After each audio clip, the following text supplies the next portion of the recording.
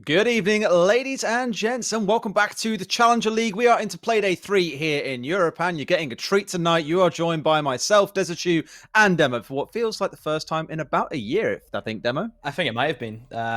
Been a very long time since me and you have taken up the mantle, but I think it's going to be an exciting one. And honestly, Des, for a kind of comeback, look at the matches we've got tonight. We've been treated. Yeah, that's a real good way to start things off there. We can most definitely take a look at the standings before we go into this week's schedule, because there have been some interesting things going off in Europe so far, I think it's fair to say. Some teams rising, some teams falling. Crazy currently sat down in 7th, I believe, right now, so they're definitely not having the best of times. Feels bad, especially from the UK. Massive kind of things. You kind of expected crazy. You look at the predictions going way back before even Challenger League started, even before the qualifiers.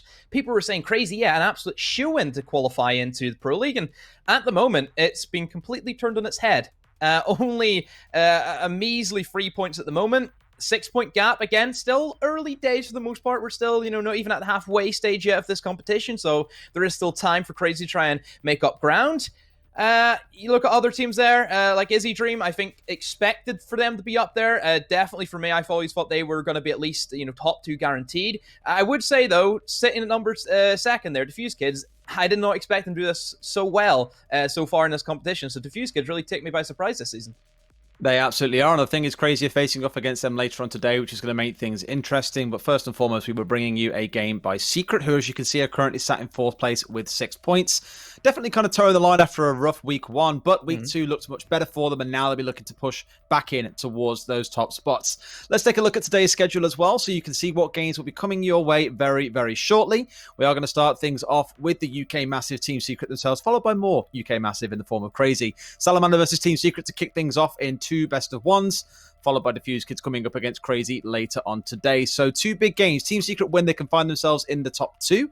That is, of course, assuming Crazy managed to beat Diffuse Kids in that second game. With them currently sat down on 3 points, there is work for that team to do to start climbing themselves towards the top. And over on the mainstream, you will have Easy Dream facing off against Penta before August face off against Sisu. And that's brought to you by the Benelux studio and the casters. So a lot of action for you to get packed into one night. If you're really, really hardcore, you can go for both at the same time, or you can watch one after the other. It's entirely your choice. Demo, what's your favorite game that you're seeing out of this schedule, though, on both sides? Do you even have to ask? Do you No, I really really need to don't, ask to be the fair. It was question? a rhetorical question. I asked them you a lot. I know full well it's Secret. Tell me why this first game is such an exciting one. Secret? Nah, it has to be Crazy versus Diffuse Kids. You Oh, look right. at that So match. wait a minute. Come Let's get on. this straight, right? The August sent you a jersey, right? Is that what they've done? To say, right, okay, no longer in these Team Secret colors now. Now you're a crazy boy. We always knew you were a bit crazy, but now you're actually behind the team as well. Tell me I can't support both? I mean, you can, but it's not really your But, trait, is it? It's no, always been a but Leon if Gids you fanboy. ask me which match are you most looking forward to, I know Secret's good. Secret's going to stomp Salamander, in my opinion. That's not going to be fun. You're going to want to see Crazy go against Diffuse Kids. We absolutely are. You're right. We'll come on to that one later on because that is going to be a very important game. But let's talk first about Secret versus Salamander. And we'll start off with speaking about Secret here. Yep. Week 1, really not what they expected. Nope. Week 2, looking better, but Crazy maybe not quite at full strength last week. Yeah, that was a really weird game. I thought the Crazy were going to win it. Actually quite funny because I think it was last week. It was the first time I ever predicted Secret to actually not win a game. And the one time I predict them to not win, they go and win. Every other time I predict them to win, they lose. So I'm a little bit scared because I did say they would beat Salamander today. So Leon's not too happy with me because he thinks I cursed the team. Maybe you did, maybe you did not. We'll find out as the game gets underway if that curse still prevails. Let's take a look, though, at Salamander's roster as well, so you can see who's playing on this side. And I think there's a player on that side that we really have to speak about in the form of Strike. This guy has been a bit of a one-man army for much of the game so far, or much of their game so far, I suppose I could say. Last week, dropping 18 kills, even when they lost the match. Yeah, you think of Strike, I think automatic entry. You look last week, 5 opening kills in his game against Sisu. That's a very strong number. I think for anybody to kind of put up, round about, the 5, 6, 7 mark, you're doing well as an entry. Not dying as much as well, so the opening deaths isn't really there as well. Another person looking forward to seeing is Dogefather. We have to mention the 20 and 7 that he dropped against Orglis. That's a massive, massive scoreline to put up. I think probably the highest we've had all season so far, so credit to him. Consistency, I think, is one thing we have to focus on this team, Des, because right now, it's good and then it's bad. So they need to try and find their feet. What I really like about this team, to be fair, is that they'll come in against any team. It doesn't matter if they're top of the table like Diffuse Kids or there's someone at the bottom right now fighting down there, a team like Sisu or Crazy, for example. They will always rise to the occasion and match them. The biggest issue then is you've got to flip a coin in terms of which way things go. Do they succeed them and come out on top, or do they fall below? But they never ever look like they are completely outmatched against any team they're against. It's a real strength that they've got.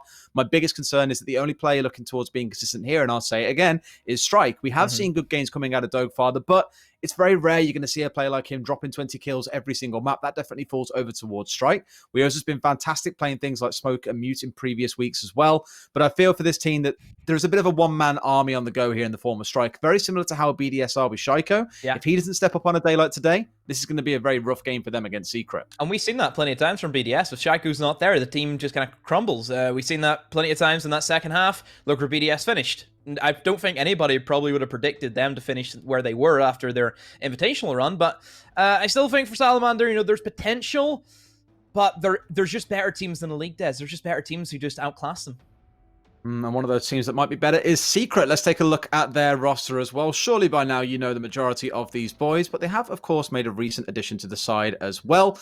So, given how you saw them play last week, and Fonkus being the absolute army that he was, all by himself, how do you think the rest of the team is shaping up around him in this case, Demo? I still think Blaz needs a little bit more time to kind of figure out what he wants to do. Speaking to Leon, he says that, he's fit in, nicely where they kind of want him to be, as that kind of, roamer entry kind of flex to support people like Fonker, support people like Eunice on those roam games. Leon, as you see, a Habana Smoke, you think going back, year and a half ago, he was their main entry, their main Ash.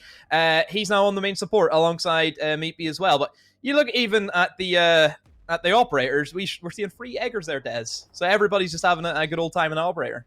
Well, what can I say? I think someone once described Secret to me as organized monkeys. They're not quite monkeys that you'd find in rank, but they will jump out on you. They'll do all kinds of crazy things. They will just frag.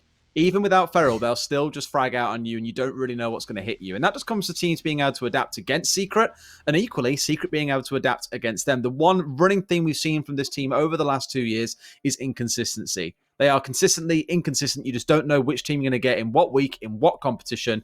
It varies as we go along. But now we'll take a look at both of those two teams then. We know the kind of players that we're looking forward to. When it comes to things like maps, what are you thinking is going to suit either side here? Where do you think this game should be going in game number 1?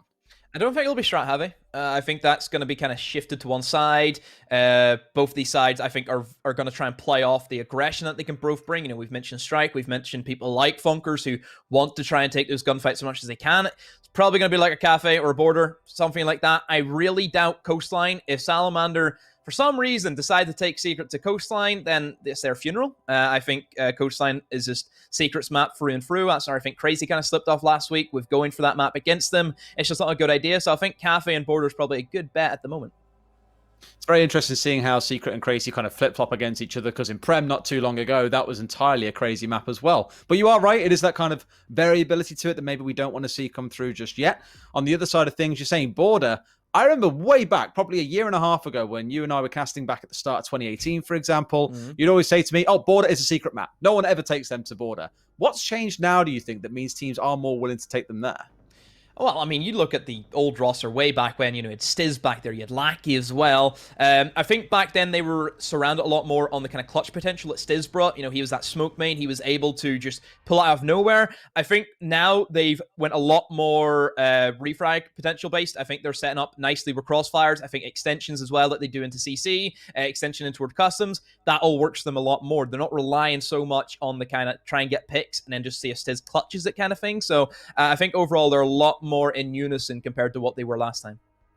Absolutely. And based on what you saw last week, we spoke about it a little bit earlier on. You said to me before the broadcast, it kind of felt like a week where Crazy didn't really step up. You had Secret down to lose. What did Secret do right last week, though, in your opinion? What did work for them that let them capitalize on what Crazy were doing, air quotes, wrong? They supported Funkers in every way they can. They knew straight away that Funkers, in the kind of first opening 6 rounds, you'll know whenever that guy's on fire. You know whenever a guy in your team is just ready to kill everything that comes in his path. And then we've seen them support him as much as they can. If one guy is out of his brains, fragging everything that comes near him, you make sure you support him in every way. If he can give you anything at all to play off, you go for it. If you can provide him with information that he can just get the easiest kills of his life and bring that momentum and keep that snowball rolling, then that's all they need to do. And they played off that. Again, their strategy probably this week, I don't think it's going to be solely down to Funkers, because we don't know, is he going to be the same this week? Is he going to be different? Is the consistency going to be there? We don't know yet. So I think it's going to be a little bit slow to begin to kind of start off with, but I still think they're going to bring the heat, knowing that they are up against, granted, a much weaker side inside of the league. They absolutely are. Consistency, time for them to be looking to build that. However, consistency is going to have to prevail on Border as our map choice. Kind of surprised we saw Theme Park making it so late through the ban phase there. Most teams looking to take that away pretty quickly these days. No one just feeling very comfortable with it right now. But you were right, Cafe or Border? Border is the one we're going to. What's your initial reaction when you see that come out? I feel as if this one would favor Secret a lot more than what the Cafe would. I think Salamander, we've seen a good showing from them against Orgless inside of Cafe. I think Border, this should be a strong one. I remember a really excellent match back in December for the DJ Pit qualifiers where Secret played. It was absolutely insane. We've seen Funkers really shine in there as well. So I think this is going to be, again, another Funkers. We have to keep bringing him up. But at the moment, the man's on fire. The man is ready to kill anything that comes in his way. And I think it's going to be the same case again. Whether that or Blaz wakes up and really drags him through as well. You can always rely on Old Faithful and Leon as well, potentially. Hey, Leon Fragmite, we don't know. We just don't know, do we? I am told the players are almost ready, so we'll be getting into game in about 30 seconds. Let's go through quick expectations as well. You said you think Secret are taking this one away. Why is that? Again, Salamander, you kind of look the way that they have set themselves up throughout the kind of course of the season. Yes, they've had, some results here or there. Nothing really, I would say, star-studded overall, Des. Just looking through kind of some of the operators, they do play towards the meta. I think that's one thing you kind of have to keep in mind. They play towards what's correct at the moment. They're still bringing, I think, a lot of information, which kind of helps them. Yeah, big fan of C4s. That's another thing that they could really utilize here going into it. But I fear as though Secret, with the way that they've been kind of setting up their attacks, they've been very well coordinated. They look at their opposing lineup. They bring the correct operators. IQ, I'm sure, is probably going to be a given for them throughout this. I think for defense, they're going to be very flexible. They're also going to be able to use a lot of C4s. But I think that just kind of plays into the Border mentality. Border really hasn't changed for the past, 3 years, Des? It's been kind of the same map. It has been the same map, although lots more teams starting to play vertically now. I say starting, they have been for quite a while now, but it's less about that horizontal play and absolutely all about the vertical play. However, we're into game. Game number 1 of this evening then. Secret versus Salamander here on Border. Demo, it feels a long time since we've done a ban phase together, but Gridlock going to be the first one brought out by Salamander. That's quite an interesting one. Yeah, Very interesting because last week when we played on Coastline, Salamander bought Gridlock in every single attacking round against Sisu, so they're kind of banning themselves out here. That's what I was going to say. I've seen them bring that operator quite a lot for their kind of executes that they wanted to go for. I don't think Gridlock brings that much compared to what a Nomad does. That's very strange, because typically for Border, we're seeing Nomad bans come out more than anything. Teams don't want to give the defenders the run-up potential that you can have from the windows. Helps a lot if you want to try and play somebody on the sandwich window so you can control that armory. So it is very, very weird that we're seeing a Gridlock. God, I can't remember last time we've seen a Gridlock ban. Thermite goes away. That does limit to only the Maverick and the Hibana, which I think we could see both being played. Maybe teams will just bring the Hibana in cases. Very weird ban phase for the attacking side. Defense, not really that surprising. Maestro Mira, Echo's kind of like the main 3 that you want to go for. Maybe a Valkyrie if you're feeling lucky. Echo's going to be stuck. That means IQ is going to be brought 100% this game. Seen things like the Buck band away sometimes on this map due to how much soft flooring there is, but like you say, the Thermite, the probably more standard one, the Gridlock definitely the odd one in that lineup. But let's see if they can play around that. They do start things off on defense and maybe feeling quite comfortable, and although being a very comfortable operator for themselves, maybe they're just thinking, you know what, Secret quite like it too. Let's make sure that's off the board and not available to play. Starting things off on Armory and Archives. It's going to be Secret trying to break open this west wall, I would expect. Having said that, yesterday in the Nordic Championship, we did see teams pretty much predominantly pushing in towards Office and then looking to plant off the back of an assault from that side. Interesting 6-pick coming in as well. Carly being brought along by Eunice. Yeah. Okay. What am I watching? This is very strange already. This is very not meta. Huh. I really don't know what to say. Seeing a Kali being picked up, I haven't seen Kali, I don't think, being played at all. I don't think I've ever seen her. So that's always a bit of a weird one to kind of see how the op will say, it's a one-shot kill weapon, isn't it? I think it'll be interesting how that kind of plays out. I would imagine that they're going to be bringing it for perhaps to help with the utility that, as we know, defense brings a lot. The meta, which is kind of, you know, the Goyos, the Wamais, everything like that kind of comes into the whole eat up as much utility as you can. That should help a little bit. So you have those. You have, obviously, the nades from Blaz. You have the impact grenades from Funkers as well. So they do have a good bit of utility that can go up against, you know, very heavy utility. You're seeing the Jaeger. You're seeing the Wamai B coming out as well. A couple of shields being placed here or there. No Goyo, surprisingly. He's usually quite a big one for this bomb site, particularly towards the armory side. You can lock off a lot. You can obviously stop the plant in the late stages if those Goyos do get left around for a bit. So, yeah, weird setup. I'm interested to see how they're going to be playing the Kali. Well, I guess the fact they got here is the thing with the Bandit. Let's not forget, of course, that Gadget does destroy those gadgets, i.e. the electrifications on the other side of walls. Bringing along units here on the Kali just mean that they can get rid of that without having to worry about bringing a Thatcher along. Don't have to dedicate that in. You can already see the Echo being very aggressive, though, actually, and playing quite close to the Yokai, just trying to disrupt that initial push coming through.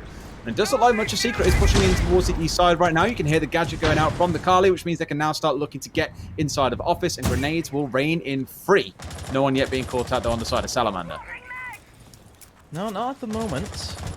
I think it's just Secret taking her time. You know, plenty of time. I think Border's a very small map. You do have a bit of utility to be used, but not as heavy as what you would expect. Leo just gets a freebie. Walks down the main corridor from East Stairs. Nobody covering him in Office for the refrag. I say that. There does come Wioza with the refrag onto the Jaeger. He was lurking around downstairs. It's still a 1-for-1 trade, but they did get the man out of Office, which is who they kind of wanted to kill. Yeah, there was a bit of a late trade, but a trade nonetheless with Liam disappearing, and that's the IQ gone. So unless they've got rid of those Yokai drones, they could have a massive impact the longer this clock runs down. Already at 1 minute 20 left in the round. And you saw the use of the Kali. They managed to get rid of the Bandit batch on the side of the wall. It was opened very, very effortlessly by Meepy. So they had the angles in there. The grenades raining in from above. Everything was just screaming, we want Office clear right now. And Secret know that's a key location they've got to push into. With that now down and out, though, they can start pushing these members back. And you can already see some members of Salamander backing away here right towards the outside of the west and not wanting to hold too close in towards Office. You can see members of Secret starting to crawl in, but Meepy gets a kill for free there on towards Rep. Only worry that Secret really have at the moment is they lost their IQ. They lost their main counter to the Echo. But at the moment, they're killing everybody else besides the Echo. So realistically now, for Salamander, 40 seconds to go, you still have your smoke available. You can try and go a little bit nuclear with SMG, but just loses that one out as Blaz had that cut off for main stairs and an Echo in a 1 versus 4, 30 seconds to go. Really no hope, and Secret walked in, took their gunfights, win their ones, and hey, if everybody in the team gets the kill, you win the round. That's exactly what happened there, and it was so composed as well from Secret. Like, didn't really find a moment to skip a beat, just very happily pushing in slowly, getting the wall open in about 90 seconds, Meepy crawling his way forwards and getting a free kill onto Rep. Just finding the angles, even with the intel coming out of those Yokai drones. So the intel was in favor of Salamander, but with Strike being the first one to go down, we mentioned it earlier on, he's the big fragger for this team and needs to be alive late into the round to make those high impact frags. Everyone except Fonkers, the Wonder Boy from last week, contributing in that round. Right, so that's the first round over and done with. A very simple armory from Secret. Look at Salamander. Only the one guy in Office. That's always strange. If you're extending in to try and go for the bandit trick on that triple wall, which, you know, there's options. You can either say, okay, let's just give them the Office, let's lock down the fountain area and try and play in towards that side of things. Set up more for, I think, an expected armory push. If you think that a team has a suspicion that, you know, they're going to be going for an Office, which is probably the latter of the two bomb sites that we see kind of be attacked, then yes, you would want to set up. You try and get the bandit, making sure nobody come through that triple wall, but you need to support him. If somebody could just walk down main corridor and pick off your bandit as easy as that, this is going to be a very quick night for Salamander, I feel. That's the way it'll go if they can't deal with this early on. The aggression that came, I would say aggression, wasn't even really much aggression coming out of Secret, because like I said, they played it slow. And the most they could, outside of that, the rest of the round when the four were left alive still looked pretty shaky. The most they can really hope for, I think, is just holding those angles and playing for trades. The fact that Meepy can crawl in, like I said, under intel and still find a kill onto Rep with no response, that's an issue. That's the kind of angles where you need to have those covering each other's backs and not leave someone so freely exposed like that. Hopefully this time around it works out a little bit better with that Valkyrie on side. The intel should be there now that the Echo isn't being brought along. Just hope those black eye cameras don't get found out too soon. see how Secret wants to approach this. It looks to be a similar setup coming in from that office side.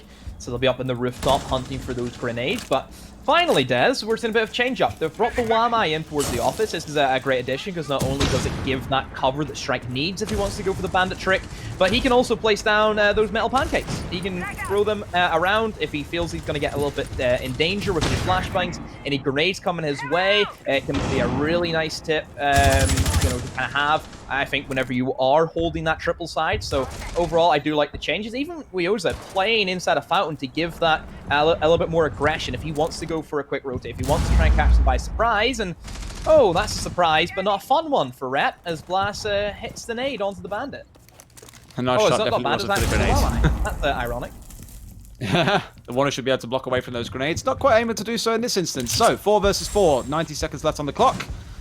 The Secret still taking things slow as they have done always. Just creeping their way forward, not feeling a need to rush or panic right now. Things are looking very composed, which I think historically for Secret hasn't really been the running theme for them. At times it has just a little bit scrappy and a little bit hectic around maps like Coastline. But here on Border, where things are currently shaping up to be very directional, they look a little bit more in control, should we say, a little more composed. Still have the smoke, so you know you have that in your back pocket to kind of slow things down if needed. Leon has got himself another kill. He's looking to try and spice things up as an IQ of a GA1. That's a deadly combination. Secret have decided to rotate their entire attack away from the office, losing Funkers, who I'm sure is probably going to be their main pushing force to try and help them out with, cleared fountain. You have those stun grenades, which helps quite a lot. So now they're going to rotate it away, realizing that office is going to be very tough about them. But now they're trying to flip on their head, and they've came from security into the double door and office, trying to go for the face checking. Strike has picked up an easy one. There's the refrag. So he got one, but didn't know the second one was there. I'll give Strike the benefit of the doubt. Very rare you'd see two people just face checking through a double door, but it's worked at the moment. Yeah, it just all came down to the scope as well. Like, so many times I've seen random little things like that, like not seeing a run out because of the massive holographic scope, but in that case it was the red dot. Strike is known as the red dot hero. Everything he plays will have a red dot on it, that much is guaranteed. Trying to call their way in right now, immediately being found out by Wioza, but he gets down in response. So, a good trade coming through as Meepy charges his way in now into a 1 versus 1, but Dogfather will find that spray down to Meepy at the end, and Salamander will take the second round. Well, that was a bit of a cluster in the end game. Secret not really having a clear indication of what they wanted to go for. They went for office, and then they went in towards the armory side, and then they went back to office again. So Secret really need to figure out what side they're actually going to be pushing. Granted, you lost Funkers. Yes, we know that. You lost your main guy who was going to push in and help you stun out, the different areas in office, such as half wall, such as the sandwich wall. But still, if you're going to face check in that way, at least have a drone. Are we back to casting UK Siege again, Des? Is this what we've come back to? Well, it is a UK team. Not entirely UK anymore. Not anymore. It's changed. But look, everyone said this before, right? They're still a UK team at heart because they've been in the UK for the longest time. We saw them in Prem. We still see them on Twitter basically being a UK team. I guess you could say they're more European now, but still, at heart, they were our boys. They have to be. See how they move in with a new bomb site. Finally going down in towards that bottom floor, the ventilation and workshop. I'm always a big fan of this bomb site because there's a lot of different ways that you can kind of be unique with how you hold it. We've seen, obviously, customs, I think, is always one that comes to mind. You would extend in towards that side of things. If you're going for a customs hold, you're more than likely playing for a retake potential. As we know, Border, a very destructible map, very top-heavy. If a buck or a sledge can get in towards that armory, in towards that archives, they can have a field day. Everything in that bomb site is destructible. So teams would like to play customs. You can't really, I would say, get sledged or buck as heavy as what you would. Yes, you can still buck in towards that security, down in towards customs, but it's not really meta at the moment. It gives you that potential to try and utilize the retake potential. We've seen from a lot of information, such as Meister's Echoes, Mozzies, and Valkyrie all do really good work on the bomb site. There's also the standard just hold armory and try and play it as if it is a top floor. And then there is also the kind of unique strategy that we're seeing, which is a lot more of an office-sided thing, which is actually what Salamander went for. Teams like to have a lot more rotation. I would say very similar to kind of what SSG would do in their clubhouse, where they would set up with, the Mozzie mute combos, try and waste as much time. If they ever get pressured, they just drop the hatch and they're back on bomb site. And And yet the Vigil around for support as well at the same time. So it absolutely is all about playing it as a bit of a team here as well, with the Valkyrie cameras in support for that. And just in case you're all reliable, you always got the Oza playing on the Jaeger at the same time.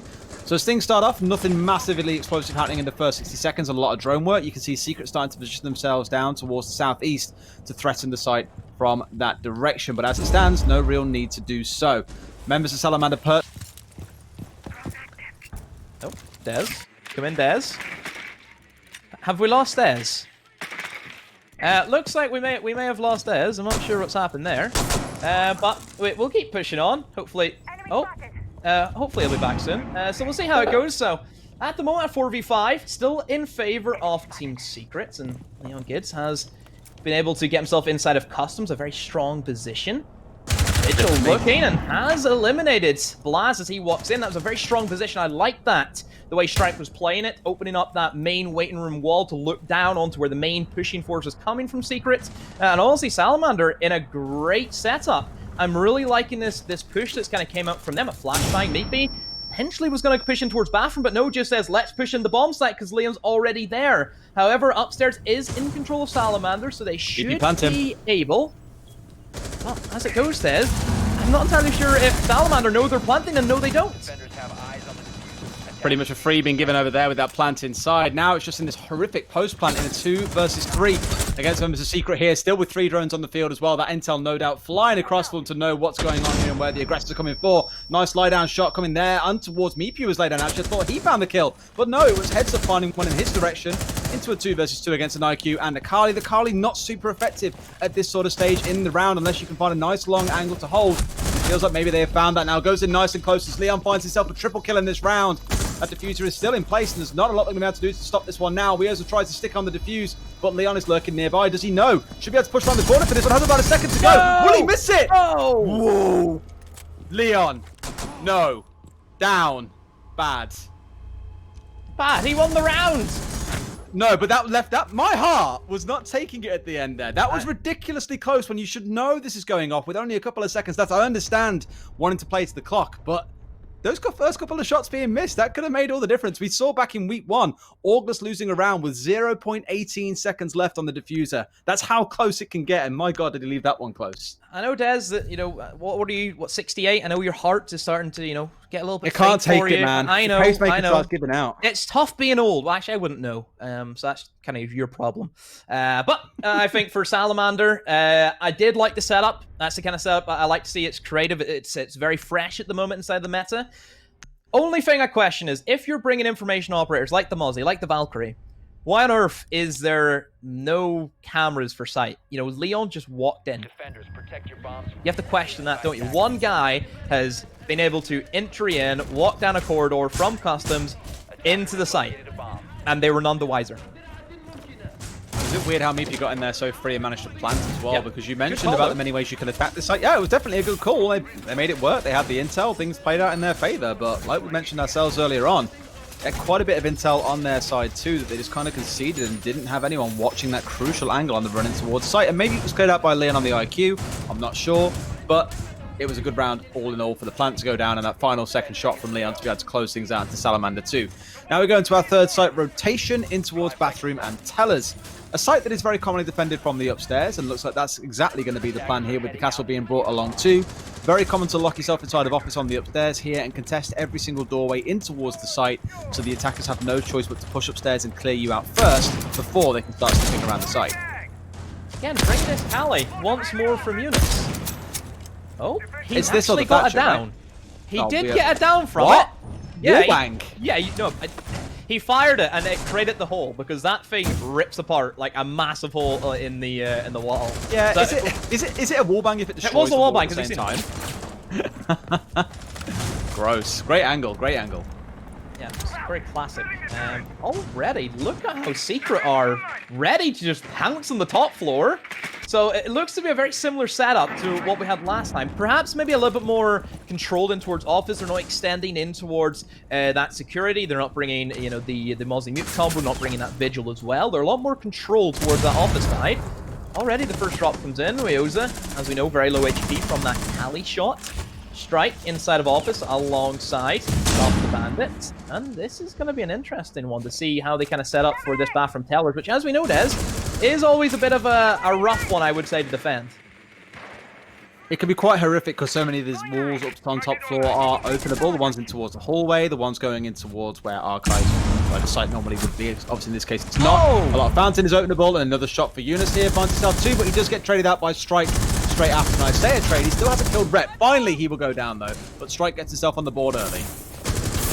Peek comes in, and Laz, another one for him. So on the sledge, it's working well. Now he could potentially start ripping up a bit of that flooring, and oh, look at the position from Salamander. Both of them rotating towards the kind of metal stairs, perhaps going for a rotate. Weoza does get finished off, which was expected. They knew his position inside of waiting room. That hatch is open. It's going to be a tough angle to try and play from the Egger. And now both of the remaining defenders, both looking for the retake. That cat's market sledged at the wrong time, and Strike, he's been gifted a present from Blaz. Now Meepy has to clutch up, see if he can do it. Lack of intel there, being able to know what's going on, but you are right. It's all down to Meepy in a 1 versus 2 against Strike and the Dogfather, the guy who back in week 1, as we mentioned, dropped 20 kills. Not going to happen this time round as Salamander close that round out. Strike finding himself a 4K, and that is his answer to Leon's 4K in the previous round. Well, Strike, Des, he said if he shows up, that could be very fortunate for Salamander, and at the moment, he is showing up. Where's Funker's been? Very quiet. The other guy we kind of picked up to be one of the main people for Secret. Consistency isn't really there for him at the moment. It's been quiet. Leon has kind of stepped into his shoes, at least momentarily, but like you mentioned, he's been more in this game. Not a single kill or assist on the side of Funkers right now. Literally just playing utility this whole game for them, it feels like, on that Zofia. I mean, maybe that's kind of part of the play as well, as they're not really too worried about Funkers getting into those aggressive positions right now because they feel like they've got enough soft destruction with the sledge to deal with whatever they need to. And clearly they agree the range not really required, as they are going to swap that out now and bring along a Nomad instead. That entirely for me is focused on trying to deal with Strike here, who has been a bit of a thorn in their side so far on all 3 of these sites. Back up towards that armory. Nothing's really changed for Secret that much. Here comes the Nomad in instead of that Zofia that Funkers was bringing. Hasn't really been that many like jump outs from Salamander. I think it's just been their flank potential. I think probably just a preemptive kind of fear from Secret, knowing that yes, Salamander, they've caught us a couple of times with some of the rotations. Let's just not deal with that. Let's just Nomad them off. Let's just, you know, keep them at bay as much as we can. But yeah, Strike at 7-3 at the moment. Rep still yet to get off the scoreboard. Bringing the Wamai again, which I think he's made a great impact. I think Wamai overall has been, I think, something that was very needed for a long time, Des, and we've seen just an immediate impact of him being brought in, especially with the current state with where the Goyos work well with it, you know, Maestro turrets, everything just kind of plays around Wamai at the moment. Love it kind of exploded into the scene as well, and all teams started adopting him in this kind of combo with Jaeger. So someone's saying, oh, it'd be an alternative to Jaeger. It won't be all seeing Jaeger all the time. No, you're just seeing double the problem right now, where they're both brought along all the time and do deny a lot of utility, which is why you're seeing on the attacker side so much having to be brought along in response. C4 does try to sail over, but he missed out by Strike. But he's sat on 7 kills right now. I doubt he's in too much worry about losing a C4. We've already seen how capable he is with that red dot. Same again from Secret towards that office side. Hopefully this time, Des, they'll be able to actually go with the push rather than try and mess around going either which way. Leon, again, has just walked down that 90 corridor, and he's droning right in the middle. He should be careful, because if someone would just wide swing him, then yeah, it wouldn't work, but instead he's doing the wide swing himself with 1 kill on the Strike. Rep, that should have been a kill, but you miss the shots and don't kill him. A lot of HP off him, but he's still alive and can use that IQ scanner. At least able to have that on site and deal with it. And once again, they've dealt with the immediate threat of Strike. We've mentioned a few times now that he has been the problem on the side of Salamander for Team Secret. But in this round, and especially in the first round when he wasn't present, it looked like plain sailing for Secret. It was the most stable round they have had so far. Of that, I have no doubt. So they have got control of office once again. It seems to be a Team Secret favourite. I mentioned earlier on, we have seen some teams in the Nordic Championship ignoring the West Wall entirely when something like the Thermite is banned away.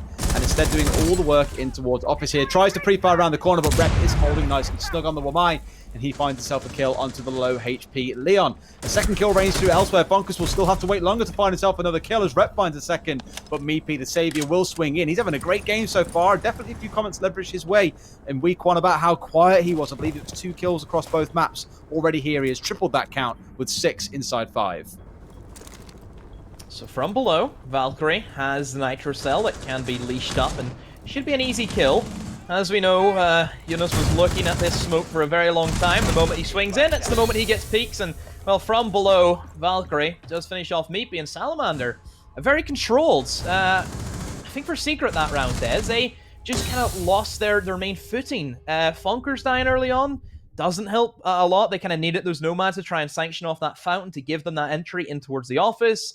You know, Leon, I think, did well again in that opening to move down that corridor, get that first pick. And the kind of way the meta shifted, Des, whenever you get that first pick on attack, you usually just steamroll. Not the moment for Secret. They're getting those first picks, but then that kind of mid-game, it's just a lull. It is really odd how... I think the big one there, the lull in the middle, was actually losing 2 members to Rep playing inside a fountain. It was very weird that Leon was going for the pre-fire. Probably not the person you want pre-firing when he's on low HP. You want him to be playing more for the trades later on when someone else on your team gets tagged down. There was no immediate attempt to try and trade off the back of it. They pulled back and had to wait about 5 seconds before trying again. Then Rep finds a second kill, and they do finally kill Rep. But he just took all the wind out of their sails. That initial euphoria of bringing down Strike and going, great, their main frag is off the board at least for this round. Just doesn't hold true for them for very long. Good to see Salamander adapting there. You mentioned yourself the play from below. That gives them that control where they can shoot upstairs, and Secret, clearly not adapting to that themselves, didn't opt to try and drone downstairs. They left the Valkyrie uncontested, and it was a very easy close out of the round for Salamander. So good adaptation coming from them. Secret are the ones who now need to step it up as we're allowed to look down the barrel of a 4-2 half for Salamander.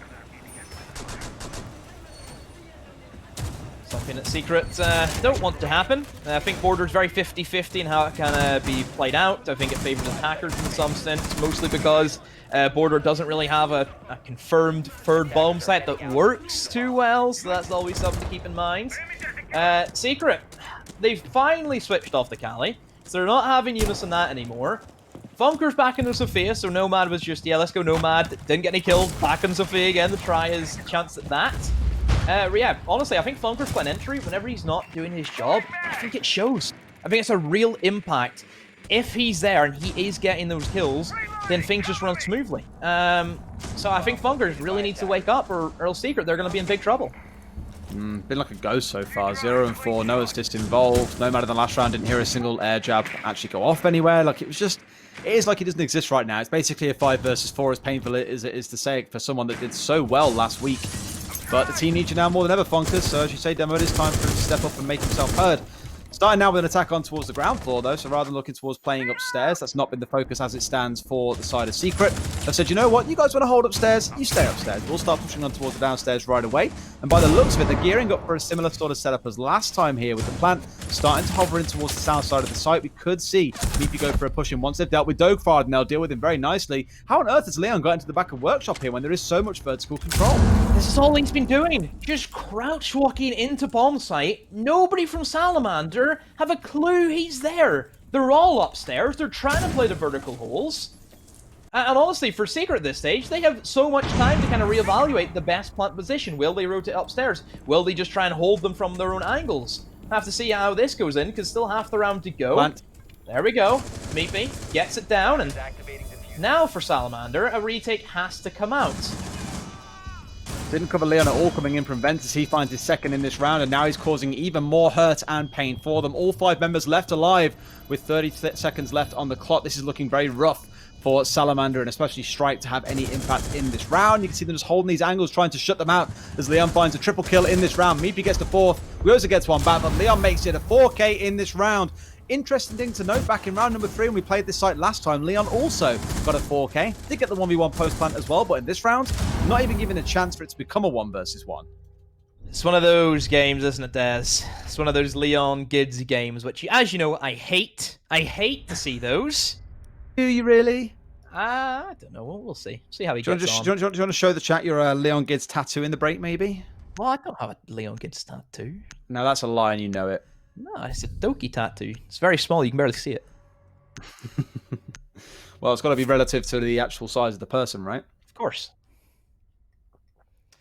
Okay, so we've had Second the half. kind of first split and very even, which I would say expected mostly for Border. Now we move into the defense for Secret. I think they're playing a lot more to the meta with the Goyo pick, coming straight out, something that Salamander didn't put a massive influence on, which is very strange with the way that Border kind of plays out. Like we've touched upon, those Goyo shields being comboed with the Wamais and the Jaegers are so hard to deal with. I think everybody's been in a position where you have no utility, and you're just staring at a Goyo shield.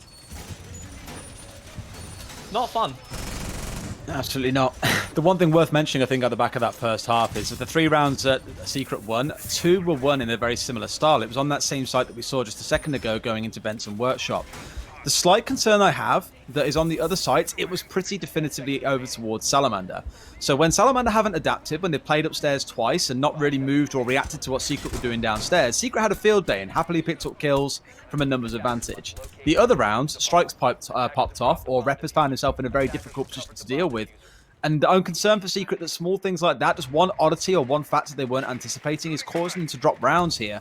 So let's hope in the second half of things, now that they're the ones on defense and can kind of play the game their way a bit more, that things settle down at least slightly for them. Salamander more than likely going with a very standard armory take. That's one thing that they're kind of suited to, is just very default. You take him towards that security, you have your buck go below to try and open up half wall, stop a bandit if he's going for the bandit trick. This is all basic stuff that Salamander are doing. You know, we kind of seen on the flip side what Secret did in their offense attacks, a lot more off meta. So for Salamander, they're playing it safe, they're playing it easy, they're playing it basic. But since it is easy and basic, you would then expect Secret to know exactly how to counter it. Which wasn't quite the case earlier, obviously. 60 seconds in and nothing particularly explosive happening just yet. Lots of drone work being done though. I'll give it to the side of Salamander. A lot of drone work being done here, so they know who is where and what it is they're dealing with. Well, they didn't have to look very far, because as you can see, many members of Secret are currently holed up inside of Armory. We also find the opening kill onto Leon, so the 4K hero of this game isn't going to have a chance to pop off as hard as maybe he has done historically. Yeah, that's a big questionable play from Leon. If it's going to be a security take, you know, inside of 2 minutes, you're already trying to rotate in security. Yeah, that's just a death sentence. There's always going to be somebody holding that kind of east stairs rotation, that, you know, the long corridor from security. Very strange that they went for that play. And it has kind of cost it, because honestly, you would want to have these Wamais in the late game. You can just go over in towards the B-bomb, just toss those pancakes out towards that armory side, and everything should be fine. You can stop everything. Funkers finally gets his first kill off the game. It just took a while. Maybe defense is going to be his signature this game. It'd be nice for him to start getting things going on. You've got the Yokai drones for the intel as well, so at least there is more contribution to the team than maybe as Sophia was bringing in the first place. You can see him sat at the back now, playing on those drones as well, just waiting to see where the push comes through. Somewhat surprised for the side of Salamander here. They're committing so hard to playing on towards the west side, haven't chosen to rotate away, and they still, even with Wioza on side, haven't yet dealt with that Yokai drone. In fact, 2 of them, as you can see here, heading into wall and down towards the actual doorway itself on the entry of West Wall. So they need to be dealt with by Salamander early on, otherwise that can cause absolute chaos as we get in towards the final 30 seconds. One was brought down, and then also the commander themselves, Funkers, is also removed by Strike, as he has rotated over and is applying pressure from a different angle. That's what I was worried about they're missing with everyone pushing in towards west, but now Eunice is now occupied. VP's got to deal 1 versus 3 by himself. Strike finds that kill. Eunice trades one back, but there's a lot of work to do here in a 1 versus 3. C4 comes out, but finds no kill. Might find himself a second one as it comes through. No, he will not. Salamander take that first round pretty convincingly. Yeah, a bit of a weird kind of late game there for Salamander. Naturally, there usually is somebody playing on that sandwich window where we've seen the Buck get that final kill and put that pressure kind of sanctioning off the bomb site for the most part, creating that split. One thing I find weird is that they did rotate the Rash up towards that window. I think they were very fortunate to get away with that 1 kill that Strike got. Whenever he jumped in, I think that we should have seen the kill come in from Eunice straight away. Means Meepy would have been alive. That would then also enabled Eunice to go ahead and jump out of the window to then kill the Buck. Would have been a 2v2. You know, there's ways to look at it. I just think that's a bit of a misstep. That was still honestly winnable in that 2v4. But granted, for Salamander, I think they played their cards right in the opening game. They kind of let Secret over-peak them, let them overplayed. One thing as well that we kind of didn't notice as much was Salamander put a really big influence on their bottom floor droning. Not even just like droning for somebody, having them pre-play, so then they know if somebody drops to go for the C4. So that's one thing I must say I'm impressed for Salamander. They're prepping everything. They're covering all angles. Yeah, it's like I mentioned at the start of that last round, the first 60 seconds, very little actually happened in terms of movement for them. It was a lot of time on drones, just making sure everything was locked down to a T. Is there such thing as over-droning? Absolutely. There were a lot of members of Secret all stacked up on the A side there. I think with just the one, the Echo of Funkers playing on B side. So it wasn't too much to worry about, but at least they're being safe, and in the end it leads to a round win, so you really can't fault them too much for that. Let's see, though, how Secret can adapt in this round, because they were very static in that last round. You saw when Strike got onto the Archives window, he very happily sat there and found himself 2 kills for free. Got to deal with that a bit sooner, got to be aware that that is coming, and make sure the Funkers isn't sitting there getting banged for free from someone from the north. So, same operator selection from Secret, and the same one from Salamander as well. Curious to see if Secret will put a lot more influence on the actual, kind of getting that guy off sandwich window. That's a very important one. It's a very big kill if you get swings so much favor into the defense side. No Nomad from Salamander, which I think is risky if they are playing that kind of direction. Leon, he's doing some really questionable early plays. Ooh. Well, Eunice doing less questionable things there, finding a nice early one. Now it's straight down into waiting rooms from waiting room stairs too. Very aggressive start, and now out there trying to provide some control downstairs pretty much immediately and slowing down this attack coming out of Salamander. And I like that because we've seen so many times the second one comes through onto Strike, being struck back with the bandit that he played for the entire first half of this map. And this is what I like to see. Secret being a bit more dynamic here and looking to push into the attackers and try and unsettle them after they become so confident off the back of these plays on the drones. It's now a 5 versus 1. Dokefar, the last one left alive, and we're only just about 60 seconds into the round demo. But Dokefar is starting off on another one like Cafe back from week 1 as he finds 2 kills, down to about 25 HP, so only 1 shot to knock this man over. But what a round for Eunice so far, finding 3 kills. I think they just said to Eunice, go for a walk. And boy, he didn't go for a walk, he went for a sprint. Opening kill on East Stairs, just challenges that angle, goes downstairs, finds another kill from waiting room, C4 somebody who drops in. I just can't believe how he's gotten away with that. And Salamander, just nothing, there's nobody home. Oh, yeah, just...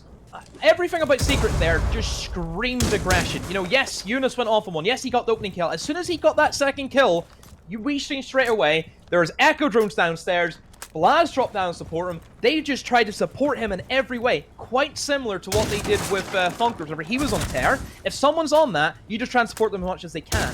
Granted, now it's 1v2. They just killed the Echo as a bit of a peekaboo maneuver there from Dokefar, but still a 1 versus 2. Meet me and Eunice. If they lose this one, then yeah, that's a bit of a yikes. A little bit of a yikes. To throw this one away if it comes down to it. Still got a grenade in back pocket as well, so can try and go for a bang on towards the ceiling if he wants. But no one is there, so will not be finding a kill, and does get shut down by Eunice, who finds himself a 4K in that round. Oh my word, what a round from the Finn. I don't know where we go from here. I think that's just completely turned this match on its head. Are we going to see the same from Secret? Will they just be sending Eunice out, trying to support him as much as they can? Will Salamander now try and kind of control things a lot more? I think because their first round went so well, they kind of went into a little bit of a safety feature, kind of thinking, oh, Secret aren't going to peek us now. They never did before. Why would they do it again? And that's where Eunice just goes, you know what? I will peek. And that's it. It's the inconsistency building up between rounds, I think, is the problem as well. Like, look at round number 7 and how decisive that was towards Salamander there. Like, the rotations that came through were a little bit late, but when they got into the right position, it was just as easy as click on one head, click on 2 heads. Everyone's dead except for one. What more is there to say? That last round, completely the other way. It was Secret being the ones coming out and being aggressive. So there's no real fluency to the game right now. It is like a game of tennis with the balls being passed back and forth, and you're never quite sure which round, which team is going to make the most of it and be the ones pushing aggressively. It's a bit crazy. So let's move into our bottom floor and towards that ventilation room and a workshop. See how Secret want to set up, bring in the castle in, which is really no surprise for this bomb site. They're playing, I think, more for the armory holds. So this is a bit more B-Tech standard, what you can expect. Bring the castle to kind of sanction off some of the kind of waiting room side things, make sure nobody can just walk in that east side, which is quite funny, a maneuver that Secret do quite a bit. They just walk in towards the east side if someone's holding above. They also use their castle barricade on that main armory, so I think for Secret it's pretty easy, isn't it? See how they kind of play it out. Not a lot of holes though, however, in towards the ceiling, so Salamander could try and pull a Secret on Secret and just walk in. So that's one thing they have to be worried about, but probably no Salamander. I think they'll be up for the fight. They'll be up for the challenge. Well, but you got to deal with that. So at least it's Secret trying to take things away from sight for a brief while, at least, and moving it on the upstairs. So you mean the aggression worked for them last time? I'd like to see them kind of come in the middle of it this time, and maybe send 1 or 2 on the roam, as they are trying to do with Meepy right now. You can see him on the downstairs. And Eunice even looking to push quite aggressively in towards the hallway here and just waiting for someone to try and push round. Or looking for drones, I think, that acknowledges after 30 seconds of trying to do so, no more are coming. Come back away to the site for himself. Now they've got a castle wall down the side of bathroom there as well, so they can quite safely keep themselves inside there as a back point to play inside and look to try and get some kills through the wall in towards workshop. Meanwhile, on the upstairs, still a lot of transformation work being done by the side of Salamander. Dogfather in particular looking to do that. And look, once again, seeing a very heavy setup on towards the west side. It's interesting how between the two teams, we've seen Secret take a very big lean towards Office.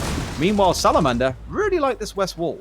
Yeah, we didn't see Secret attack Armory whatsoever, but I think just Salamander, they're more comfortable with attacking this side more than anything. Overall, I think it is very easy to kind of sanction off, kind of crosses that security room, locks down the entire 90 corridor, and that's unfortunate for Eunice as an aid hits the mark. A little bit weird as well, because he saw one come out and get rid of the initial charge, and then he went back to try and stick a second. It's like, surely you know that a second grenade is going to follow. Like, it's going to follow after that first one comes in and gets himself caught. Unfortunate, but that is the bandit removed from the board, so C4 is gone, as well as of the electrification coming out too.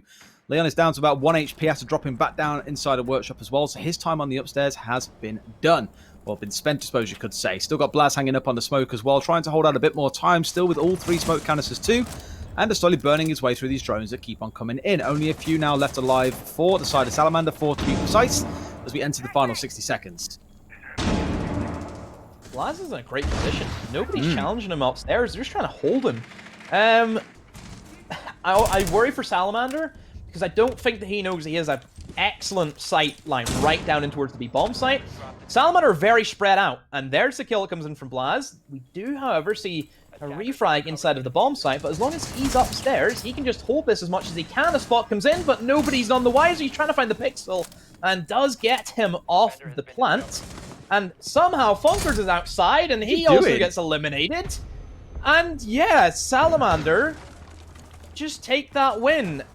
Secret. Prime position. Upstairs angles being held. And then they decide just to jump out a window. That was Honestly, so weird. That's just Secret, isn't it? Just jump out a window. Just jump out and hope for a kill, Forehead. Exactly. Nah, that was bizarre because, like you say, we saw Blast sat in such a good position with behind a shield too, and they had no utility to get rid of him. Strike was downstairs inside a bathroom. There is no way he gets back outside the building and rotates all the way around to playing upstairs and dealing with that. And Dopefather can't stick a plant. But still, he just continuously finds 1v1s, no trades coming through for Secret, and finds himself a 3k in that round. Honestly, it's like I said earlier on, it's a game of tennis. Who's going to take the round? If we're going by that logic, this next one is going to be Secrets. And literally back from round number 1, we have seen Secret, Salamander twice, then Secret, Salamander, then Secret again. It has literally gone back and forth all game long. See how things go now. Same site. Yeah, similar lineup again, bringing that castle. Interested to see if they kind of switch things up. Will they be going for the kind of same armory hold? Honestly, I think they will. You know, Blaz didn't get contested at all. They probably will speak to each other now and say, you know, the angle is working. Nobody was contesting. We set up the exact same way. I'll be able to cover B. You know, everything's going to be covered. Nobody has to panic. Which honestly, I think kind of happened for Secret. You know, they got the spots coming in that said he's planting. And they just said, oh, quick, run and kill the planter. When realistically, they didn't need to. Yeah, worth noticing one change we are seeing this round actually is the Bandit being thrown at the Bandit, the Valkyrie being dropped away, and Wamai is making an entrance instead. So I think the big focus here actually is going to be Fonkers trying to keep that shield of Blaz alive upstairs. They already saw how high impact it was and how much protection they could do. I wouldn't be surprised if that becomes somewhat of a priority to keeping it alive, or just trying to protect Eunice as he tries to keep that wall Bandit tricked. We've seen from Salamander time and time again that they really like the west wall when starting out on this site. Right now, it seems like more of a southern push coming through with a lot of drones going in, and Strike finding himself in towards the east here at the top of waiting room stairs. Ooh, he might be going for, nice shot. A demo fail flip of the week, I believe, is what we call those. Yeah, one thing I kind of worry about dropping the Valkyrie is the one reason why they were able to stop the plant, the first initial plant go down, is because of an information from the Valkyrie camera. Now they've lost that. Now they have no information on site. It's only where I have. Meepy starts scoring off, bringing down Wheels nice and early, and now there's some vertical contests coming through, and Meepy loses out in his second fight of the round to Rep. So evening things out now, as he was the first killer. Admittedly, the Jaeger, so a bit of a throwaway, but losing that IQ early would have hurt if there's an Echo on the board, but there isn't in this round. So it's not the end of the world, but still not really ideal. Pike just off by himself, trying to play a bit more of a loose kind of lone wolf role that we see, I think, very frequently from particularly Ashe mange, in a sense. I think that's kind of their calling card, is just go and hunt as many people as you can. Angle. Eunice, he fell for that angle? Mm-hmm. Through the door from Dogfather, across inside of security, just holds it down, and Eunice steps across at the wrong time. Isn't going to find himself dead. Tries to crawl across. Now you're definitely going to be dead here. There we go. Dogfather gets himself another freebie coming through. Leon elsewhere will bring down Strike. Those two have been pretty quiet so far in this half, admittedly. It hasn't been the noisiest time for Strike. Same way as we saw them last week, to be fair. Things started out well for them, but just kind of dropped off the longer the game went on. Same in week 1 against August 2. So it seems to be a running theme for a couple of teams that, you know, the longer a game goes on, things don't look so hot. Still, though, 5-4 to Salamander. They are the ones in lead and in control right now. And with it being a 3 versus 2, it's looking like it might even go to match point here towards Salamander in the final 60 seconds. Havana trying to walk in. Blaz has eliminated one who tried to push him in towards the archives. Why? You got shot from behind, and you think then you can still drop the hatch? No, that's not how that works. Risky as all hell. On the bright side, though, one person left. This is who you'd want, Mr. Gids. This is time to shine with 13 kills. Nearly 2 around average. Just shy of it by a little bit. Finds himself tagged on the way through there. I imagine spotted out by a drone. So you try and repeat to try and repeat that door. Not too sure how I feel about that, but finds the diffuser down as well with a double kill in this round. Now he's in a 1 versus 1 against Headset. And with 14 kills on Leon's side, it's pretty hard to push against him to the 5 of Headset. He has now got the diffuser on side. That camera is going to spot him out as he tries to slink his way inside of vents here. No, straight inside a workshop, actually. All Leon's got to do is sit and wait. That plant's got to be stuck here as well, and he knows it. Leon, all he's got to do is wait half a second more, and that is an easy one for him. Good patience being shown there as Leon finds a 3K to save the round and save his team from match point. He's on one. The boy, whenever he's going for it, like Dads, he's a wrecking ball. Whenever he is on his game, how many times have we seen this? You know, not only just from this current kind of secret roster, even you look way back. You know, Leon has always been the rock in that team that just doesn't get moved at all, and he so consistent, just always there, always showing up for his team when he needs to. 15-7 at the moment. Honestly, Funkers, I hope Leon is enjoying all the weight that he's lifting you for. I really hope he's enjoying it. He's out on the squat rack today, and it's definitely Funker spread out across his shoulders. Even on things like Echo hasn't had too much impact because we've seen IQ brought every single round, as is so often the case when an Echo is open. Even if the Echo doesn't get brought along, it's more out of the fear, I think, that you have to bring it just in case it is there. We've seen so many rounds ruined by an Echo just not being made or not being exposed and destroyed early on in the round or even in the middle of the round. Bit of a change coming through this time, though. We're having the double electric operators being brought along. You're having both the Bandit and the Kaid. And it's Leon, none other, of course, playing on that Kaid. All we have to do, Des, is honestly just wait another 2 months, and then we'll actually be able to see Secret win things. Because as we know, Secret, they can only play in the summer. You know, it's one event a year, one tournament a year they can play well. Honestly, at the moment, this team's like, yeah, you know, they're nearly there. They're nearly there.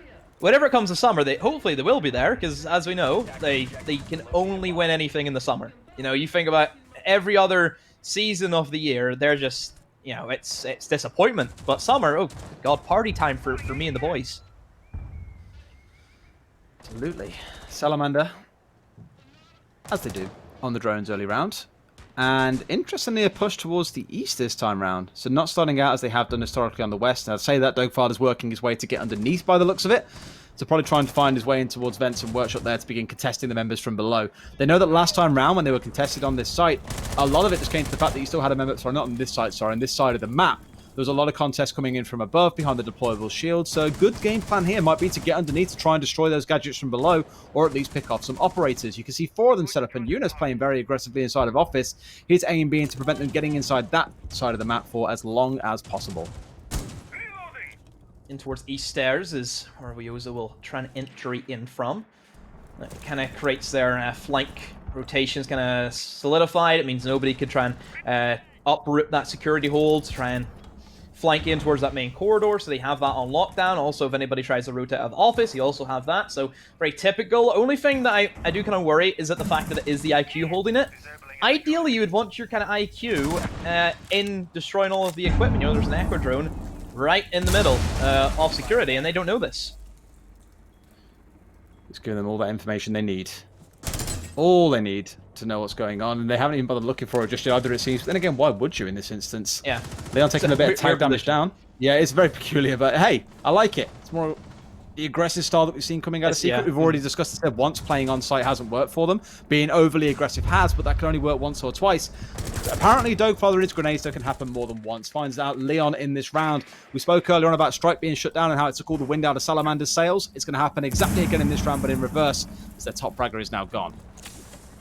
This is going to be a Funkers round. It needs to be now. This is the one round out of all of the other rounds he's played, he needs to show up. And like you said about the Echo drones, that is specifically there to give them that aggro maneuver. You know, the way Secret play their Echo, it's as if they're droning. You know, it's not there to stop denial. Meatbee, you are one lucky boy.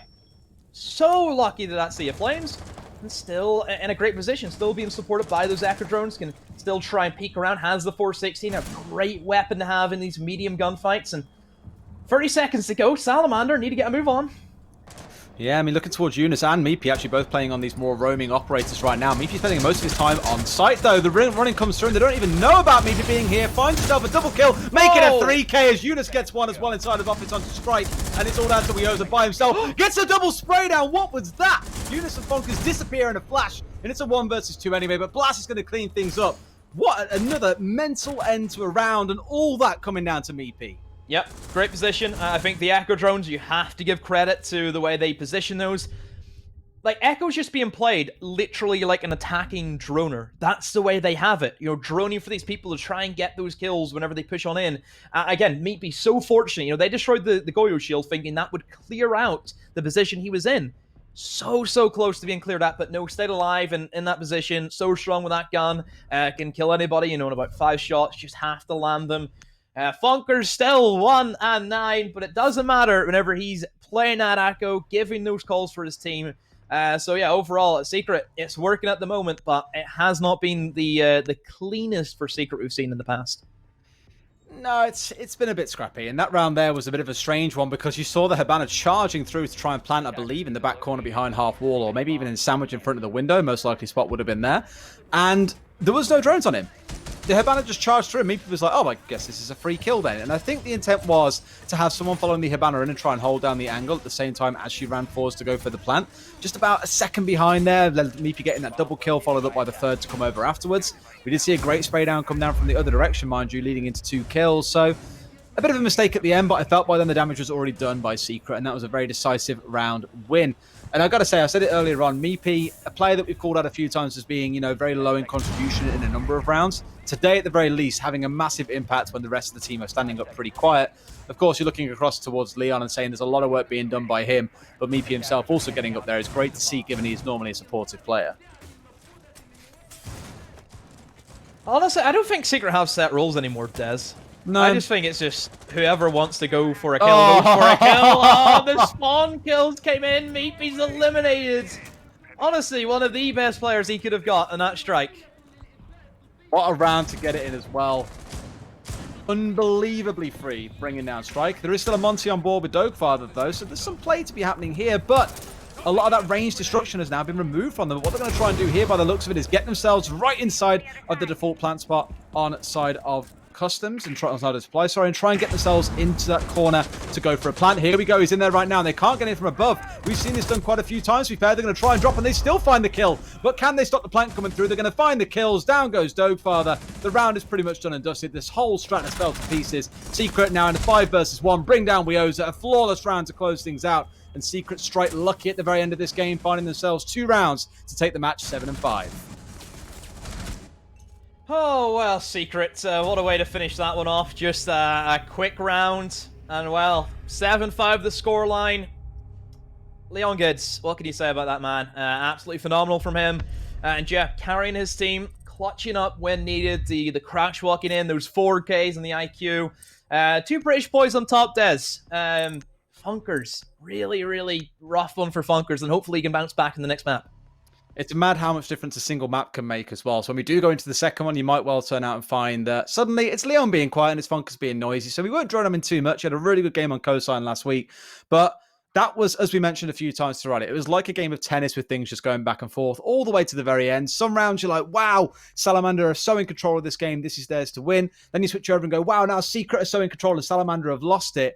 It felt like we were saying the same thing across most of those rounds, bar the last 2 or 3 that Secret did take quite decisively.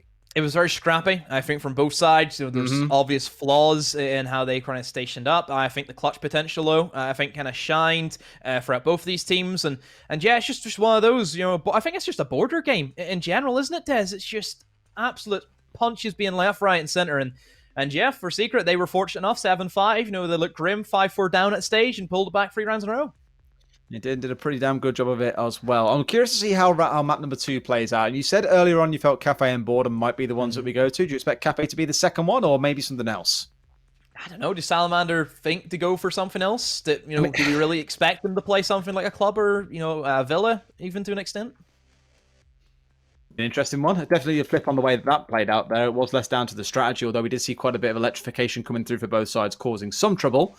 Although Dogfather had a lot of fun using that as more of a gadget, more of a magnet, I should say, with the grenades raining in towards players like Eunice, who were trying to get them down before he moved over towards Office to try and play more passively. All in all, an interesting first game, and there will be a second one to come here to see if Sacred can continue their comeback tour here and make it a 2-0 today. We are going to go to a 5 or 10 minute break whilst we get the feed issues sorted out behind the scenes. When we're back, a higher quality stream and hopefully some even more high quality games as well. Back with you in about 5 to 10 minutes.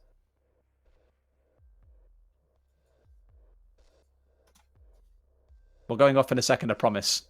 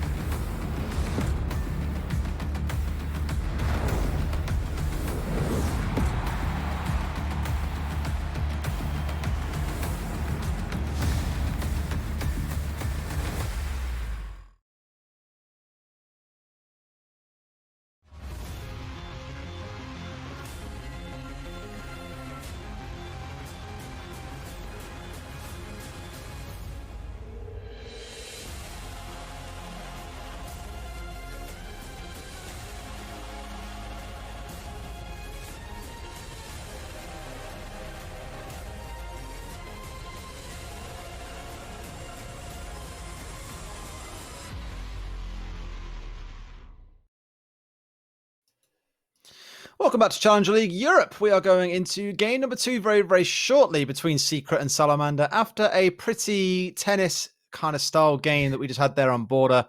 Throws everywhere, games going back and forth. You were never sure which team was going to take either round. Hopefully, map number 2 comes out a little more fluid. But the man of the hour, we've got to recognize, I think, for a second there, Demo, got to come down to Leon with so many big rounds in that game, dragging his team over the finish line, and even Meepy contributing in the last couple of rounds as well. Yeah, I think it just kind of shows that Secret, whenever people aren't sometimes stepping up, there always is somebody stepping up. Kind of the moments that Secret have dealt with is whenever nobody's stepping up, then where do you go? It seems to be for Secret. I don't think I've ever seen like a game in recent times where like all 5 of them have, had a considerable amount of like effort being put in, equal share. You look at some games where everybody's putting a shift, kind of for Secret, and it's kind of been like this for the past 2 years. There's always been somebody with a hard carry, and if they don't show up, then the team kind of crumbles. It's the problem that we used to see for a lot of old Siege teams, I think, where you would only have one player who was kind of renowned as the fragger, the carry, the whatever else you want to call them. And if they didn't have a good day, you didn't really have anyone else in the team to rely on. And a lot of Navi's success last year felt like it kind of built off the back of having a team of 5 people who could frag and could step up and take the game by the horns and really run away with it. For Secret, you're relying on Funkers in that kind of role. And as I said earlier on, one game doesn't make a man. It was a poor game. Last week was a lot better, and there is still a second one to come today. But if Leon now goes quiet in this map, suddenly the question comes on who is going to step up and carry us through in this second map. And let's also not forget Salamander in this whole conversation. Strike was a lot quieter today than he has been in previous weeks. I know that you said about the whole Navi thing where we kind of seen from last season with Navi.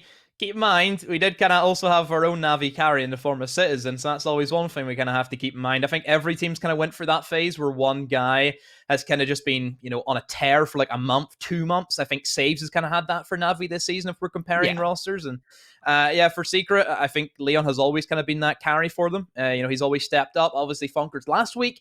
Funkers, completely different side of the spectrum. You go from up here to down there. That's the kind of drop off he's went from. And hopefully we'll see if he can bounce back in this next map. There's always time, and like I say, although Challenger League, every single game counts, you're fortunate to come out of that map 7 and 5. There is still a second one to go into very soon. We have focused a lot on Secret. It is a UK stream. What can I say? It's going to happen. Let's talk a little bit about Salamander as well, because we spoke about Strike quite a few times through that, and I was quite critical at the very start of saying, Dogfather, he had a really good week 1. He dropped 20 kills. It's not really going to happen again. I will withdraw that somewhat because he did have a really good game in that map to be fair to him. Didn't quite come top, but did sat in the middle with 11 kills on the scoreboard as well. A good number of grenade kills coming through that even with things like the Wamai and the Jaeger on side, Secret just couldn't really deal with him. Yeah, I think that Salamander, they have, again, like we said in the pre-match, great players in there. It's just the consistency that they've had issues with, Des. 1 week they've looked strong, they've looked good, really close matchups. And then all of a sudden it just crumbles. I think we've kind of seen that from Salamander. Their first map of the week has been great. And the second map, they just fall over. And I kind of fear is that going to happen again? Yeah, one of the things we spoke about was in terms of it going back and forth. The other thing to note is how many of those rounds turn into multi-kills. And there's kind of a pattern I've started noticing in the last few weeks is that if you're looking back over a fixture at how the rounds played out, if you're just seeing this round, 3K to that player, 4K, 3K, 3K, 4K, that's not the sign of a, air quotes, healthy game, right? Unless it's all going over to one side. The fact that it was so back and forth and it was different players constantly getting 3 or 4 kills just shows how swingy the game was. And I think if we're going to see this game take any kind of composure going into map number 2, it's got to become a lot more team-based. It cannot be one player just tearing through a map right now. It needs to be more based around team play, the strategy side of things. And maybe we are going to step away from a frag-heavy map with something like Border coming in, and we might see something like a Clubhouse, a Villa might come out, for example, things like that. Yeah, I think that Border's definitely not going to be here. I think Cafe still potential of the Cafe pick. I think it would be something that both teams would want. I also could see a tactical map coming in. I think Villa would be a little bit too much for a stretch. I kind of agree with the Clubhouse. I think that's a lot more basic with kind of how things have been playing out for both of the sides. I think Salamander have been definitely the more basic side in terms of their attacking pushes compared to what Secret have done. And Clubhouse, if you can nail your basic Clubhouse attacks, you're a good Clubhouse side. Absolutely could come down to that. We'll find out now as we go into the map bands and see where we'll be heading this time around. So I'm curious to know how what we've just said a second ago, how it holds true.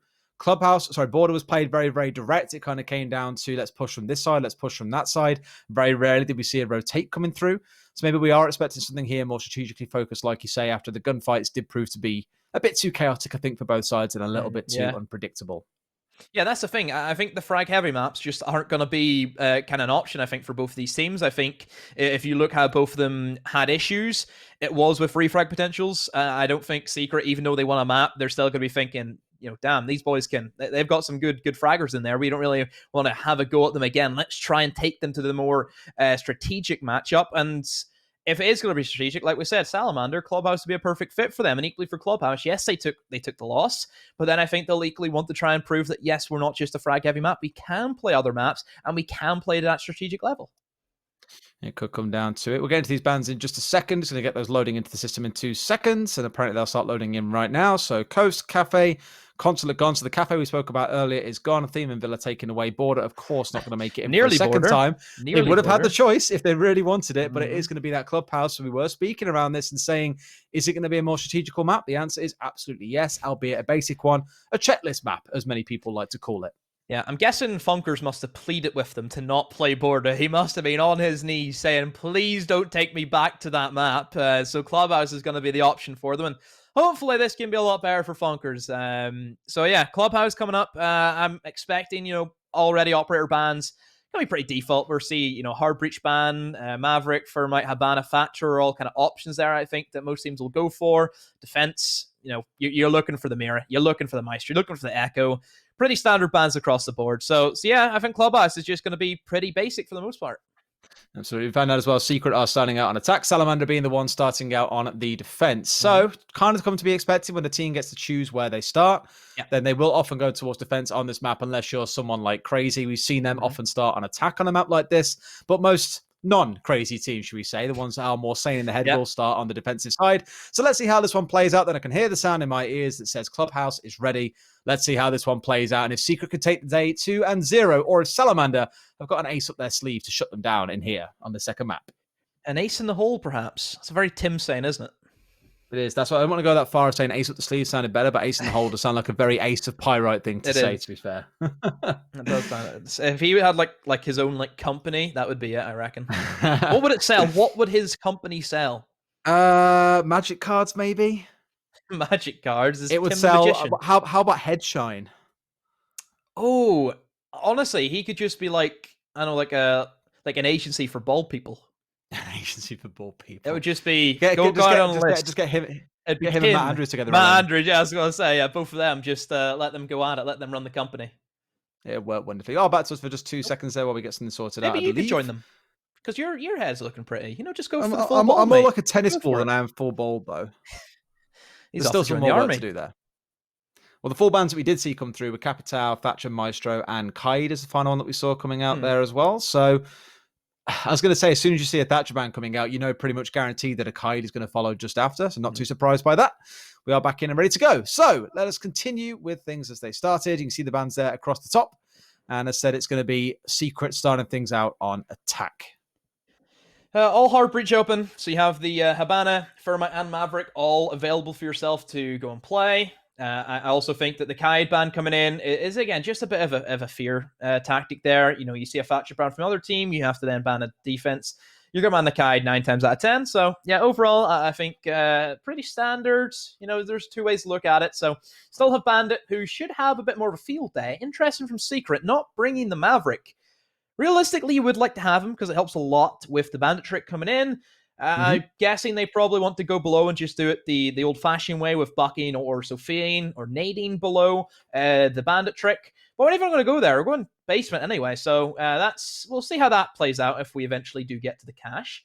But for downstairs, Kaid being banned, it's really going to make no impact. So I think overall this is going to be, honestly, I think a very attacker-sided bomb site due to the Kaid ban. I think a lot of it comes down to, on that first round especially, when you want to be able to say, well, what is safe for us to bring right here? You can't really go wrong with a Thermite and a Habana together. Of course, the one where he does come in, as you mentioned, around the electrification with the Thatcher being banned away, but you have the Zofia there to be able to attack from below if it does come down to that. He's here attacking downstairs. There's no way the Kai can get involved, but they will have trouble dealing with Strike on that Old Faithful. The Bandit coming out once again. You can already see him get into work electrifying this church wall facing in towards the main stairs. Echo being brought along once again as well. That's exactly why we have an IQ on side. So the IQ comes in, will be helpful, as we know, for, of course, the Echoes, which if you look at the way Salamander kind of plays Echo, I think overall they play a lot more conservative compared to what Secret done. I think Secret are very unique with how they did their Echo work, whether it was kind of being used as like an aggression tool to assist their defenders. So for the most part, we know it's Clubhouse. It's just going to be, what, 2 minutes before we really have to do anything, Des? Before really any action begins? It'll be a slow one. I mean, with the Thatcher being banned away, this is one of the complaints we saw a lot about LATAM last year, as the Thatcher ban, I believe, was banned in about 57% of their games overall, and it did lead to a very slow but chaotic game. The final 30 seconds of a game often just turn into a bit of a frag fest in terms of where kills could really come from. May well end up playing out exactly the same here. Going to see the impact nade come out. I think he gets away with it. In fact, no, he doesn't. He misses it entirely, and they still manage to pull that one off. So we are getting hatches open overall right now, and Secret aren't really being impeded inside 60 seconds, despite that Thatcher ban coming through. They've got themselves in a good spot. All those impact nades have now been exhausted, and they can start going for the push on the downstairs, with Bonkers doing quite a bit of terraforming work here on the buff inside of the hallway. Yeah, it's going to be pretty easy for the hatches being opened up. That Kai ban playing a big part. Thatcher overall, I think Thatcher just makes things a lot more boring, the attacker side of things. Not having him whenever Kai's available, as we know it's different this time around, but if Kai was there, things would just be a lot more slower. Attackers just don't like it. That's a nice rotate from Meepy after we also went for a bit of a rotate up through the blue, and well, still advantages for Secret, but not for long, as Strike has eliminated Leon. Now, it does go into a 3 versus 3 with a minute to go. A bit of denial from the C4 from Strike, and obviously the smoke with the smoke canisters, and, well, they've just wasted some of their denial deaths. A little bit gone out of the way, not really the end of the world, as they have already done most of the hard work here. It's now trying to find themselves the multiple angles of attack they'll be looking for. So if they want to try and get someone down inside the blue here, to be able to contest those that are playing on the north side of the site, so playing the inside where Strike is holding out right now, and still to get rid of those Goyo shields, and the one gets burnt down right in front of them. Still looking towards Dokada here, playing on that smoke there with the ability to be able to shut things down just like this, which would have made it harder. However, Blaz has already managed to creep his way down inside the site, and they know that Strike is playing inside of dirt because no one on their side is there right now. Should be able to find the head, and Blaz will find one, bringing out Dogfather. Can they find Strike now as well? Not quite yet, but he is the last man left alive, and I think they know exactly where he is. He's going to peek out, but gets his head taken clean off. Bonkers, he comes alive with 2 kills in the first round, and that's definitely a better start to this game for him. There we go. That's what we're talking about from Funkers. We want to see him go bonkers, and that's a good start for him. Winning that 1 in blue was so important. How many times have we seen the outcome of rounds determine on a sheer 50-50 in blue? It's a 50-50 because if you drop that hatch, you either look left or you look right of the generator, and if you choose wrong, well, then you lose that. And for Funkers, he won that one. So yeah, that blue fight, massive, massive kill that he had to get, opens up the site. They knew the last guy was construction. He was in the perfect cutoff position. So overall for Secret, yeah, they needed that one. So first round goes to them. Keep in mind, the SS's Clubhouse, it's supposed to be defender-sided. However, I would say with the Kaid ban, it does really favor the attacker sides. The fact that Habana doesn't have to worry about anything besides bandits, where naturally bandits are very easily taken care of. You can't bandit trick a hatch. You can bandit trick walls, but most of those walls are in an area where they can be shot from below. So overall, I would say that, honestly, for the first time in quite a while, I've seen this map be very attacker-centered. Has went that way in recent history, and maybe now a little bit less so, as more teams are starting to do things like this. The I'll actually quite find that funny. It's SGG running the SSG strat. The Roma, they play upstairs here with the Mute and the Mozzie together, and the Castle basically trying to lock the Vigil into safety. That is Strike on the ground floor here, so you can have those 2 operators from the top floor roam back downstairs within a few seconds to join them when the inevitable attack does come in on the downstairs. Very, very good at wasting time from the attackers here, because you have to clear all 3 floors of the map. It's not a case of walking into bar and spending 60 seconds dancing around a hatch and getting it open. You have a lot more to be dealing with right here. But teams are now getting very creative in terms of how they deal with this setup when they're on the attacking side. Most namely, you've seen a lot of teams start busting open the spot where you can see Blaz and Eunice right now. Break this open and assault straight in towards the defender who's playing inside a site. There's not a lot of chance they can react with that, especially when you stick someone on Ash Wall as well. And it just completely isolates the 2 defenders that are upstairs, and they can't afford to drop and try and play too aggressively anymore. They're going to bust this one open and try and push it, and there we go. The angle coming in from Stock. So 2 angles of attack coming in instead, not from Ash Wall, but instead from Stock with Bonkers, and already they've now cut the head of the snake off, and we have 2 defenders now trapped on the top floor looking downstairs. If you're not SSG, do not try this hold. How many times, Des? Like honestly, not even how many times. Every team has attempted this hold at some point in their career, And 9 times out of 10, Des, we just see it doesn't work. Like, for some reason, the only team who can do their own strategy is the team who made the strategy. Everybody else just, I don't know, just kind of falls apart. They tried to put their own unique spin on it. They try and play different positions, and it just doesn't work. And I think for Secret, they've probably played against this strategy so many times. This is one thing that we said back whenever this strategy was first kind of invented, that eventually teams will just catch on to it, and it's not really a strategy anymore that works well. What I'm liking the most about it is seeing how inventive teams are getting at dealing with it, though. So now it's less about how you defend it and more how you attack it. Because that does still seem to have quite a bit of innovation. Rio's just been pinched here inside a garage entirely by himself. One to the north, one to the south. C4 comes out. Will not find the kill, but does take away half of Fonka's HP. Now the pinch comes in, and they find him from the bottom of the stairs, and they've removed yet another one. So, like I said, cutting off the head of the snake, and now the Titans to stamp on it with a kill of 1. Instead of have to deal with Dogfather, or I think he managed to get away and actually drop onto the ground floor. Has he escaped the top floor wrath of Secret? I think he may have. Yes, he has. He's got himself back downstairs quite safely. I imagine through blue. It's not going to matter too much because Leon gets his head taken off by headshots. Now 4 versus 3.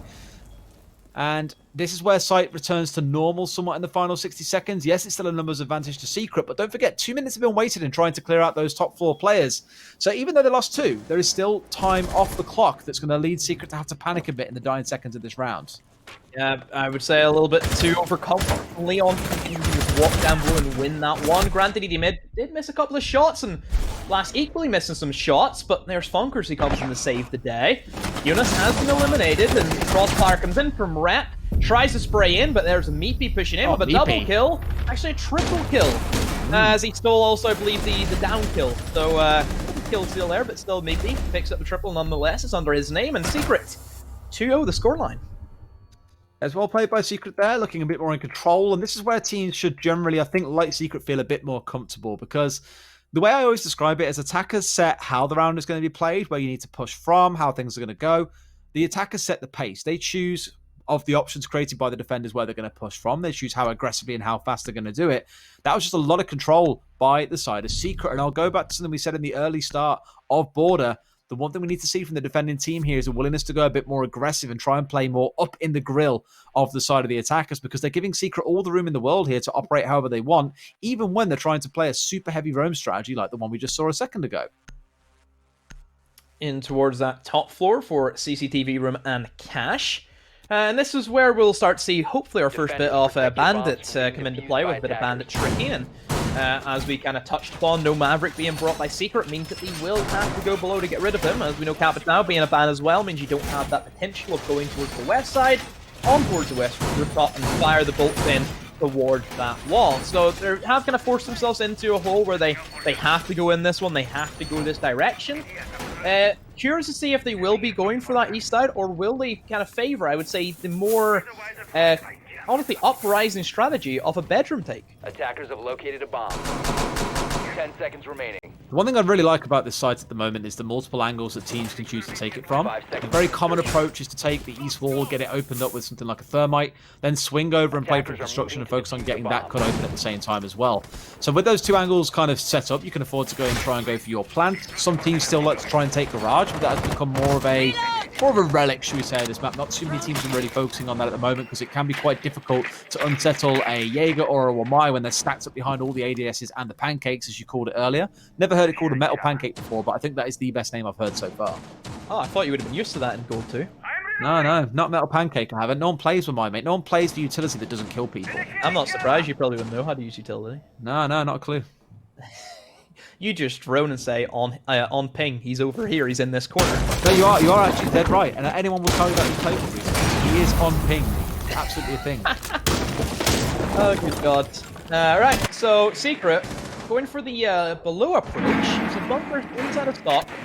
Good utility being eaten up, because obviously they're getting rid of Goyo shields that are in position that can be shot from behind. And I think it might be a bedroom take. The way that they've kind of rotated themselves over now towards the west side, Eunice on towards that kind of 90 window area, along with Laz. I think this is going to be construction side.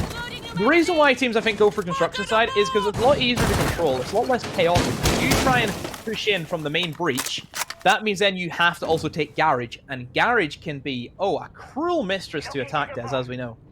You can play it from the balcony, mind you, on the A side as well, looking in towards the windows or the rotations are opened up that way, and also control it with the crossfire from the west window, where you just saw Rep spraying a second ago. And like I mentioned earlier on, Garage it's not a massively contested point anymore. Some rounds it is, but some teams just like taking construction once they've opened the breach and have someone on rappel watching it towards that area. Rep starts burning down, but isn't going to die from it. He knows, surely, that there are 2 or 3 people falling outside the window, but can't find the angle. Anyone bunkers with the right spray all the way through. Will bring down Strike, and that's an angle that, well, I think Strike was expecting anytime soon. Going live. The construction bedroom area is a great place for Buck. You know, off wall, never really reinforced. You can open up multiple different angles to kind of assist you in that area. And honestly, you look at the positioning from Salamander. You had one guy below who now has to try and either rotate back up the bedroom stairs where they are watching, or try and come back to the site. Actually, he's going to go for the rotation. He has the diffuser. That's a massive kill. They've killed Eunice. And honestly, look at the coordination of Salamander. They know they have the diffuser, and all of them are out of the bomb site, down in the garage, and trying to hold on to that line as much as they can. But here comes Secret.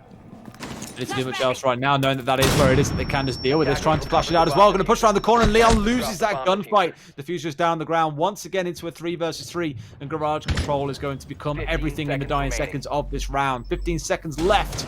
The Secret are finally starting to get themselves in position upstairs, but they've got to start finding the kills here into a 2 versus 2. And Heads Up finding himself alone inside a garage right now, I think, needs to be able to hold this one away. 3 seconds left, and Bunkers already has managed to get the diffuser and get back upstairs. Is planting it out. It's into a 2 versus 1. To get it out, it's incredible, but they're going to find his back. He will get it down, but Heads Up finds a triple kill, and this round will be going the way of Salamander. One mistake. One mistake cost Secret that entire round. Eunice by himself downstairs in lounge with diffuser. Why? Why? You have completely cleared out the cash room side. You know they're scattered. They were downstairs in garage. They really have no control or grip, whatever, on the bomb site. And you're downstairs in lounge with the bomb by yourself. Why? Pretty gross. Small things like you say can cost rounds. I wouldn't say we so much saw it back on border, but a couple of times there were a couple of mistakes being made on there that did at least throw rounds the other way in some cases. Things like not being aware of a spawn peek from Meepy in the last round being a great example. That game could have ended in a draw if Strike didn't die so early on.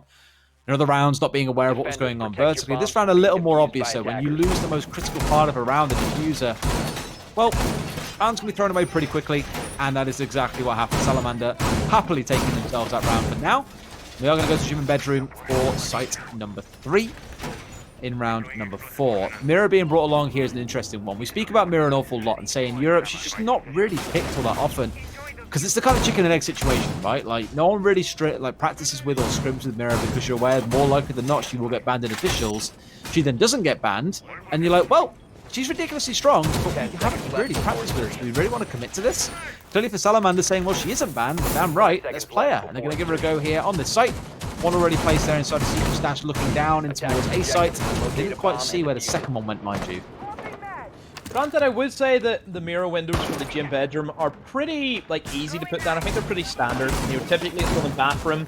Other ones up for, I would say, an argument where you want to put the last one. Looks as if Salamander are opting to put it on the cache wall, looking in towards server. The way they've kind of laid out that single reinforcement, I think just waiting to see what they want to go for. Well, I would hope they are, but just holding on to it. Yep, He hold placed on it to it now. though, or... Nope, we still got it. It's an inventory look. Okay, if he dies with that, then it's unforgivable. You're going to have to crucify him for that. Very aggressive holdout towards the east side here as DCTV and Cash. Blast going to find Strike to kick things off. The Bandit has now been removed and that C4 gone. Finally, it is going down. I think he was trying to save it to see if the push actually came through this way, and he would have been correct. 4 versus 4 so far. Yeah, that's used to what happened on Chalet back whenever it used to be in competitive, whenever Mira obviously was fans back in the day. You would actually hold on for the mirror window to see what side they would push to the basement. That can work if Rep takes his head off the blast. So there's a lot of fighting going on around this side of the map right now. Did he just miss someone walking straight behind the server right now? He might get stung by this, but they're looking the wrong way. Meepy looking towards the stairs themselves, not at all paying attention to Rep, who swings around and finds himself yet another kill. And Salamander have won this one entirely on fighting away from the site right now. The whole war has been set up going on around CCTV and Cash.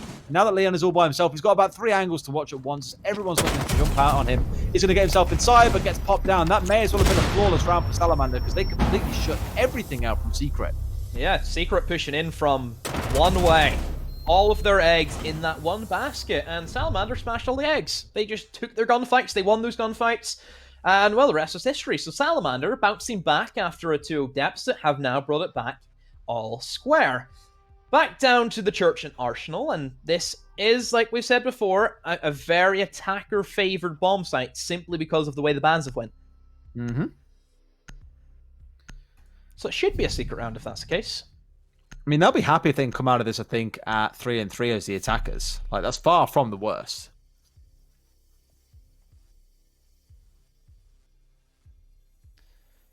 So Thatcher ban, we spoke about it a lot and how painful it can be. And as it stands, Secret haven't looked too unsettled by it. When they came into attacking into Cash and CCTV, just rotated around to the other side and looked to go for construction instead. They kind of failed to deal with the Mute initially, who did have all of the X-Kairos blocked off.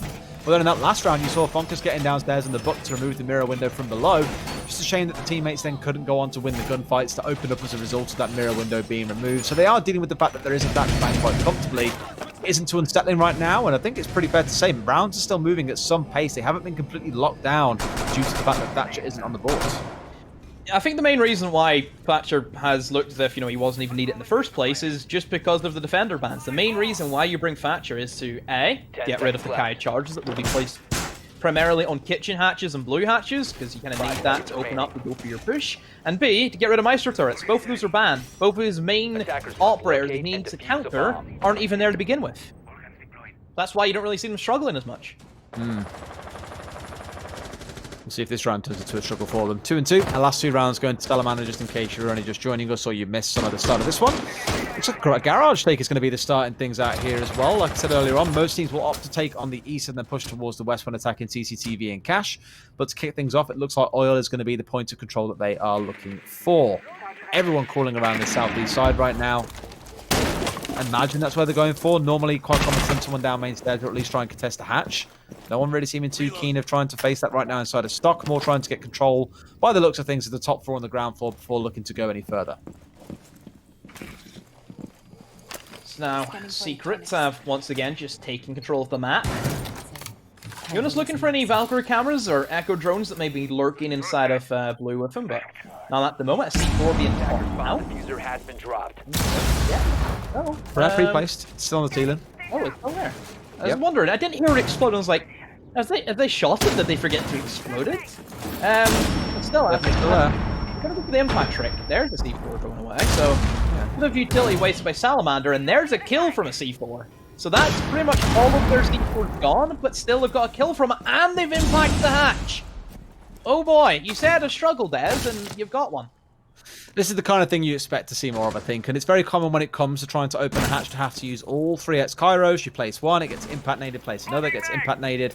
Then the third one can go off and successfully get that hatch open. They do still have people playing on the thermite as well, so can look towards the hatch potentially inside a motor if that's a point of contention too. Well, Kitchen seems to be the best point of interest for them right now, alongside Blue. Kitchen definitely their investment point, and now they're putting even breach charges in there as well to get the floor open. No doubt having to, due to the fact that Funkus died quite early on that break. Leon has found himself inside of Moto, but once again, Des, what I don't like is that he's by himself. By I don't like the way that Leon has been kind of sanctioning himself away from the rest of his team. Why is nobody with him? Why is nobody there to support him if Leon does go for a play? Yes, we know that Leon, some of his plays, he goes absolutely insane. But that off chance if he does miss a gunfight and he does lose it, who's there for the refrag potential? Nobody's going to be there, and Exhibit A. No follow-ups come to him. Rapidly finds his second kill in the round. You are right. Not playing as together as we saw in the last time round, all the way back on border. This turns into a flawless round, almost kind of giving life to what you were just saying, Demo, around the lack of trades coming through. It really shines here as there are 2 scattered. Yes, they all try and push it at the same time, but no one playing as a double leads to some easy kills to Salamander and a flawless round. We did mention, though, that this isn't the end of the world because it is the first half. It is the defender-favored map, and especially when Thatcher's banned away here. Salamander sit at 3 rounds, Secret with 2. If you said to me at the start of this, at the end of the first half, with Salamander starting on defense, it would end 4-2, I'd have said, yeah, seems pretty reasonable and fair. 3-3. Okay, maybe that's a little taking it a bit too far. We maybe don't really expect that. Secret are still doing okay. They've just got to drag it over the finish line here as well going into the second half. I think Leon overconfidence compared to, if you look at the last game, yes, we know he dropped, 15 kills in the end? He's brought this in thinking that it's just going to be the same thing. He can just outgun Salamander. Different map, different principles, different people playing different positions. You don't know what you're going up against. You should just be going in expecting to win those gunfights 100% of the time if you don't have anybody to cover. Yes, we know that's still confidence. You should always be expecting to go in, but you never know. You don't know what could happen. You could also be crossfired. They could have two people shooting at you at the same time. You need to try and work with your team. That's the main issue that they had. Clubhouse, you need to try and play in unison. It's a very tough map to play on the attacking side. We know that. And if you can perfect pushing together and having refrags, it shouldn't be that much of an issue. You look at a round that we had on Border last time. Two people pushing beside each other into office from double door. One died, the other got the refrag. Where's that secret this time around? Where are they? Definitely not as present as they were before. I appreciate the intent was, we're not playing for trades from the same direction, but instead going for a multi-angle push all at once. And with a player watching one direction, sure, he might kill Leon, but then Meepy can swing in and find the kill on his backside as well. The intent I get, execution just wasn't quite there in that round. It's going to happen sometimes. It's not going to be the end of the world for them going into round number 6. CCTV and Cash and where this half will end. Which team walks away the victor, we as of yet have to find out. Interestingly, they are now dropping away from that thermite only in this 6th round. Meepy now going away to playing on towards Maverick. An interesting change given the things they've been playing entirely with the thermite so far. Maybe one they should have made a little bit sooner, given the fact that they have had a bit of hassle with this wall. Last time they attacked this site, it was only in the dying 60 seconds they managed to get the wall open. Pretty standard stuff with the Maverick, just doing his thing, doing the old Maverick trick where you essentially destroy an entire reinforcement, which then obviously gives any soft creature just a free opening. The Goyo getting a little bit carried away. And in a shot, but gets some back himself. Attackers have located a bomb. He's trying his hand, and still at the moment, wall's not opened. Oh, missing that one crucial little bit in the middle of it as well is going to be so painful because he's got to get back to that to be able to open it up. So having to crawl in like that is just going to make this impossible for them. I think Meepy has messed this up now to the stage that this is such a risk. Oh my god, trying to rappel down. If he finds themselves getting sprayed out here due to the fact that whole head level is free, he's in trouble. Instead, his whole option here is ignore trying to get the wall open for now and instead use these lines that he's opened as angles in trying to find kills. He knows the shield place in the back. I don't know if the members will know that he's on rappel right now, and he could find a nasty surprise coming through for Strike if he gets this one right. This is so risky. Like, one false move from me and it's over. There's a move from Leon, once again dying, and nobody is there for the retry. Bunkers does get an 8 kill, but a little too late. I say that though, as Strike runs past, probably not expecting the Maverick to be in such a weird position, rappelling on the wall, using his Mavericals, but it's worked for them. They have pulled back into a 3 versus 3, but still, Des, that wall ain't open. Patience pays off in finding that kill once those lines had initially been opened up and playing on that rappel for a good 60 seconds. You are right, though. 2 minutes and 15 in, and it still hasn't yet been opened. And Meepy now having to try and rotate away towards Garage to go for a push, it seems like. They have given up on trying to make that wall work. They can see one on drone, they must know there's one at the top of stairs as well. They know where these members are positioned, and despite knowing that no one was inside of sight right there, he probably could have tried to get the rest of the wall open. But Bonker's getting sprayed from above. Where have we seen that before? Oh yeah, just a few rounds ago. When they managed to find the diffuser downstairs because Eunice wasn't paying attention. Same thing once again. That seems to be a bit of a death alley coming through for Secret. They've got themselves caught up there twice so far. 15 seconds to go. Laz and Meepy both stacked up against each other, but they're walking into a complete bottleneck, and that's a double for Ryoza and Salamander. 4-2, they take the splits. Dez. Where do we go with Secret? Sloppiness in the wall. You can't even open it up with a Maverick. That's, that's standard stuff. That should be there for, honestly, any tier 3 team should be able to do that. This is tier 2 we're talking about.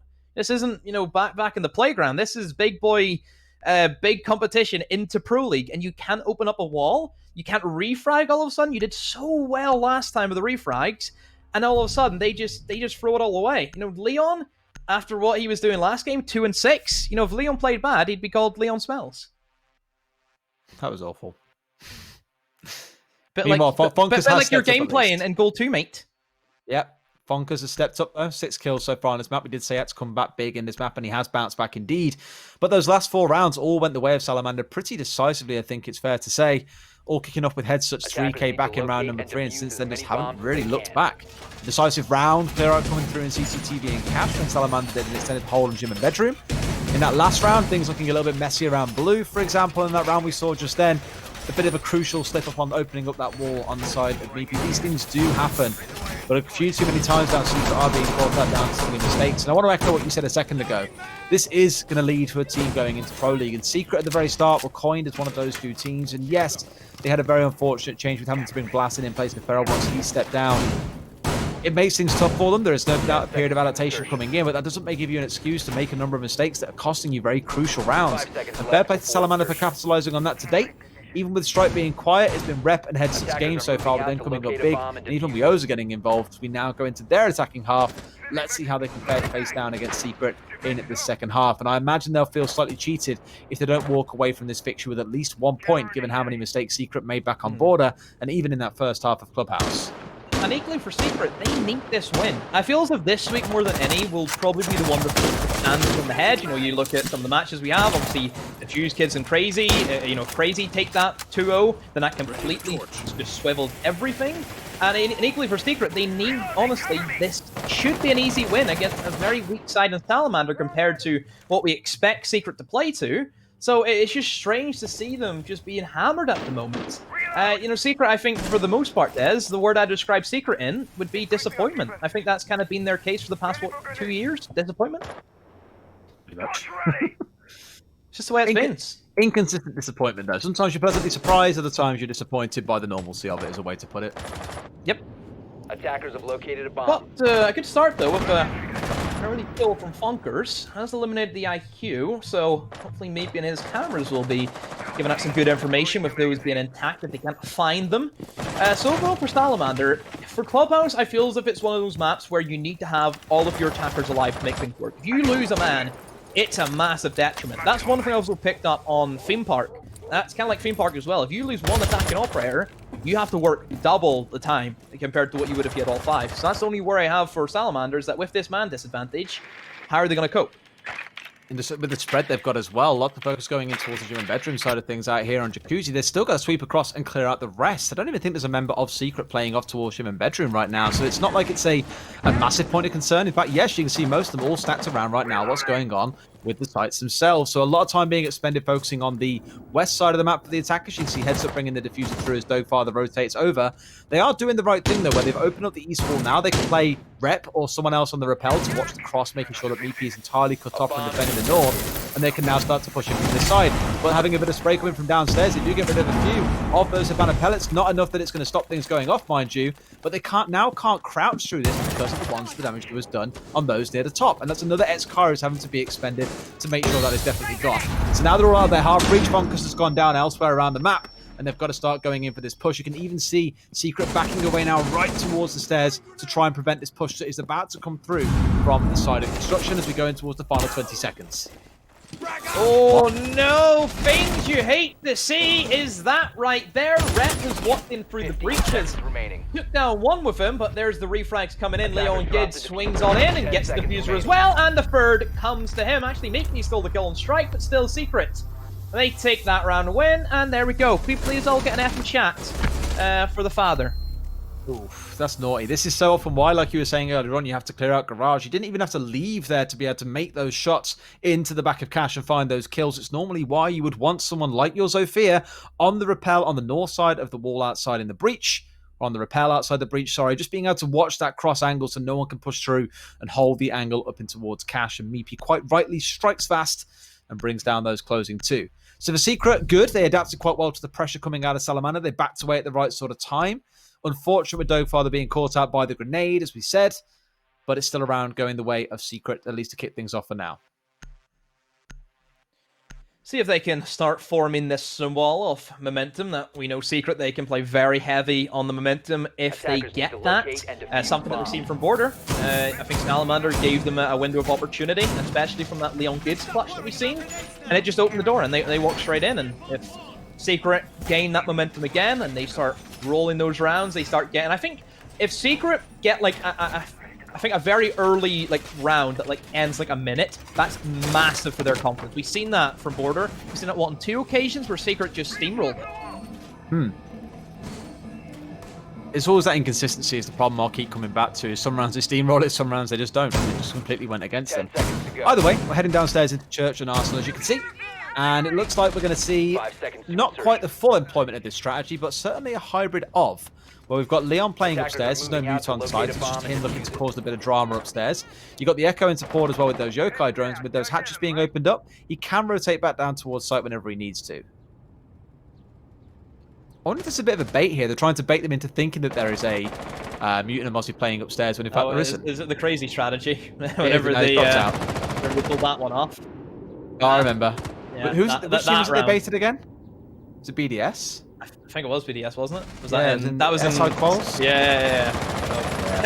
No, they Glorious. could try and go for that, but no, I don't think Salamander are going to fall for that one. Meet me and Adam on the stairs, just looking out for it. I love that's still called Adam after. Do you remember that Adam clip? Do you ever see that one? Nope. I remember it being called Zero Oh. Alpha 2 by Secret, and that's about it. Oh, you need to go after this and go watch the Adam clip. That's on the old clubhouse, way back in the day. Meepy, honestly, very, very risky playing in that staircase, because you can get not only just peek from the window, but just somebody wide swinging in lounge, and perhaps a misplay from Funkers not supporting that. I still think like it was a bit too aggressive holding up on the stairs for that long. Being there for more than 45 seconds or so, you're definitely starting to run your risk of being droned out and have some push come in. We saw the utility raining in on top of him as well. Just no way he walks away from that one alive in that instance. But that's a massive misplay coming out of Rep there. Maybe you are right. You could have covered that angle from upstairs, but he makes up for him in bringing down Meepy's Slayer and balancing things down Attackers at drop 4 the and diffuser. 4. One on the top of on top of Catwalk, I should say, as Bonkers finds that kill onto Headset. Strike will find Leon elsewhere, but now it's a 1 versus 3, and he has a lot of work to do in here by himself, and all that gunfire now is definitely going to give him away as being inside of Moto. Inside of A right now does not have the diffuser, has a yokai drone watching him out as well, so they know where he is, they know what's going on, and he's got a minute and 15 seconds to recover this round, but that involves getting the diffuser back or killing everyone. It's not going to happen as Blast finds one from back inside of Armory. Secret will take the second defensive round on the bounce. Yeah, that's one of the fast rounds that I fear Salamander did not want to give Secret. That's definitely boosted their morale. Funkers is now looking to warm up himself, so if he starts getting those kills up, and even if Eunice, I think Eunice has been pretty consistent so far today. You know, he's been picking up those kills here or there, those kind of mid-round kills, and I feel as if for every team out there, you need one of those players that, in the kind of like lull moments, just picks up 2 kills out of nowhere.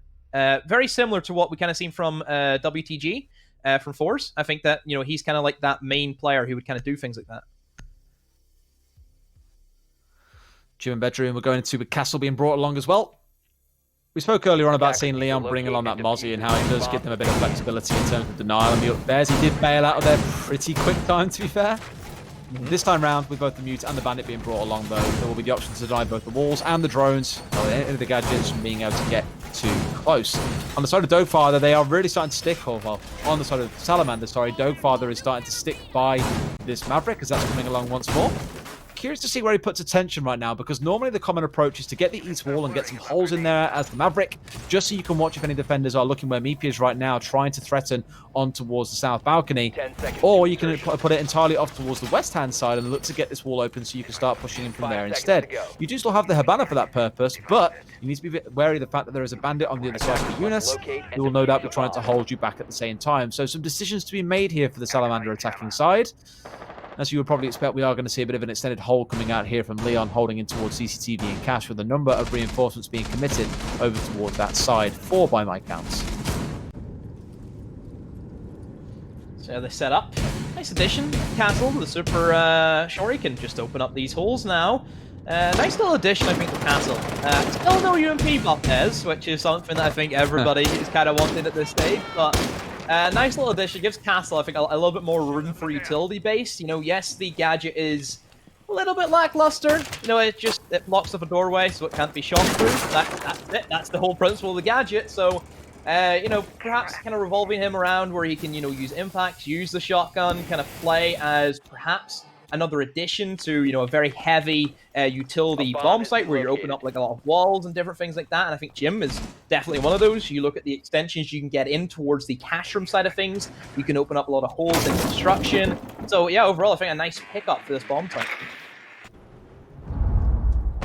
It's often seen used. It does force that utility burnout, as you mentioned. And Just really, in the then meta, you it just helps, doesn't it? it does. It's just more ways to waste it. Sure, it's not a Goya, but you still have to use 3 bits of utility to be able to remove those shields, or spend a good amount of time so they're punching it to death. I believe it's 11 hits to clear one out. You're going to waste yourself a good 15 seconds. Yeah, or so 11 to hit deal it, and with it's that. 12 hits to actually destroy it. Typically, teams 11, and then you can hit it once, and it gives you a quick rotation. One thing about Castle Arcade compared to the Goya is that the Castle Arcades will try and kill you whenever they get destroyed. That is very true. It doesn't really harm you to use them. No. Very fair point. Still, Still, Jim. but 2 minutes in, I was going to say 2 minutes in, no one's really died yet, and no fights have really come flying out of either side. Secret's still holding very aggressively inside Secret Stash, and the Tights here just trying to hold back the attackers and stop them rushing inside to plant aside. The Jim, a very common tactic to the teams do want to feel they've got enough control. As it stands right now, control most definitely isn't there, but Wioza finds Blaz to start things off as we go into the final 50 seconds, and Strike will find Funkers elsewhere.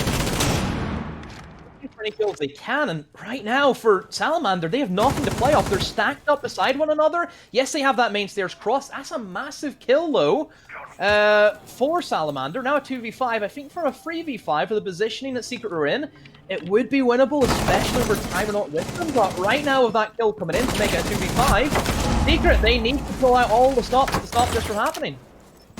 Got a lot of work to do here as well, with them only about 1 operator's worth of HP bar between the 2 left alive. Headsup's going for a plant as well as 1 charge upstairs and a knife in from Strike. Finds a double kill.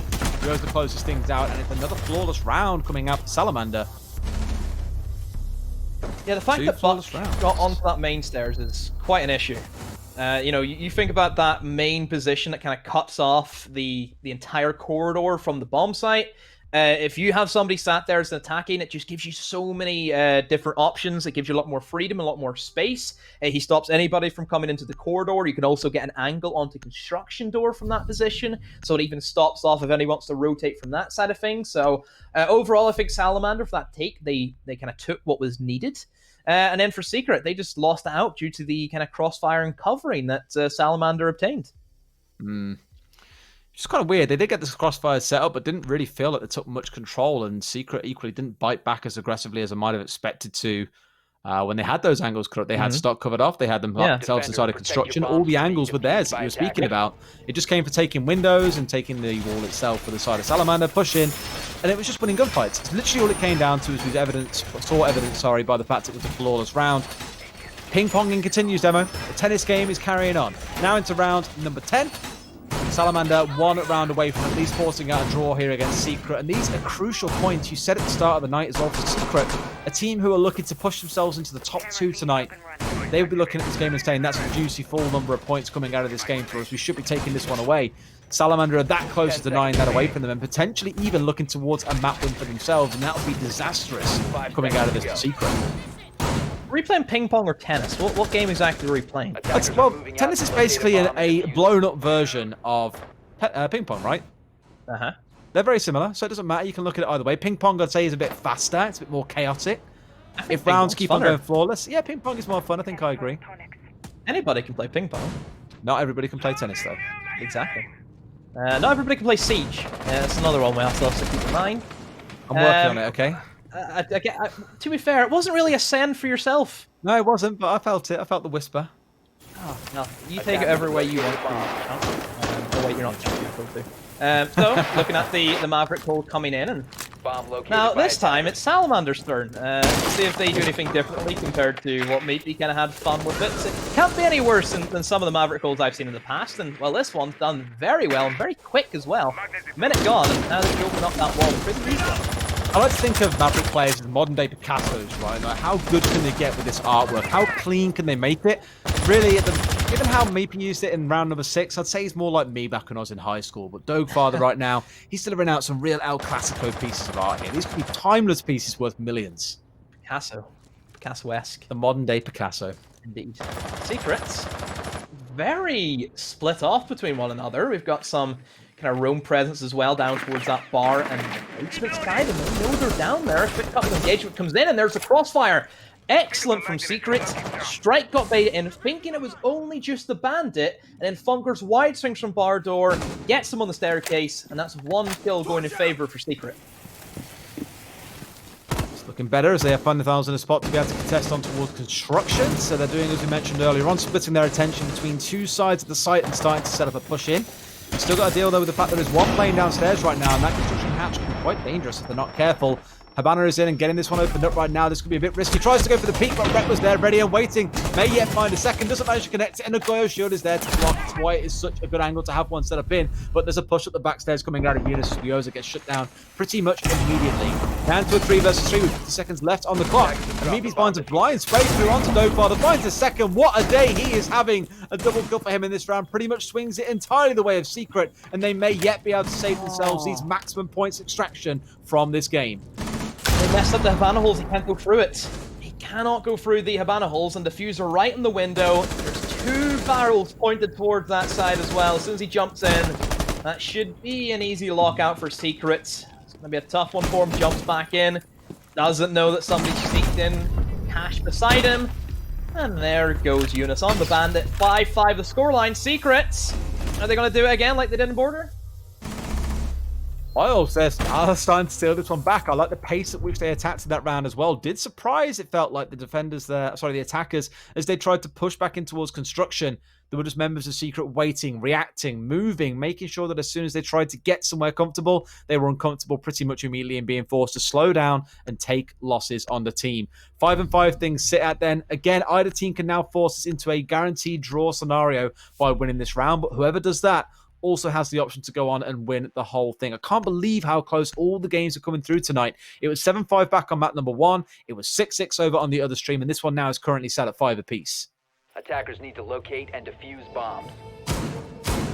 In towards that basement, our Secret going to set up. They're bringing, I think, a very standard setup, kind of what you're expecting these days from the club. You have the Mosley, obviously, to try and help with a bit of roam potential if you want to go for it, but just overall denial that you may want to assist with. Bit of information from the Echo and Valkyrie alike, so you're kind of expecting Rep to do some good work in that IQ scanner, and then Bandit if you need to try and go for that triple wall. But honestly, that triple wall hasn't been touched by both teams so far this game. 10 seconds remaining. That's doing the same thing as earlier on with just Leon playing on the Mozzie. It's almost like that is their Roma. Funker's playing on the Jaeger too. Has been doing a pretty good job at that. It was mainly Meepy playing on the Jaeger in the last map, so a couple of changes coming through in terms of style. It's like you said, at this point you just don't know who's playing what role on this team. It's constantly and ever changing. Dopefather. He's back looking towards another art piece, I think, on the top floor, potentially, if that was going to be reinforced and held up as an extension. But I don't imagine you're going to see Secret committing too much towards up here. You can see Meepy holding nice and close with Eunice. Same angle. Yeah, same angle being held, but a little bit deeper down, not quite on the top of the stairs. And he is, rather than watching the window, watching the push in from the garage angle. He still dies if someone wide swings him. He still dies. Look at Funkers. What is this? Honestly, he's stopped a little located. venture. He's stuck. But hatch is open for him, so they should be okay. He's alright, he can rotate down. So it's kind of an extended hold coming through without the mutant the Mozzie, but they are still playing this style of, you know, wasting time on the top floor here. And there we go. He's now dropped out, straight back down. He will be nice and safe, and that is a successful 45 seconds wasted. Honestly, if I'm him, I go to strip. I just go sit and strip. I make them waste more time. Try and get some kills if you can. You know, I think strip is... It's a scary place, because, yes, we know there's one way in, one way out. That's what it is. You know, one corridor. If you cut down that, if you just cut him down as he tries to rotate back in, that's an easy kill. But if you leave him there and you don't push him, you don't know what that guy's up to. You don't know how much of a menace he can be. He's right in the heart of the map. If he rotates in towards that bar, he can go anywhere. He can go kitchen. He can drop down in the middle. He can go into blue. He can go anywhere he wants to, and just waste more time overall. But at the moment, it doesn't seem to be that way. No, just trying to play it safe, I think, and keep themselves at 5 alive for now. 90 seconds in and barely a shot fired, but a good few drones down on the side of the attackers. I believe 5 at first counts. 4, I should say. It's down and out right now. So some preserve, at least, for this stage in the round. I saw a bunch of teams last night who were basically losing 8 or 9 drones by the point 60 seconds were remaining, and I was like, where the hell are your drones for this final push coming in? So at least Salamander have got some still on side, but they'll be down a player as Rep gets brought down by Funkers, and Meepy finds the second with the fadeaway kill. It wasn't even Meepy, it was Funkers on screen. I'm an idiot, don't worry about that. Leon finds himself another kill with a C4 though. 2 left alive now, Dopefather and Headshot, all by themselves to try and save this round out for the side of Salamander. It's not quite match point just yet, but it's definitely going to feel that way in the next 30 seconds or so, as 45 seconds is all they have left in this round. Grenade going straight back up there, trying to deal with that shield, and should be able to clear it out. In fact, no, he misses. Going to commit it again, and this one should deal with it. Headshot's weighing right inside of blue right now, in a great sneaky spot. Dopefather finds one, but instantly traded out. Funkers will find that final kill to close things out. Secret now at match point, and if they win this next round, my God, if they snatch 2 victories away from the door to defeat tonight. Now, Des, one thing that really annoys me is that if you look at the way Secret have set up on their defensive rounds, the way that they've set up their trades, their crossfires, their angles, how come they couldn't do this in attack? You know, how come things can be so different, even though it's the same map and the same matchup? So I don't. That's the one thing we can see. Secret, they have that capability, but they just don't do it. Finally, their defense has shown up for them, and now they've pulled it back. Very similar to Border, and as I'm feeling it's going to be the exactly the same way. It's going to be a 7-5, I think, for Secret. They have the momentum, they have everything going for them, but this is the bomb site that they lost, though. I was just about to say, this is the site they lost. They had zero bite against the attackers earlier on. They just let them do whatever they wanted to, just let them take over the zones of the map they wanted to. Well, I say zones of the map, they basically let them get inside the wall without much contest, and I thought with the angles they held, they would be trying to stop them from getting inside that west wall and taking control of gym, of the corridor, so on and so forth. They didn't. They weren't even aware of the roamer coming up from downstairs. One of the attackers have managed to get themselves inside a bar, up main stairs, and up behind them, find themselves 3 kills. In fact, it was a flawless round, so a lot of correctional work to do for Secret if they want this one to work out. Interestingly, bringing along the mirror this time, that is coming in place of the... Is it in place of them? It's still here. In place of the bandits. The bandit not being brought this time. Instead, opting for a mirror. They have left one of those walls on the far east wall soft.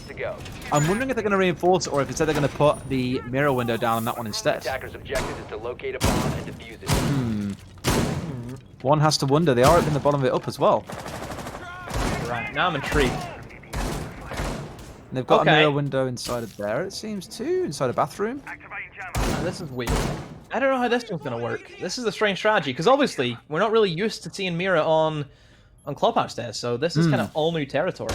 You say all new. The more I think about it, back in week 2 of the Nordic Championship, we saw teams doing this. Actually, the idea is being that you put a mirror inside a bathroom, you open up the entirety of that wall, and you can essentially see outside what's going on from the safety of a mirror wall inside, or a mirror window, sorry, inside. There's just no way you can threaten her because everything else is reinforced still technically, or at least soft breach. And it makes life very, very tough for the attackers. But right now, no one is playing inside a bathroom, so not entirely sure where the setup came through if no one's going to play there. Yeah, I guess it's the fear of it, I guess. This one's there now. I get the mirror inside of bathroom, because that's standard, yeah. I've seen that plenty of times. The fact that they have not reinforced the wall, why have they left it soft? That's I guess they knew it would get opened up anyway. At least here they can try and spray outside. It's a constant threat now where no one can just sit outside in that balcony for free. You got to deal with it. And also, they don't have anything to stop, like, a Habana opening up the mirror window. They don't have the bandit. So this is very strange for Secret. Versa finds one of the blast, mind you, as that spray comes through. Where the hell did he die? Out on the window as Weoza was there. They went for a jump out? They have a mute camera on the mirror window. Well, that should be native. Should be by now. Maybe finds the C4 from below onto strike, mind you. And now, whoa, what a drop comes through, and Leon was there ready and waiting. There is the one here as well, going to try and push that one, but Weoza finds that kill into a double kill in this round for them. And no one yet is trying to contest them out in towards CCTV, because why would they? They've got the safety of these mirror windows to play behind for now, down to the final 70 seconds or so. And control is still with Secret, still holding the members of Salamander outside of the building and forcing them to try and find a new angle. But as it stands, they're just trying the same angles time and time again. They're going to try and clear out the one playing in behind the mirror window, and they will find him this time round. Meepy is gone. So that should now mean this mirror window is clear for them to push in. You've only got Eunice playing inside of the site itself, watching that in general direction to try and clear it out. 3 versus 2 with Salamander have control. Oh, whiffs from both sides come in. Weoza and Eunice both drop to the deck, and there's the push-in. Salamander have the crossfire. A weird strategy not working out for Team Secret, and Salamander, they at least get something for their troubles. I do like how they managed to make most of that work in terms of playing behind the shields, but just didn't anticipate those extra grenades coming out, it felt like. And yes, Leon playing really aggressively onto the window did find one shortly after another one came through. But that was really the only dynamic element to the gameplay coming out of Secret. And there's been a couple of sites that we clocked onto during that game where we were saying, you know, they're playing quite static. They're not really moving. And same as on Border, that gave all the control over to the attacking side to choose when they attacked, how fast they attacked, what kills and trades they took. Both sides made that mistake a couple of times throughout this one. But all in all, a very close fixture. And I'd argue probably closer than maybe we anticipated it would be. Secret dropping crucial points there in that final round, though. Who knows how much that might come back to hurt them in future weeks. And we've seen that last season as well, Des. You know, we've seen them drop easy points against, teams where we would expect them to win. And yeah, just overall, I think for Secret, it was good in some areas, but there is some big flaws, especially on those attacks. Yeah, it was a bit messy. It was better than week one. We'll put it that way. Yeah. It was better than week one.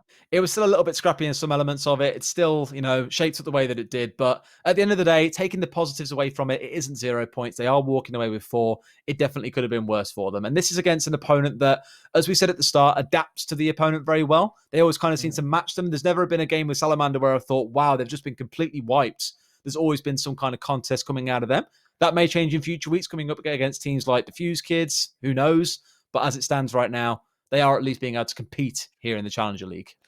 Yeah, I think Salamander have surprised people. I don't think it's the same kind of rollover that we've seen, in previous CL. I think everybody in this season has definitely proved themselves why they're in this league to begin with. The step up is there 100%. Salamander, yes, we're not expecting them to win this league. Not, by all means, they're here to play. And I think if they can just come in and put a good performance on for everyone, that's really all we're asking from them. What to do, no doubt, on that front as well. I mean, looking at their next kind of few fixtures they've got. So next week they've got Penta coming up, and then they'll be looking towards Sisu the week after. This shouldn't be too bad. Yeah. It shouldn't look too bad for them, I don't think, personally. It's yes, we know that they have, I would say, a nice little match going into it for the Fuse Kids, but that Izzy Dream match, I'm interested how that one works, because not only do we not know how Izzy Dream are going to be getting on. I believe at the moment they drew with Penta in their first map. Don't know how the second one went, but even for Izzy Dream, that's a lot of pressure on them. Salamander, they're kind of the chink in the armor for a lot of teams, because it's a match where you would expect them to win, and I think every team puts that pressure on having to beat Salamander because they see it as easy points, where in reality, Salamander, they're not that much of a kind of easy team that you would kind of target. They're like a puppy nipping at the heels is probably the best way to summarize them. But we do have an interview available with Helby, so let's have a chat to him and get his thoughts on that match. Bonsoir. It's Helby, clearly. Of course it isn't. It's you, Mr. Giz. How are you doing? I'm doing good, man. How are you? Yeah, not too bad, not too bad. So talk to me, mate. Salamander, coming in today, I think a lot of people expected you guys to take a 2-0. 2 really close matches, 7-5 and then 6-6. What was your main takeaway there? What were you guys thinking? Because Salamander at times did catch you guys off guard a little bit. Yeah, I think, Salamander aren't really a bad team. I think every team in Challenge Leagues are good and they deserve to be there. And obviously, you can't take away from any team in here right now. We planned for a few things that they would do, like a couple bans, but they didn't do it, which I think threw a couple people off guard. And I think their playstyle kind of countered us in a way on the gym attacks, especially on the last clubhouse. Like they won it twice because of the way it just is. Like you can play very slow and you just have to wait for them to peak. And that just caught a couple people off guard when we're trying to push or defend even. And that's pretty much it. Fair enough. Still walking away with a win and a draw, though. I know for you guys at this point in the season, you're starting to push in towards that top half. You were sat in 4th. This will still do you some good, no doubt. Looking in towards future weeks, me and Demo were talking a second ago and saying, future weeks you're looking towards like Penta and Sisu coming up next. As you said, every single team in Challenger League, looking at them and saying they are still a serious contender. There's a reason why they're in here. Are you expected to be able to walk away with max point from those weeks as well? Well, obviously the plan is to walk away with all 6 points for every rest of the games. It's a very tight season. It's an obvious question, really, isn't it, when you ask it? Like, yeah, of course we should be walking away with 4 points. Yeah, obviously. But obviously the Fuse Kids and Easy Dream are looking like they could take top 2 right now as well. So trying to keep on top of our points and just keep pushing for the most points we can get every week is what's going to really push us to top 2. Absolutely. And, Blast last week, we said, okay, a bit of work to be doing there as well. Obviously, he's still pretty fresh to the team. How's he been gelling in the last couple of weeks? You feel like he's really kind of found his groove now, ready for what everyone's calling the gauntlet run as we go into this kind of 3 or 4 day break between playdays? I think the more Blads has played with us, the more he's really meshed with the team. I think he's really gotten used to our play style and how we do things compared to his old team. And the fact that he brings in new stuff as well. We're always learning new things from him as he's learning from us. A few defenses and a few counters as well that he brings up, which help out a lot. Yeah, he's been a good add to the team, I think. Wicked. Final question, then I'll let you go as well. I've got to be, because it's more of a curiosity point than anything else. We saw Meepy playing a lot of Jaeger back on border.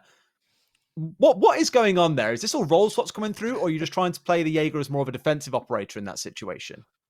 Well, originally with Meepy on Jaeger, it was more because of it's not the roles, more to do with where he's playing.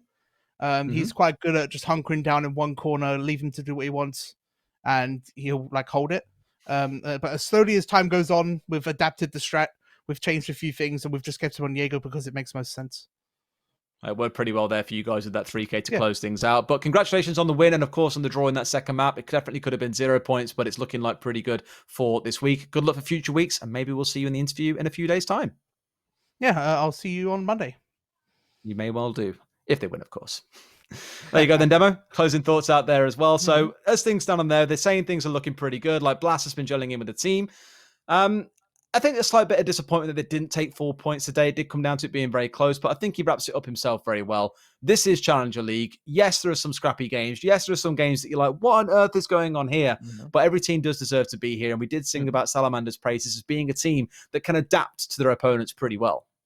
Yeah, I think Leon, he was very humble, giving all credit Salamander, the way they played that gym attack, completely countered the secret strategy. So yeah, it just comes down to showing how much of a dog pit this season really is. And I think every match is going to be a struggle for every team. I just think that now for Secret, like you said, I think earlier, this could be something to look back and say, damn, we really needed those 2 points. And now it just comes to the case of, I think they're hoping for other teams now to slip up, which honestly, I think is going to happen. I think this league, it's not going to be one of those, they've won it within, week 5. It's going to go right down to the final week. It's going to be very interesting seeing how other teams get potentially an upset or contested. Diffuse Kids were looking at them, Easy Dream at the top of the table and saying, well, they're the most stable ones right now. But we do have them playing, of course, on the other stream against Penta. That ended as a draw in their first game. Second one, I'm not quite sure if it's ended yet, and we get to see Diffuse Kids play next. At the end of the day, we could be looking at a Challenger League where no one is sure who's going to be sitting at the top as things proceed. I've just heard as well, second match was 7-5.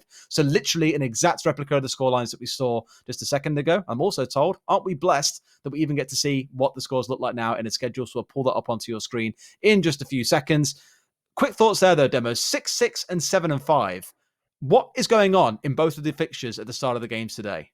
It's just Challenger League, man. It's so hotly contested. You have 2 French teams clashing against each other. Izzy Dream being able to take more points compared to what Penta did. So I think, again, it still keeps Izzy Dream up there at the top, keeps him in the running. And now for Izzy Dream, they just have to sit back and hope that Crazy can go and beat Diffuse Kids to give them a bit more breathing room up at the top. Exactly that. I think both teams will be eyeing that up for future weeks. And breathing room now for Diffuse Kids is definitely what they want. Yes, you're currently still sat at the top. Yes, you're on 9 points tied with Easy Dream. But this is your chance now to pull yourself ahead and start building up that safety margin like you just mentioned. But as you probably heard, we do have 2 more games coming up for you, and we are slightly behind schedule. So what we'll do in just a second is cut to a break. And when we come back, we'll bring you Diffuse Kids facing off against Crazy. Crazy definitely need a bounce back after last week, and Diffuse Kids want to escalate themselves further into the lead. Who will it be? We'll find out after the break. See you in just a few minutes.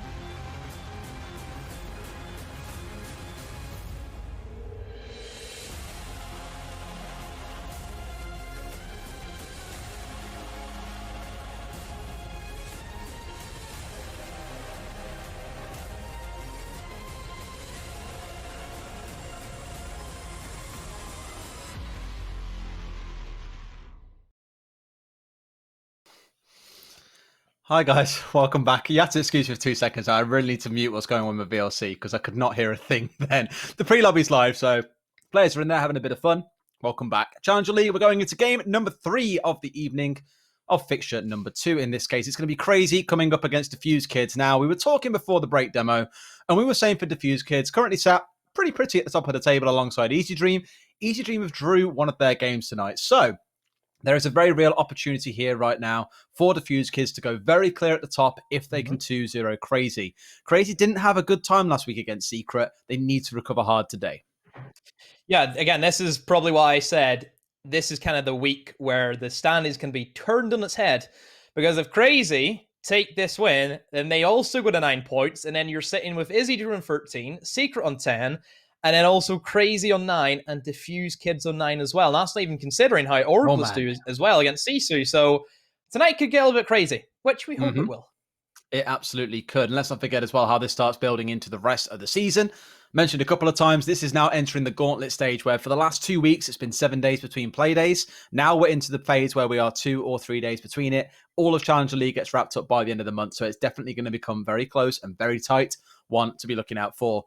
We'll take a look at the rosters in just a second, but quick thoughts on previous results as well, Demo. For Crazy, as we mentioned, all right games in week 1, not so good in week number 2. Diffuse Kids looking pretty solid throughout, and they tied their game last week against Easy Dream. I believe it was on map number 2, or did they lose it? I can't remember. No, they won a map each, sorry.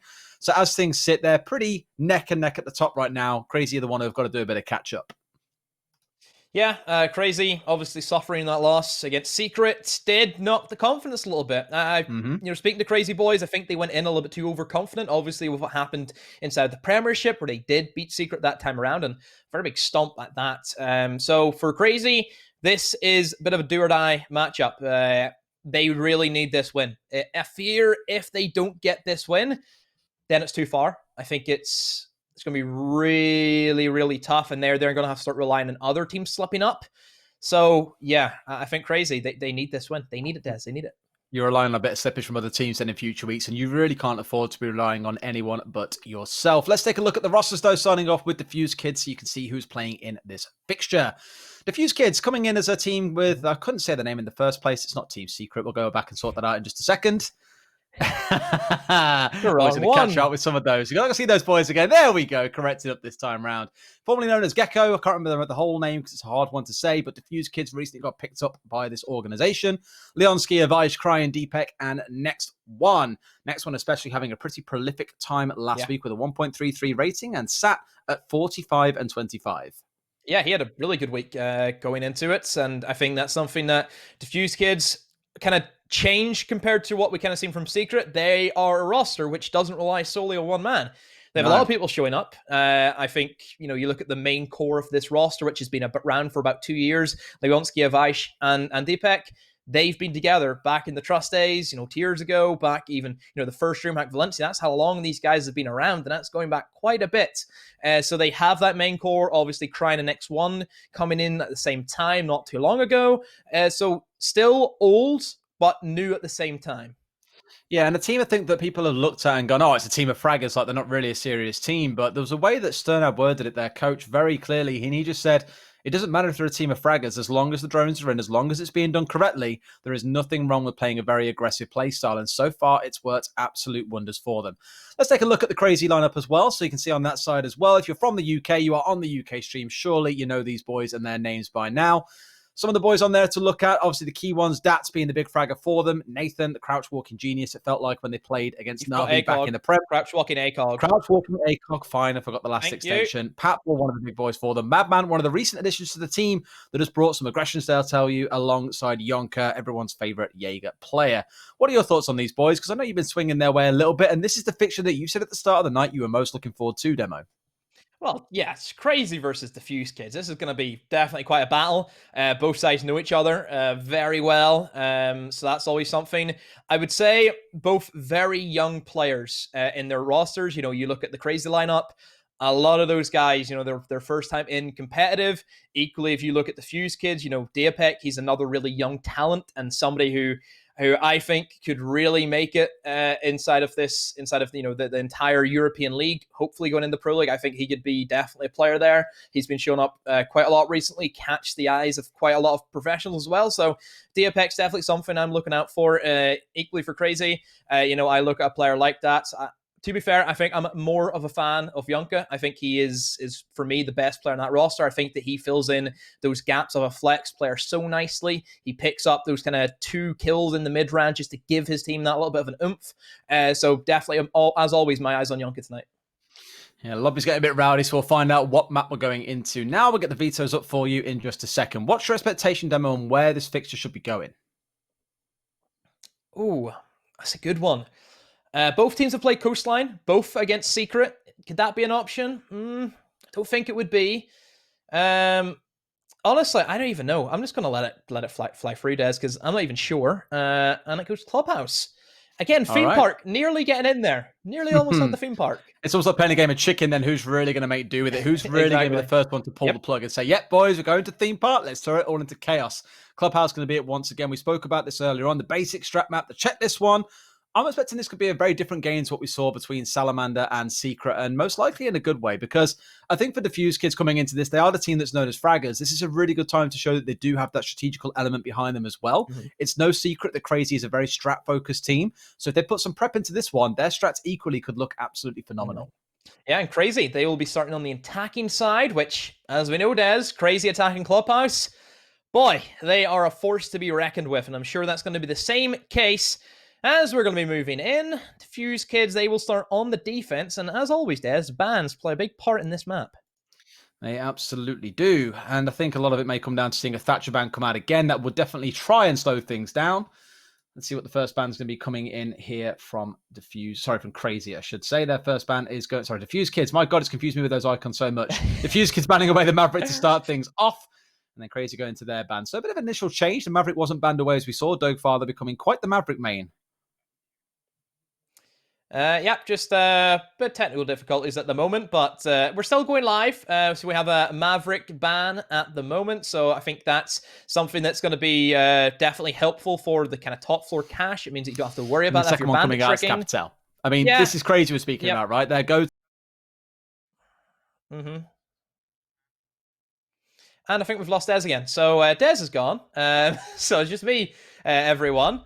So we'll have the Capital ban, like we were saying. That's something that Crazy always ban. And guess what? There's the counterpart. Whoops. They always ban the Mira as well. So there's the 2. And then Bandit. Oh, a surprising one. I can't remember last time I seen a Bandit.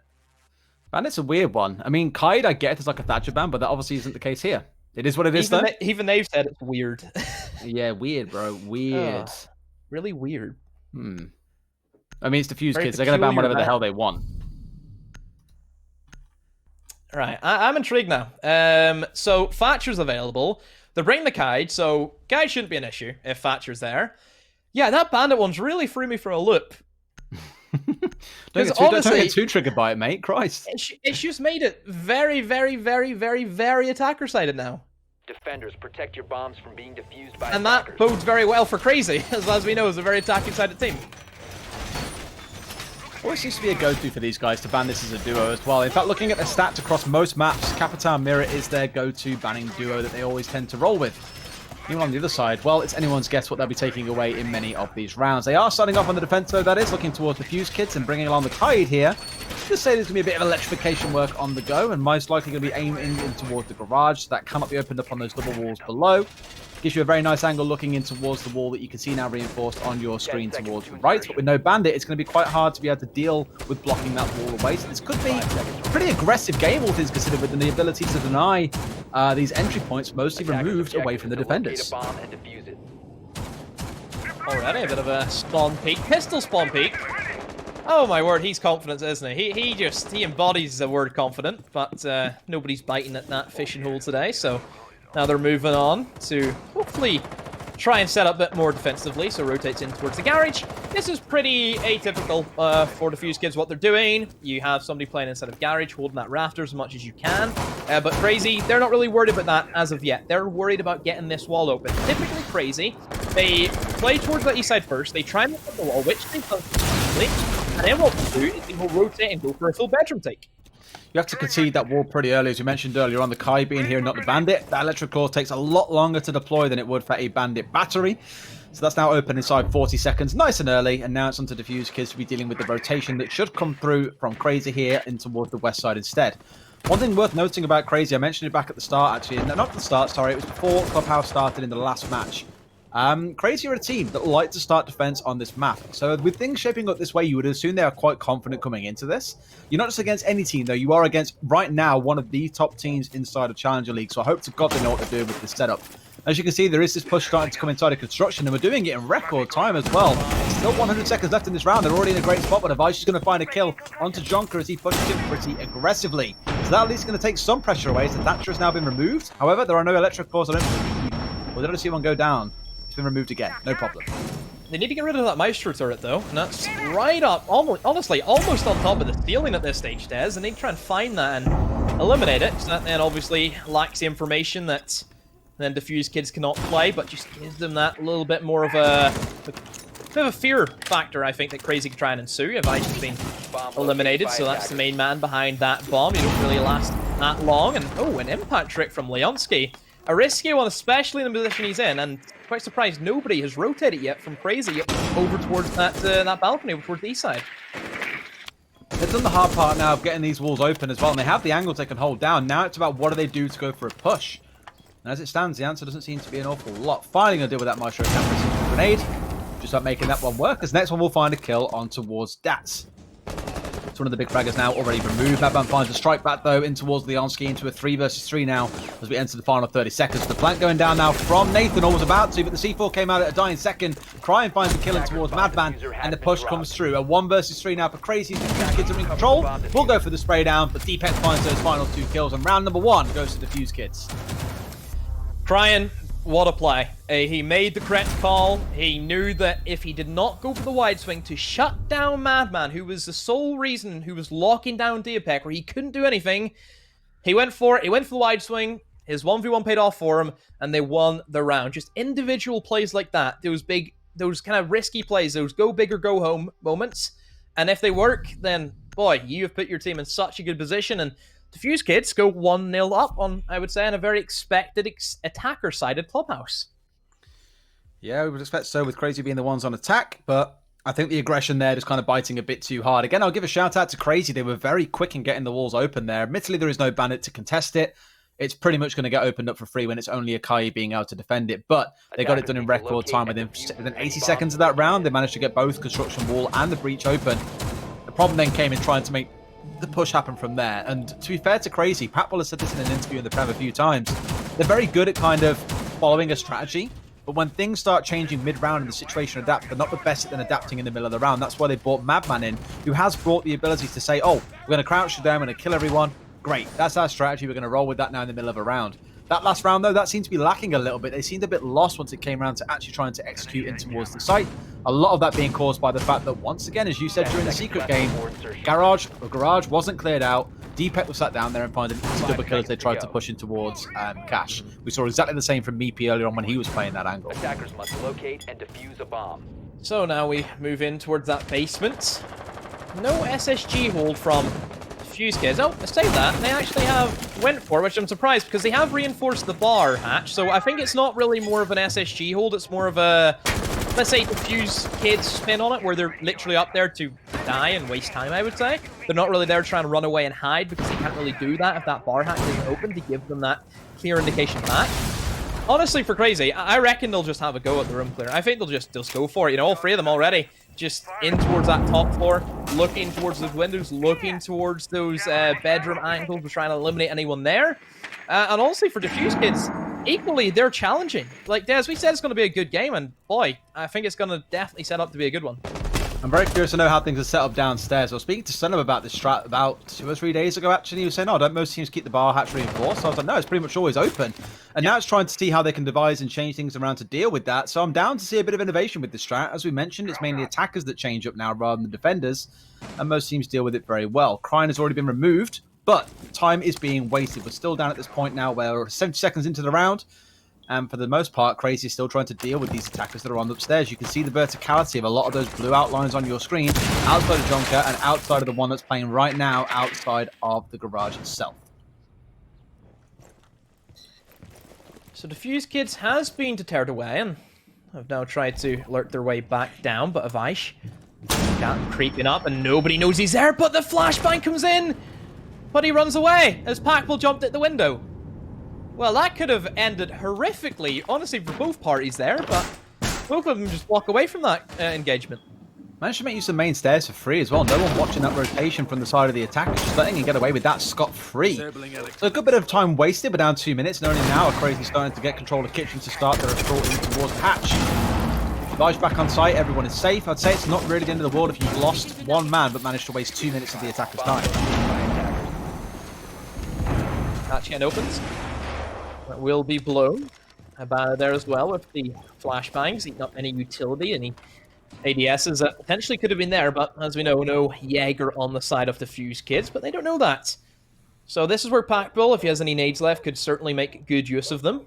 But at the moment, Crazy just holding down their angles. Blue looks to be free at the moment for Dax, and that's a freebie for Madman inside of Dirt. And look at this angle, Yonka holding, and somehow next one knows he's there, but still challenges nonetheless. Crazy have dismantled the Diffuse Kid setup. And the diffuser has been planted. A 1v4 for Dapek. Said he's good, but I don't think he's that good, Des. If you can call that a challenge that we saw a second ago, it was far from it. Felt like barely any shots being returned, and Crazy just played the standard game here as well. Pushing down main hallway, holding kitchen.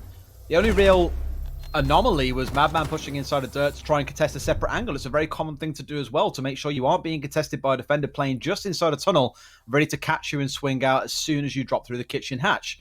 So Crazy played their normal game, and Diffuse Kids looked a little bit lost in terms of how to deal with that later on. They're going to try it once again. They're returning back into Church and Arsenal and taking the same operator picks again.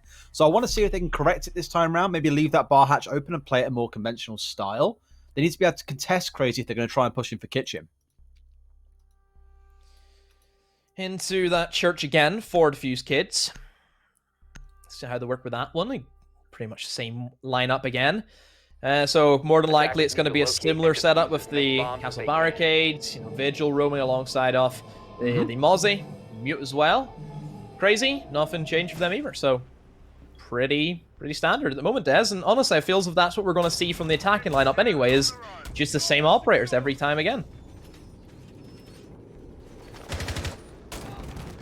Nothing massively wrong with that, to be fair. No, but again, those are like your 5 operators you want for Clubhouse.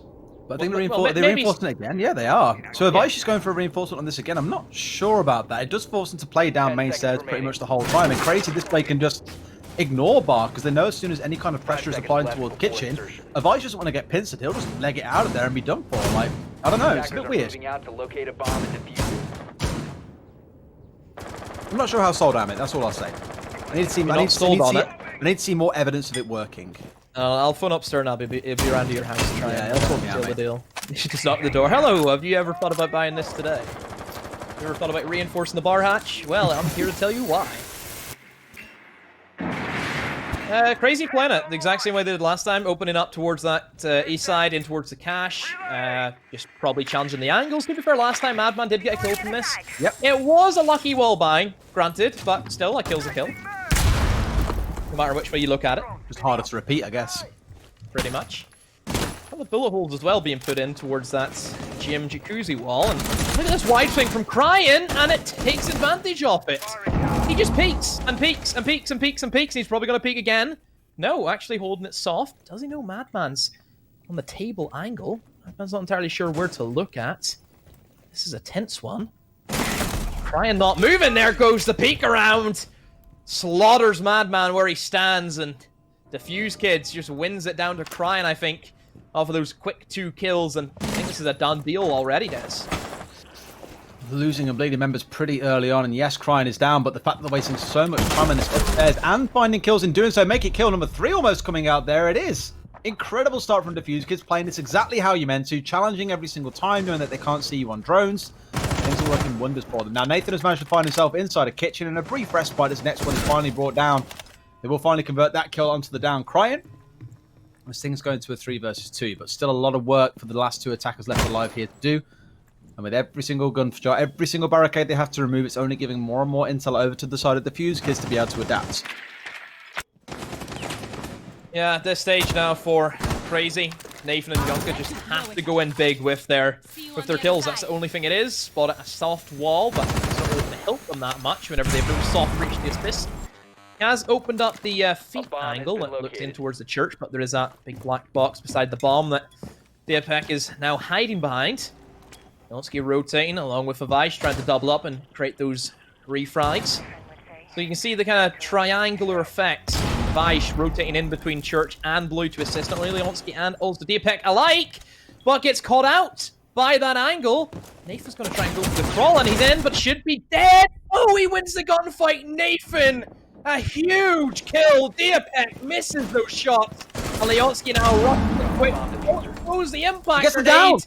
He downs them, and now Yonka has to try and make this happen. He's crawled in. The default cam was not. They know he's there. The ping's coming in. Leonsky. Oh, no way.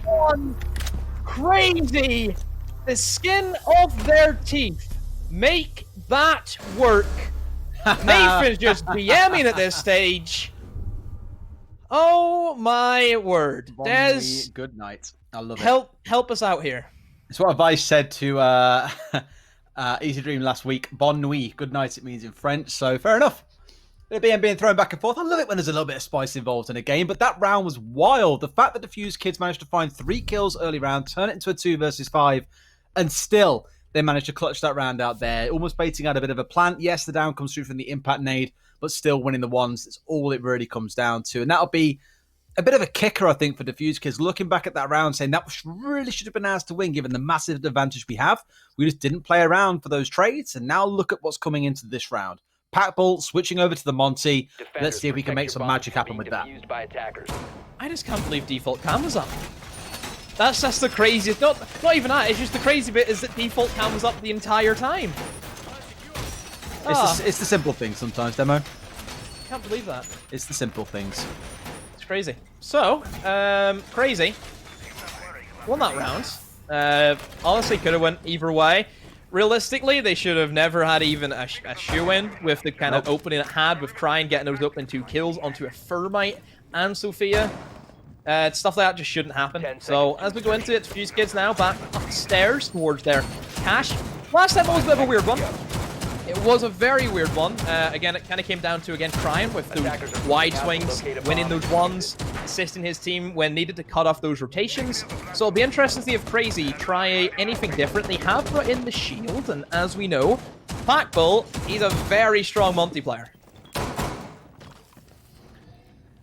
Last time round, as you mentioned, it was a bit of a weird one, but it was very quick. It was probably the key thing to summarize. They managed to get open both walls, that's construction, and the wall they're now facing off on.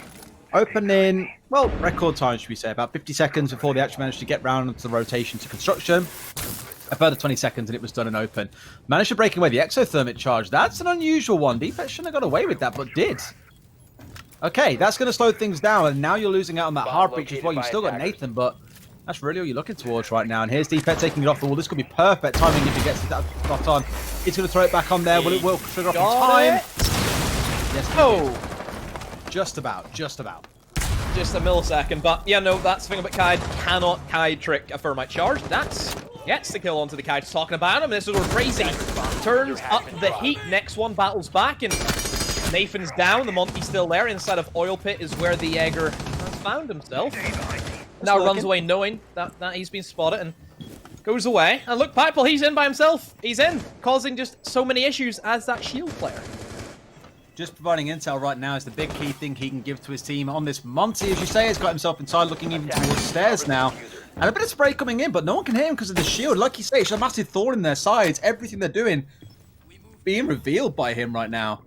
And with everyone else still stacking up from behind him inside a garage, he's in a great spot to be able to call out where players are, what C4 should be expected. Everything that's kind of playing into their favor right now, and this is where you can start staying up different angles. Monty pulls down the shield as Leonsky has eliminated Madman.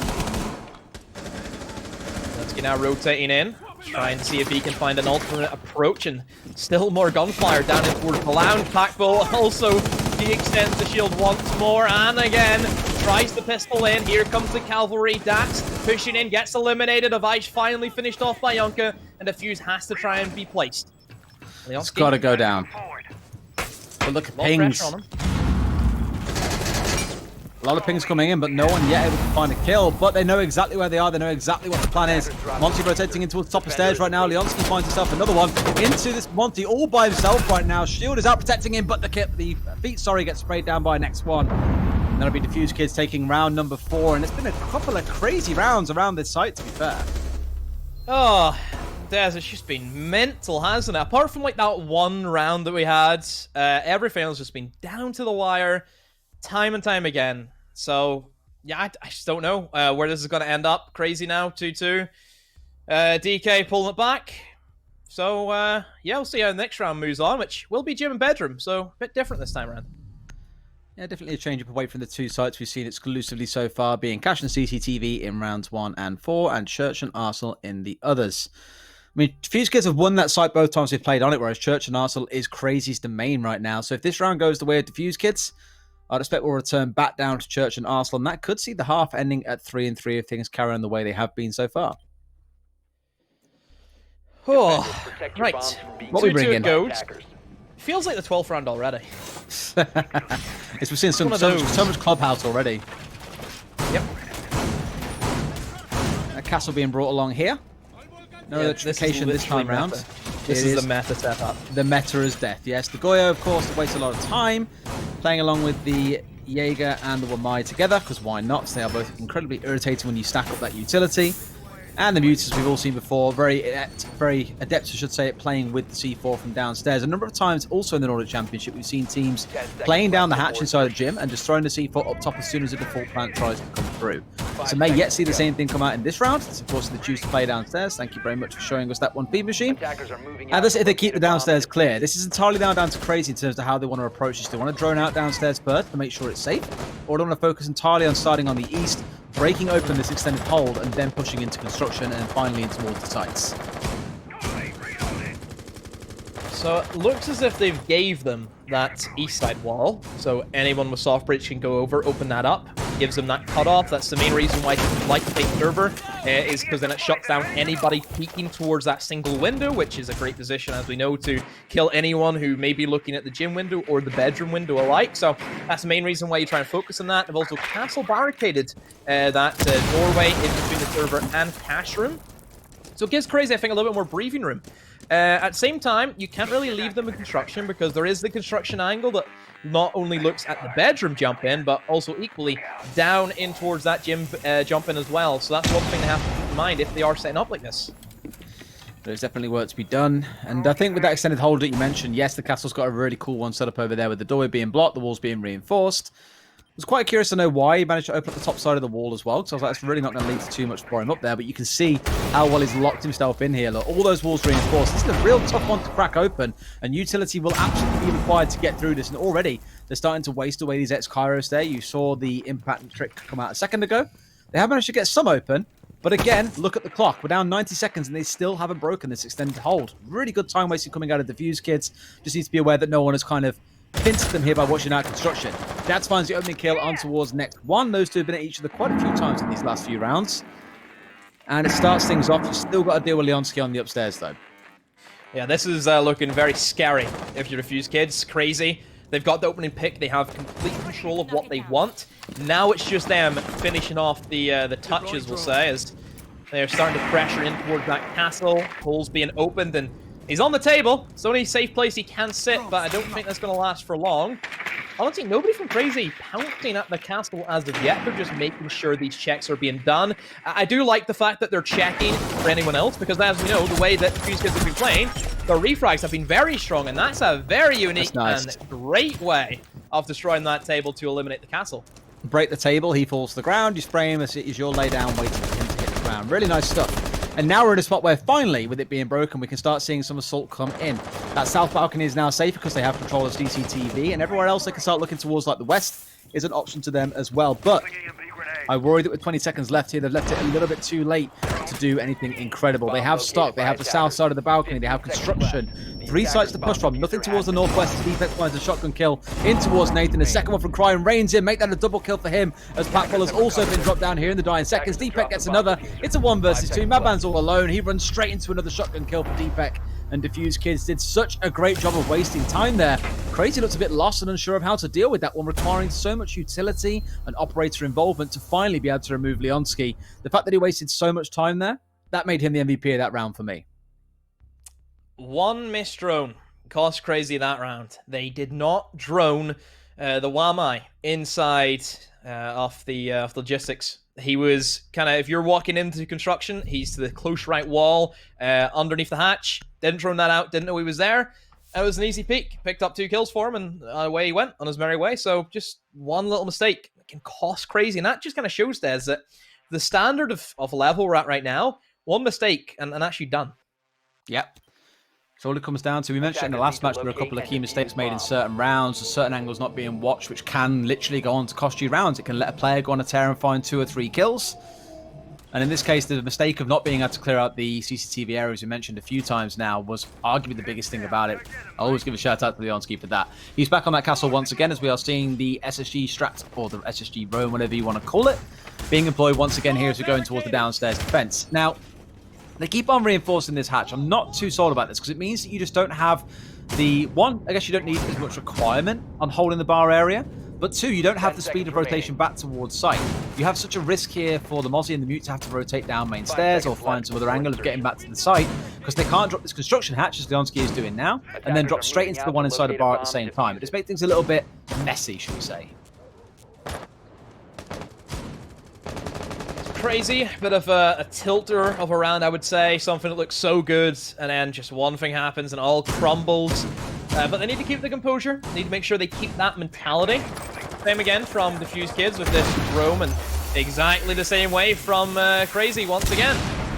Oh, Cryan, lucky enough to skirt past that one, and honestly, I'm surprised Cryan's playing a different position, because last time he did so well inside the cache, and next one over peaks and Nathan punishes him. One thing I will say about next one is that one thing about him, I feel as if that, yes, he is a good player. You know, he's had some great moments, but sometimes he just does some dumb things, just over peaking. That's one of the things that next one just suffers with, and you cannot be doing that at this level. It's part of the aggressive style that Diffuse Kids kind of feign themselves for, but I agree now. That's 2 rounds in a row. Last round it was Dats, this round it's Crazy, where he's dying inside the opening 30 seconds of a round and just making himself useless. And I guess maybe useless is a bit harsh, because he's still playing on the Mute. He's still going to have those jammers down, causing chaos on the top floor for the attackers.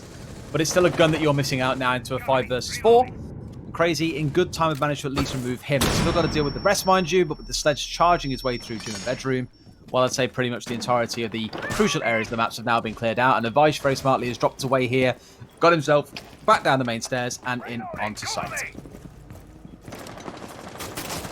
Crazy now inside of kitchen. Packbull's going to start working with the sledgehammer. Doesn't get anything though with that C4 toss. Does scratch him a little bit, but not a kill, which is exactly what they wanted but did not get. No Jaeger, no Wamai, so nades is something that obviously DK have to be worried about. Not only that, just Packbull above eliminates Leonski. Quite surprised that they're giving themselves up to somebody just on kitchen. Surely. Very surprising. They saw him from below then as well. They know what's going on, trying to impact nade him out here. They are down to half HP, but no one is dead. And Avish is still running around. Surely he gets sprayed out. I was going to say Patbull's seen him about 3 times now. It does take the second or third viewing, though, to be able to say, yes, that is most definitely a lucrative property. I'll take it. You are evicted. Removes him from the match, and now we're into a 5 versus 2. Favor currently sat with Crazy to end things out at 3-3 to a 5 versus 1. This could be a flawless round here, as the last one is on main stairs. There it is. And that is all they needed to be able to close things out there. A flawless round for Crazy. Sees the half end at 3-3. Now we're going to switch things over and see them go onto the defense. This is where the fun begins, I would say. Obviously, Diffuse Kids, they're the one who's banned the bandit in this game. Now they don't have to play against it. So what do they have up their sleeves? Are they going to be doing something different where they don't have to worry about a bandit? This is just going to give them a lot more time to prep for things like that. One thing about bandit is, you know, it takes at least, like a minute to get that wall open. You know, the whole process of, you go up to the wall, Obviously, he's going to be bandit tricking, but you still have to drone to see if he is. You then say, oh, he's bandit tricking. Okay, let's go below. You spend about a minute trying to get in towards the stock and the lounge. And then finally you go for the impact trick. And then honestly, sometimes I've seen before, people would impact underneath the bandit. And then bandit would just go over and trick it anyway. So, like, that's some stuff that kind of happens whenever Bandit's there, so there is a big confusion sometimes having to deal with him, so I think just getting rid of it proves that Diffuse kids want to try and play this fast, want to give themselves as much prep time as they can, and hopefully this will lead to a very excellent attack from them. Fingers crossed for sure. Crazy didn't look too bad, taking 3 rounds. I think that's pretty fair. Although, interestingly, the only rounds they did win, Crazy, this is the ones that were always on the Church and Arsenal defense when we had that kind of variety of the SSG strat coming out of Diffuse kids. So, maybe back to the drawing board with that one. It seems to be the weakness. Otherwise, they did look very, very solid on both defending Cash, CCTV, and Bedroom Gym. Special shout out, as I mentioned earlier on, to the extended hold that waited a whole 2.5 minutes for Crazy on their attack. Really well played by the Fuse kids on that front. But now we get to analyze and, dare I say, criticize the defense potentially coming out of Crazy. Fingers crossed they go better for them. If we are rooting for the UK team here, it is one way to look at it. Depends if you're a fan of Crazy or if you're a fan of Sternab. Take your pick on which side you're on. Someone say criticize? Did you say my name? Go ahead, Demo. The floor is yours. Right, listen up, Sterney. Your time has come. It's time for you to take an L. Just like you did in Prem. Oh. Oh. To be fair, the Mice did really well getting second place. Really well. Yeah, you just did well getting second place, you mean? Sterney's revenge, this is, mate. This is the revenge tour. His whole goal in life is to bring down Crazy. Indeed, but today is not that day. It may well be. We've got time to find out. So only halfway through, and in the first 45 seconds, not a whole ton going on. You can see many of the members of Crazy are currently playing on the downstairs. No one looking to play too aggressively right now. That's holding inside of dirt. The other 3 all lurking around site, and Pac will pushing pretty deep up, to be fair. Probably won't find anyone up there, as that has not been a point of ingress so far for the side of Diffuse kids. And a peaceful first 60 seconds. Probably one to be celebrated. Enjoy the moment, the lull in action, should we say. Yeah, it's taking their time, as per usual, droning out, using the utility. No kites on the side of Crazy, so a little bit strange why you wouldn't at least try and do something. Yes, Thatcher's there, we know Thatcher's there, but still, Daz, it's something, isn't it? It's something to try and mess with them a little bit. Just waste time, anything at all you can for this basement. You need to waste time. Got an angle on this window here, and someone did just walk outside. In fact, no, looks like they're rotating back out potentially towards the tunnel. Yeah. Leonski's picked up the diffuser there. He is on the thermite. One of his drones has just been killed off by the looks of it, but in a spot now where I think he's starting to look towards. No, don't just jump in there. You might get yourself killed. Oh, yes, he will. Nathan was holding that for so long. And in fact, this is something I was speaking to someone about earlier. He said Nathan will literally spend the whole round holding the single angle for 2 minutes.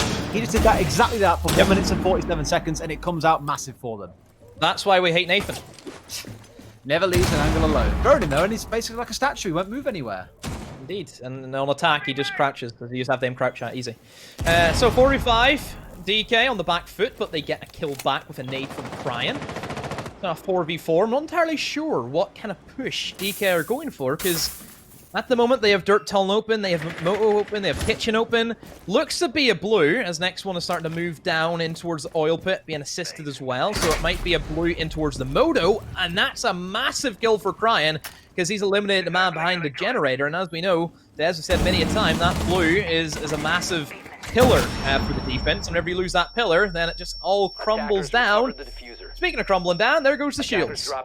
But here we go, backball underneath. This time it was Nathan earlier, and now it's Patball's turn. Stepping up big for them, smoking this out as well. 10 seconds left, and that is such a crucial smoke. He even finds one inside of the hallway. This is all coming down to him. Lay down, though, the drop shot comes in, but that's finds the final kill, and Deepek, after finding that penultimate kill, cannot convert the last. And Crazy, by the skin of their teeth, though, as you say earlier on, they take this round. My God, how close can this fixture get?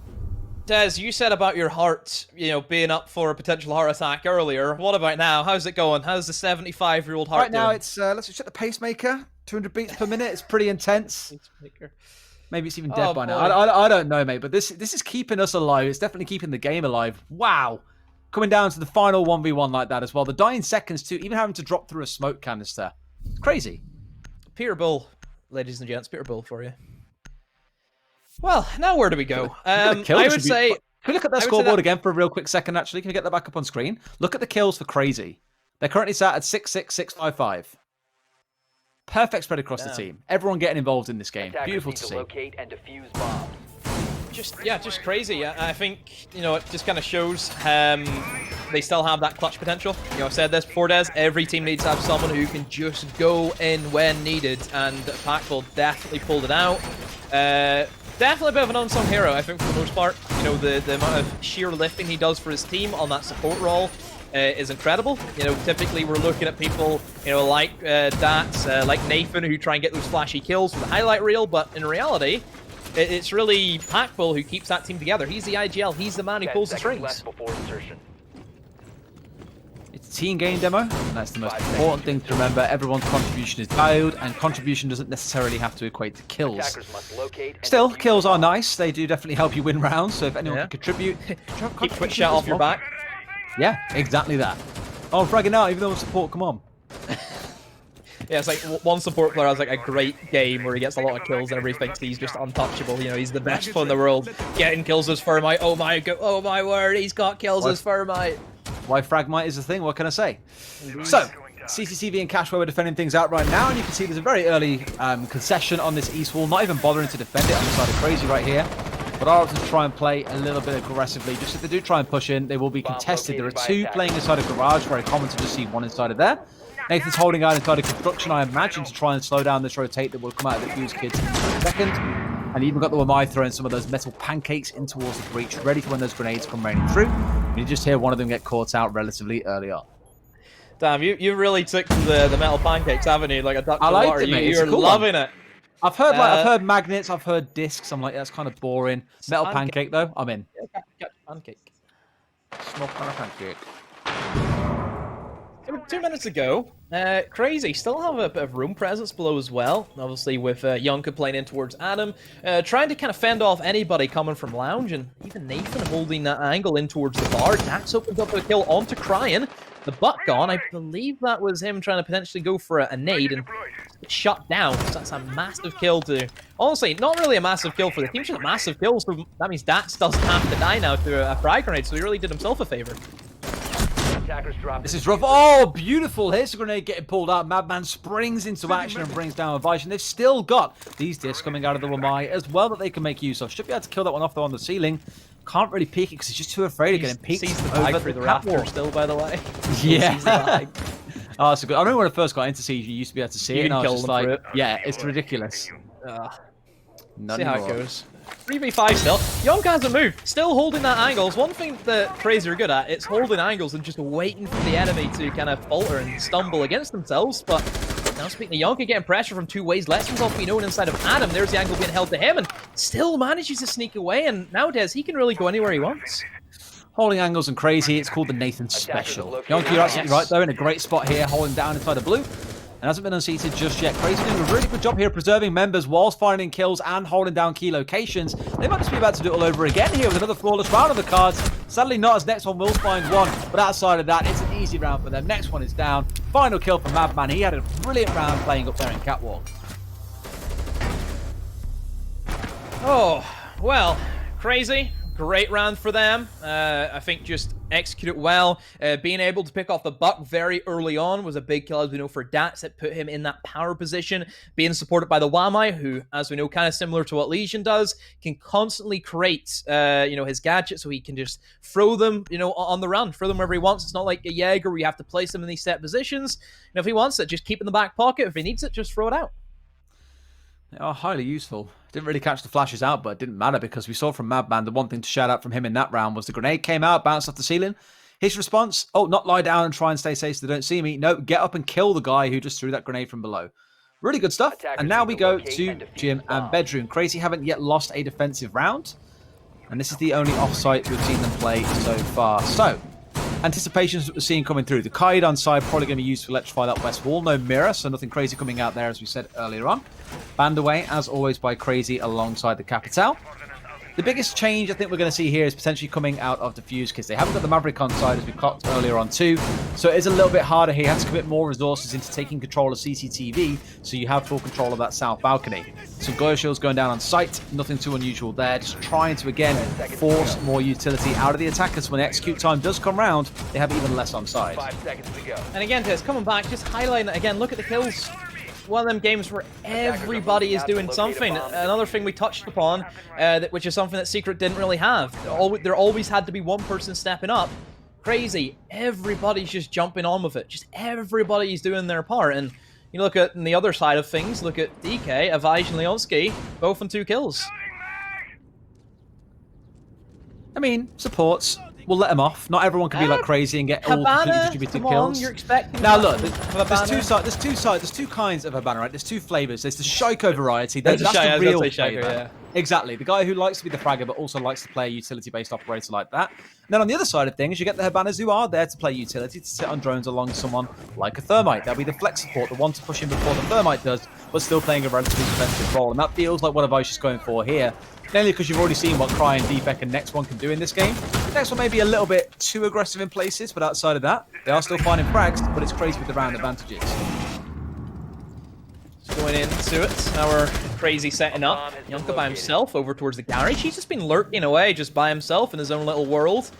Which is expected from his kind of playstyle, where he just lurks in the shadows, waiting for an opportunity to strike and pounce. C4, it's cooked and thrown over, and well, that was a bit of a bad one for Madman.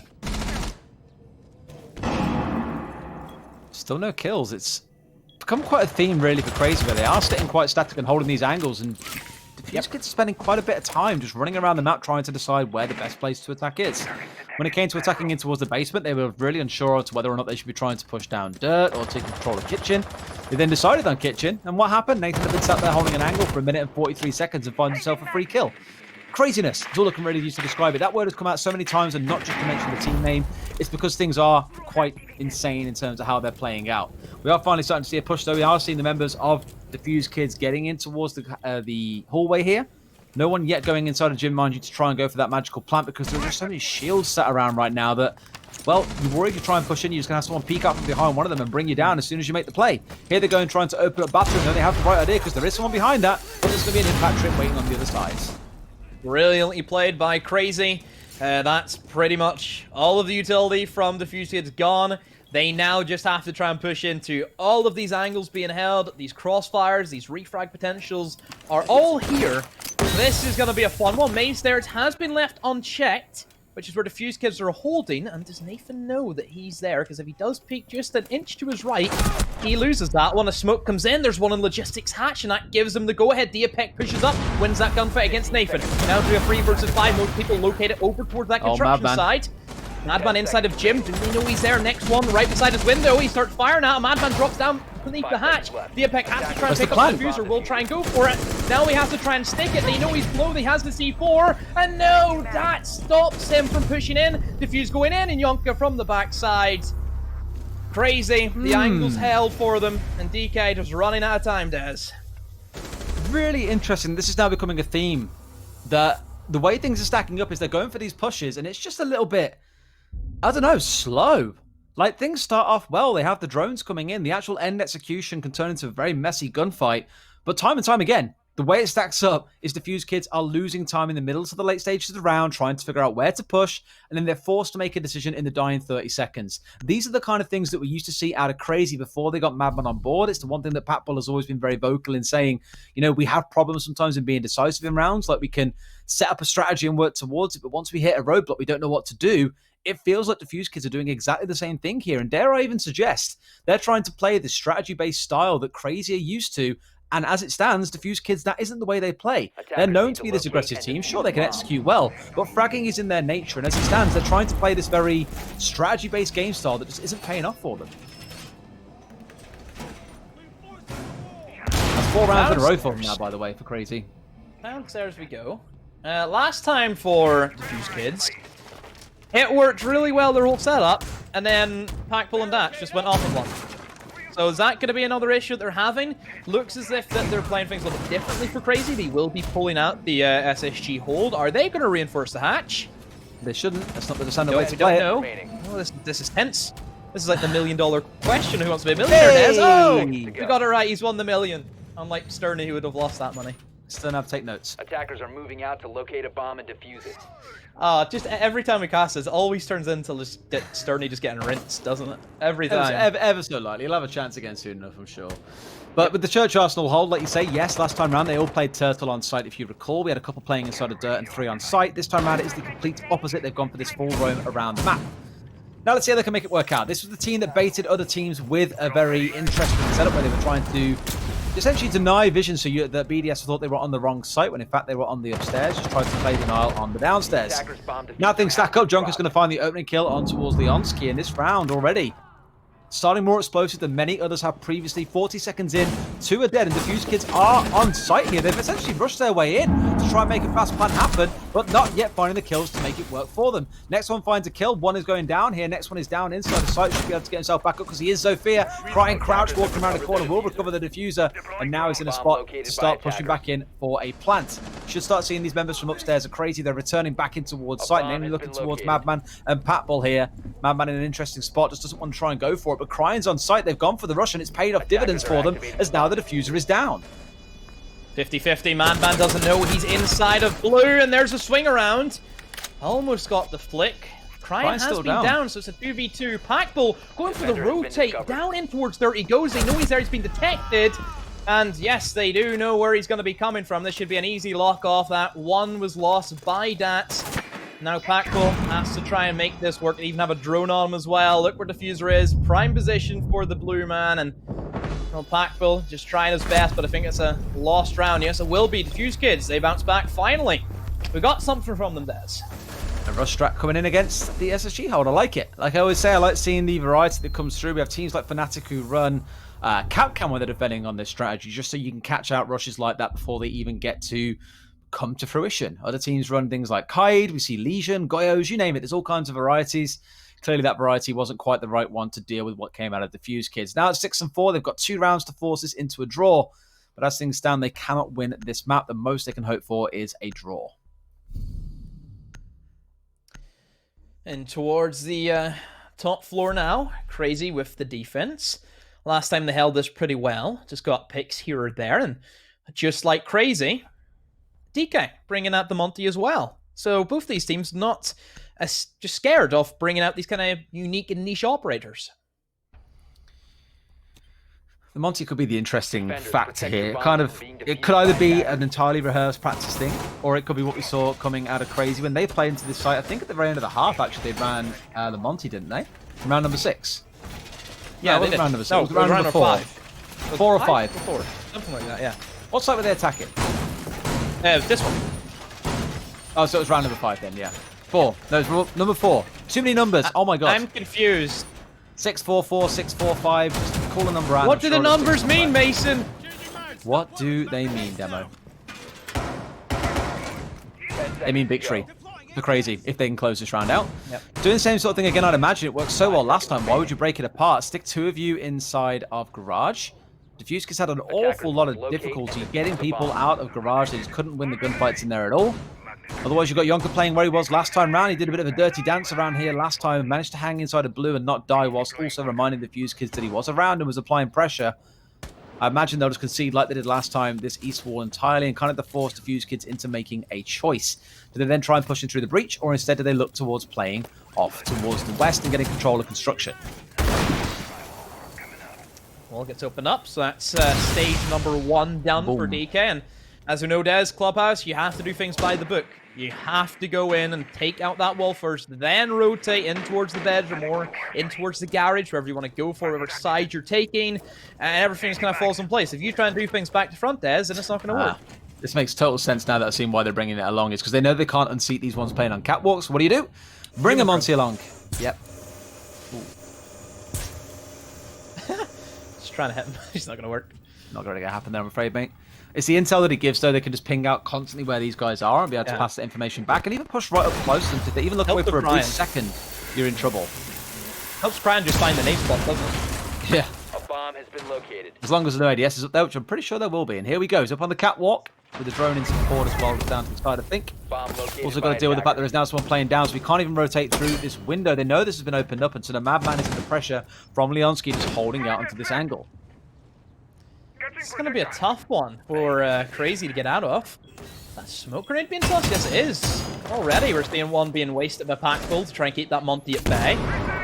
Still, he's just standing strong where he is, and goes Jaeger getting stunned out, and will a quick pick come in? But no.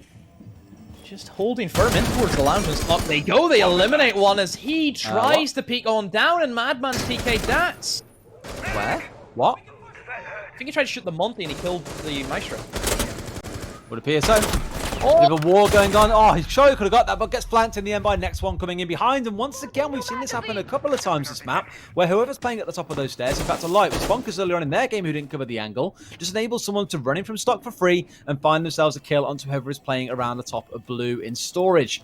So pretty crucial to lose that this time round. That means there's no pressure on this balcony, and Monty should be able to push outside a garage for free and get himself now to get into a spot to start looking to plant on site. That is if Patball doesn't put a stop to that, as they found themselves 2 more kills. The Monty is gone. And that could be massive for them. Leonski in a spot to start going for this one. Will try and stick the plant out. No C4s coming out initially, but manages to make it almost work out. Yes, he will. It just about goes down. Immediately down as Patbull finds a triple kill in this round. A 1 versus 2 for him. Probably not a whole lot more to be said. There is diffuser down though, and if he can hold this right, he might make it work. Finds a double kill, needs 1 more to close this one out for the boys. In orange as it stands right now. The angle being held by Patbull. Looking the wrong way though. Look the other side, my man. Doesn't look the right way. A shotgun could have done so much work, but Deepak clutches it out. And they still manage to find that round. Looks like they're just not willing to roll over and die right here, Demo. Oh, Big T, as I believe he goes on the streets. Big T clutching up. Just a 50-50, a horrific 50-50 to lose Aspie, given I'm sure Packbull's kicked himself for that one. But Deepak clutches up where he needed to. That's why he's one of the star players for them. And, well, it was a sloppy one. Really sloppy from both sides. We had a TK thrown in there.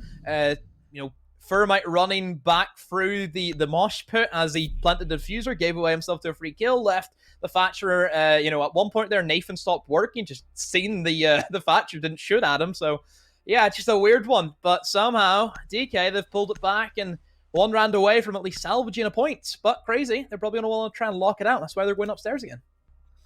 Attackers need to locate and defuse Oh boy, as many if bombs. Crazy give this one away after being up 6-3, they will be absolutely kicking themselves. I've got no doubt. On a map that they regard as one of their favourites, I think it's fair to say, it will make things incredibly tough. But let's see how this last one can play out. Once again, we're seeing Diffuse Kids bringing along the Monty. I do not blame them. Having won that last round, it does mean, of course, that Crazy can return here, as they have now done, and have the capability to sit and play in the same spot. So, of course, if it works once, why fix what ain't broken? Didn't have the option to return back. Sorry, I lied. They did have the option to go back to June bedroom, but opted not to. Despite winning that one relatively comfortable, I want to say. Members of Diffuse Kids looking a bit lost at points, not quite sure where to go. Downstairs, obviously not available because it was won the round before last by... no, also available because Diffuse Kids won it. I'm very unsure about this. I think they're going for the cash. Is obviously the Monty was, a different kind of spice being added into the mix. They weren't really prepped for that. They weren't expecting it. Look at the operator that they've changed out. They have now Nathan on the Legion to specifically counter that Monty. If Monty tries to walk up the trail and stats, he's going to sit there to either take damage and eventually die, or else he has to back up. He has to move away. And whenever Legion just constantly make those Guman and keep stacking him to that side, then it works well. Absolutely true. Yonka trying to cause some trouble around Strip here with a run out, but not quite to be the case. Deepet was holding nearby, I think, just in case. Even got a Claymore down on that door coming out of Strip, so they can deal with that one should any shenanigans come out of Yonka. And I think that's exactly what he's trying to do again right now. Would find Deepak, I think, if he runs out here. It depends on whether or not he's on the wrong side of this van. I think right now he is obscured in safety. Yeah, can't see him. Nope, so he's pretty safe from there. I have to wait until Leonsky goes open the wall. That's what he's waiting for right now. Just waiting for the call to come out. Yeah, because he's not going to move unless he knows that wall's open. The only reason he plays there is to kill somebody if they're trying to push in to kill the guys in castle. Yeah, because he knows the wall's open, so he can play the angle he wants. Located by attackers. Defender has left there you go. Now he can see that. Just got to sit and wait and hope for the best that someone does finally peek it, Or at least with go to push it, assuming it's perfectly safe. Here comes the Vaish, and actually getting zapped from the Maestro turret. Let's be careful for that, and as a Monty, you want to try and keep as much HP as you can. There's the long angle. This is definitely much more of a counter strategy that Crazy just made just here on the fly. They've put people in different positions. They've obviously brought in that Legion to assist them with that, and Yeah, honestly, Junk can just keep peeking that just constantly now. And honestly, for DK, not a lot's really happened for them. Moving very, very slow. Hasn't been as quick as maybe they would have liked, but somewhat to be expected, I suppose, after how they've played most of this map. It has been very, very slow in the mid to late round. We've kept on calling them out for it and saying it's an issue that they need to address. Yonka's still lurking around strip, so hasn't yet found much success here. Not that he needs to worry, because it's given them enough to think about that there is no immediate push coming through. Monty only just now starting to make something happen. May yet see them try and escape here as one grenade comes in. We'll find one down at the very least. That's taken down. But you've still got Madman lurking. We've already seen what he can do. Vaish finds one on towards Dats with that pistol. Vaish finds a second with a pistol, doing some work here on this Monty. This is the aggressive kind of Monty you'd see out of someone like Pengu or Psycho. In a great spot here to start looking for a plan in the default spot as Crime finds a third. No way they're about to take this victory away from them.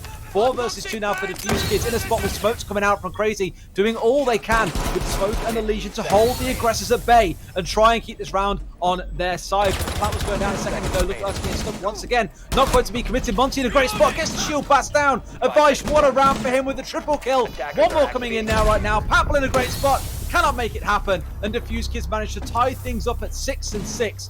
What an incredible comeback for them in the second half of that defense. Oh my. Vaish. Very, very lackluster the entire game. Put him on a shield, and away he goes. Triple kill to win that one out. Ah, well, 6-6. Both teams take away the real gun, and he'll do magic. Both teams take a point in that one. Crazy. What's the communications like at the moment? How do you think? What do you think the team speaks like at the moment, Des? Pretty tilted up wager. I think after giving away a game like that, where again you were 6-3 up, like the game was yours. 1 round in those last 3 was all you had to do after winning 5 rounds back to back. It's a real shame. Honestly, a real shame they're giving away those crucial points there. But for Diffuse Kids, that is no doubt a massive sigh of relief. We spoke earlier on and said, for these guys, this is their chance to establish themselves at the top of the table. Probably can't quite do that right now because Easy Dream, having drawn 1 and won 1, are in a similar position. They need to go on and win map number 2 if they want to be able to retain that top spot alongside Easy Dream. Otherwise, they're going to slip. Honestly, for Easy Dream, they want another draw. They want both these teams to tie against each other. They're obviously, yes, they would like Diffuse Kids to lose, but then obviously that puts Crazy back in the running as well. And you know, you don't really want that either. And as we know, Crazy and Izzy Dream, they still have yet to play. So you have to look at it from a kind of perspective where Izzy Dream are sitting. They want both these teams to drop points across the board. So I think overall, I think both teams will probably come away with thinking we should have had that. Both teams will be kicking themselves that they didn't win that matchup. But overall, I think it puts it down to how evenly matched both of them are. And Des, that's only map number 1. It is indeed only map number 1. There's still another map to come. Hopefully not another clubhouse. I'd like to see Diffuse Kids go to a bit more of an aggressive setting. Theme park. Let's not start this chant right now. We'll go to a break and you guys can carry that on in chat if you want to. When we come back, final game of the evening between Crazy and Diffuse Kids. Don't go anywhere.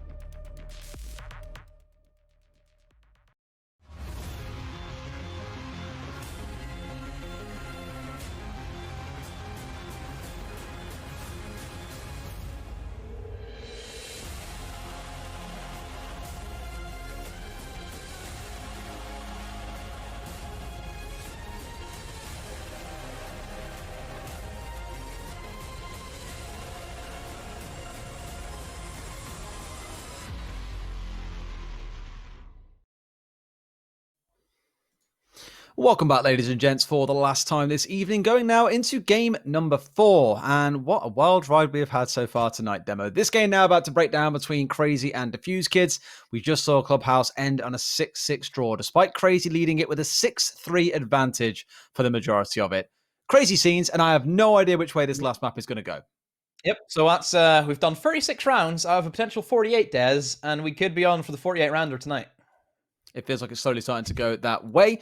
Just as a reminder with how things have played up so far, we saw Diffuse Kids generally into the mid-late stages of the round looking a bit confused, a little bit lost, failing on the execution a couple of times, but really started to get it together, especially with some prolific multiplayer towards the very end from Avaj. Sat on 2 kills for the whole map, and in the final round, I think he found himself 3 kills. Unbelievable. Yep, just one of those times where you pick that operator and you just go off on one. That last round was really weird because we kind of expected that Crazy had the counter set up for the shield. You had, the Legion placing down those mines. You even had Yonk and Strip trying to find that long angle. Didn't actually get a kill from it, which is unfortunate. And then he had to rotate back, cut off by rotation. But yeah, I think they were really lacking a bit of the denial. We seen Dats get naded. Wamai's right beside him. I don't know if he's not placing his Wamai's in the correct position, or else DK, they're actually shooting the Wamai charges, because keep in mind, you can hide them anywhere. That's the only thing I could think of why they kind of lost that, was because they didn't have any utility to stop that nade. Once you lose that Maestro and Garage, everything else just crashes. It's a bit of a mix around, I think, because with Wamai, the one thing we're seeing a lot of teams do is actually in the middle of a firefight or the middle of the round throwing these discs out, or the metal pancakes, as you keep on calling them. Throwing them out in the middle of a firefight or firing them out when they know a push is coming through, because you're trying to catch out the more killer grenades, the frags that are coming out rather than the flashes.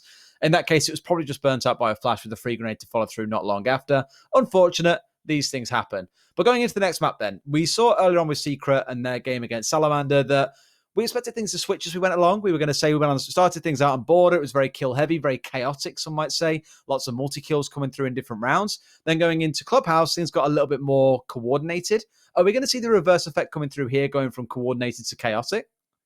All depends on the map, doesn't it? I think that's always something you have to look at. I think the map kind of balances out sometimes. There's certain maps where you don't have the freedom of being able to play aggro. You have to play in a certain way because you need to keep certain operators alive.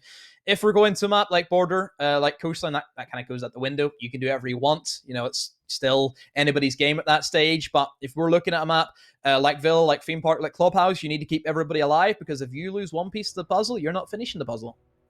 Exactly that. And it's the hype that this game brings itself. Just to kind of step back and look at it for a quick second, thinking about it, it's honestly mental how things are stacked up between these two and how intense the games are getting. It makes Challenger League very exciting. And we're going back to where the evening started. So we've now gone Border, Clubhouse, Border to close things out the same way. So it does look like it's the reverse sort of effect, where they have the choice between Consulate and Border. In this case, clearly Crazy not fancying their chances on Consulate, despite it being one of their favorite maps. Double Consulate there. So I'm guessing that Coastline would have been the ban for the second to last one, and then it would have been DK banning Consulate first. So I'm guessing that's probably what it was.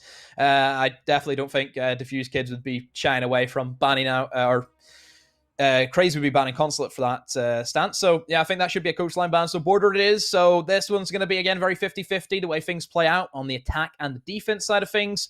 Bans are up in the air. Bans can be whatever you want it to be. I wouldn't say that there is essential operators that you need to get rid of to kind of favor one side. Obviously, I think, Mira's always a go-to for really any map, as we've seen. Maestro, Echo, always going to be in consideration. Attacking sides, probably the Capital ban, I would reckon. Capital is great for clearing off certain positions. That half wall in towards the armory is great. The smokes as well come into great utility. So overall, it just gives something else to the team to kind of utilize. So that's the kind of bans you're looking at. But for the most part, Border is just going to be kind of up in the air, and we'll see how teams like to play that. Yeah, the one thing I think I'm looking forward to with this map is the fact that it's not as restrictive, because where Diffuse Kids really got a little bit stuck in that last map, as we mentioned, was the mid to late round when it came to actually executing. Very good at being aggressive early, clearing out roamers, pushing in towards site, getting themselves set up ready to execute, and then just kind of freezing. Whereas on Border, that's not such an easy trap to fall into, I feel, because there's a lot of soft walls to push through. Of course, can be reinforced. They can be opened up quite easily. There's a lot of soft flooring, and it's a very common element of this map. So I think there are more options for Diffuse Kids here, where they'll feel a lot more cozy in their attacks. But we'll see how things stack up. But here we are about to get live with the game in a second. Well, we are quite behind schedule, because each game has just gone on so damn long so far this evening. So long. And I think that's going to be another one as well, to be honest, Des. So see how things work out. As we move into it, will we see another 12 rounds, or will it be a quick one tonight? Will it be a 7-0, 7-1? Who knows? As we head in towards border, and we'll start seeing these up bans come in. So Crazy on the defense first. As we've seen, they were obviously only attacked the last time in Clubhouse, so see how they fare on the defense. Thatcher ban, another Thatcher ban. Another one. Teams really aren't feeling the Thatcher very much today, are they? I don't know what it is. It just, like, I get it. He's very strong for destroying ADSs, for destroying Meister turrets, obviously bandits and kites. Right. Okay. What is Sterney doing? They've seen secret play. No. What's Sterney doing? What's he doing? I honestly reckon it's come down to the fact that they're double banning away now any kind of removal of that. So it's going to come down to playing things like the buck from below to be able to deal with gadgets on the upstairs. Like, I think it's no secret that Secret have played it. Secret played the Carly earlier and used it very effectively as a replacement to the Thatcher, whereas on the other side we saw Salamander using the Thatcher. If you really want to double down, the same way we see some teams removing double hard breach, for example, this is just another kind of repeat of that in a way, in that you're removing that ability to destroy those gadgets. So it's going to make things hard. In a way, it's weird because for Diffuse kids, it's nothing else that's going to slow them down. They're the ones that we have seen struggle to play aggressively in many instances. But it's like, even though, yes, Kali is designed to eliminate electrified walls, yeah, and destroy, you know, shields, whatever it is, she can do that with her gadget. But most of the time, the areas that you're bandit tricking, you're putting Kai charges, all destructible from below. That's one thing Border has, is a lot of destructible floorings. It's not as if you're playing on Cash, where, or in Clubhouse, where you're playing in towards Gym, where there's not a destructible floor in Gym. You know, you could place like a sneaky Kai charge. I just don't really get the Kali ban. You know, Kali, yes, has that gadget, but Kali doesn't get played for the gadget. Kali doesn't get played, bare minimum. Yes, the gadget's nice, but you're putting a nice gadget on a horrific gun that has a very high skill ceiling that is, honestly, more of a detriment to yourself than anything, because if you just one shot, then you're done. So I just don't get it. Like, Maverick's available. You know, IQ can go below and eliminate a Kaya charge if that's what you're fearing. I just don't get it. I just don't know what she brings. It's that option to force people to play downstairs. I think that might be a big one, because if you're looking to play as the team that's playing the aggressive defender, you can afford to hold downstairs and shut that out. So rather than trying to start a war on the top floor, you force one to happen on the downstairs. Not that it matters too much in this round, because all the team being brought out here is Nathan on that mute. May well look to do so on towards this wall towards the east. As it stands right now, it is still being left soft, mind you. But there's a bit of a spread coming out, as you can see, looking in towards the fountain area, looking in towards security. A pretty atypical southwest halt coming out of Crazy here to kick round one off. Des, how do you know that Sternab isn't actually our double agent? He's here to sabotage DK. He's here to what, DK? He's here to sabotage them. You reckon? Doing the How UK do we not know massive that favour. he's working for us? How do we not know this, huh? This could be all a troll. This is if ever he gets into an interview, I'll just stand up at the last week when Diffuse kids win, but they lose out while at 1 point and Crazy make it into PL. He'll be the one doing the interview, and he'll get up and just rip his shirt off and just go, "It's Crazy all along, boys," and have a jersey on them underneath. What do we think? Should we ask chat? Chat, what do we think? Is Sternab working for the UK Massive? This is all a ploy. What do we think? Oh god, I love conspiracy theories. I love it. Just not managed to get away with that one. We both just went at the same time. Oh. Risky one. As soon as you see that blood splatter around the screen, suddenly it's a bit of a dangerous time. But gets away with it all the same. And the Fuse Kid's got a very heavy setup here on towards the east side. We spoke around this earlier on. Some teams have a very heavy preference for attacking the west wall. Others do like to start inside of office and make their attack begin over there. A lot of control being exerted by Crazy right now with these rotation holes around the main hallway in towards Fountain and back in towards security. And even with the control on main stairs right now, though you feel very exposed from behind, they must know that there is a lot of attack coming in right now from Diffuse Kids off towards one direction, so haven't got to worry about their backsides getting shot. Yonka, very low on HP. Half the round already gone. He's just downstairs in sight, opening up some angles he can potentially help his team with, or even in a late game, could use to rotate up above and try and stop the defuse if that's the case. But at the moment, not a lot happening. Nobody's shedding any blood as of yet. Minute to go. Drones are coming in to try and assist Cryan, who's on that main entry as an Ash. But still, there's a lot of utility upstairs, along with the Goyo shields. You have some heavy hitting guns upstairs, along with the Maestro. There's the holes from below being used by Nathan, and that assists his team just a little bit more. That's what I thought we might see more, was this kind of like reverse vertical play, because they can't easily get underneath and destroy gadgets if there's someone playing down there. That looks to be his role. A bit of a crucial few shots being missed, but enough to put Cryan down right now. Now he's got a job of trying to keep himself alive, and alive he will stay. Madman finding out to crime before finally getting traded out by next one. So they're in a spot where it's a 4 versus 3, but no member of Crazy is looking particularly healthy right now outside of Packball.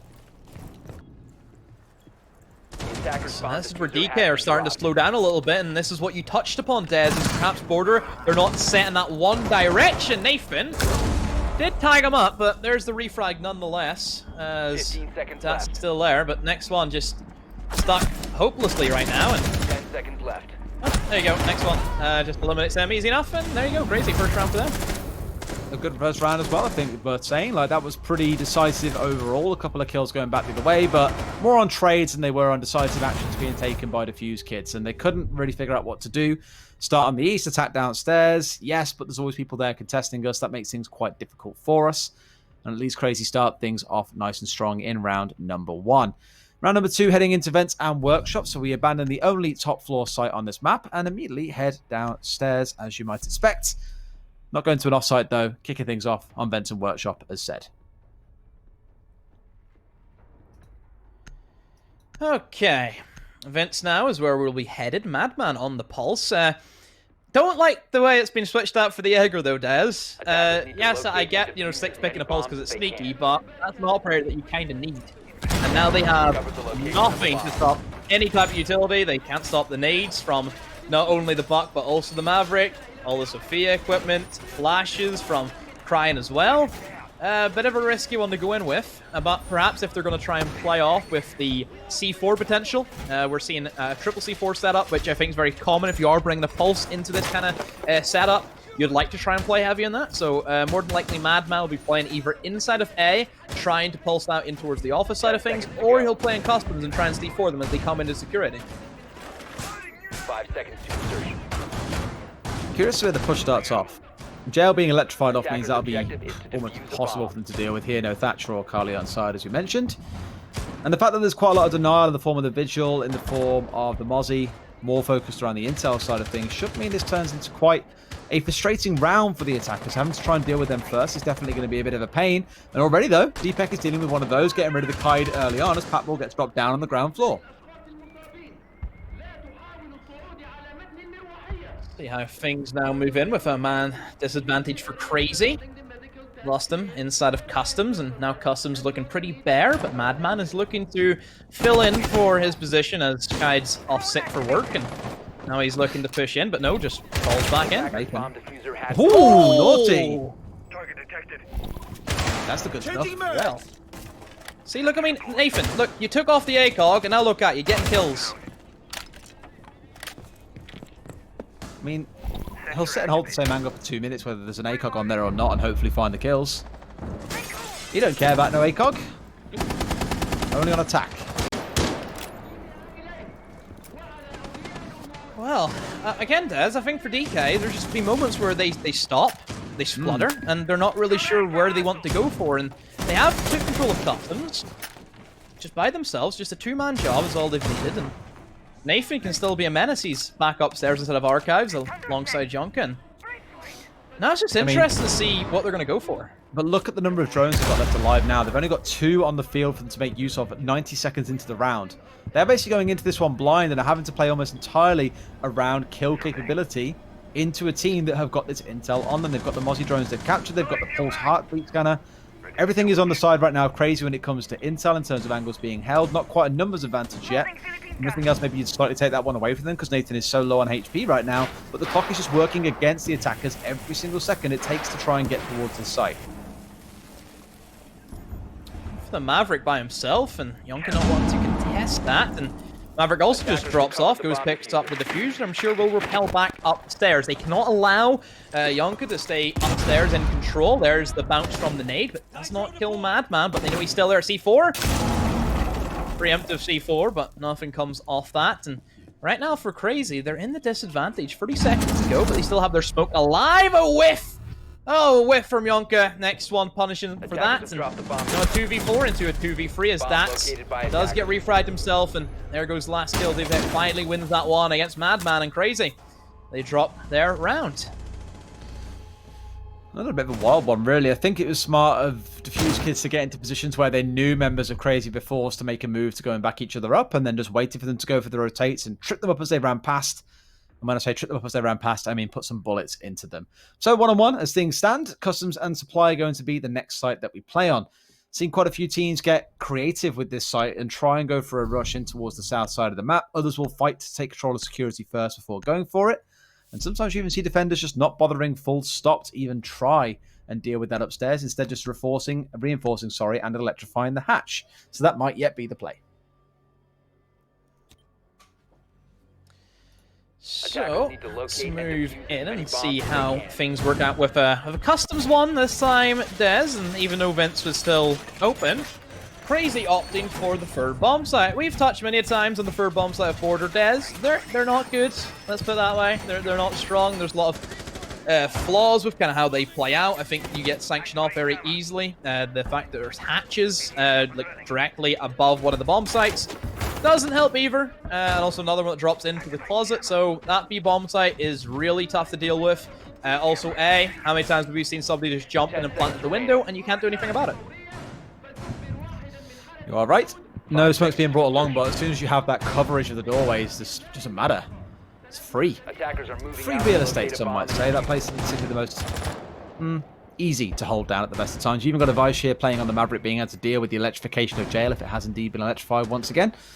But that's what we assume so, in which case that may well end up being his first priority, to bust open so they have that nice angle. It's not electrified, no. Huh. I think just wait until somebody does come over and try and open it up, but for the meantime, just holding on to them. A Vice droning in towards that waiting room for the East Stairs player, which is next one on that Sophia, trying to entry on in. Has been mute jammered, Dez as well, so that's one thing they're kind of playing off. Well, I suppose the electric off finally. But I don't know why though. Nothing's really been put down on the quad walls as of yet. Yeah, I'm kind of confused as to what they actually hope to do with it as well, because looking at it, you've still got a Vice playing on the Maverick, and he can deal with that as he is right now, without even having to worry about that. If nothing else, it hurts them because of the C4. I find it funny that they're bringing Mute and the Kai to try and counter hard breach whenever they're not actually bringing any hard breach apart from the Maverick, who doesn't get affected by both of those operators. Attackers drop the diffuser. It's very surreal, but kills are already starting to fly. Nathan with one onto Attackers Leonsky. recovered the diffuser.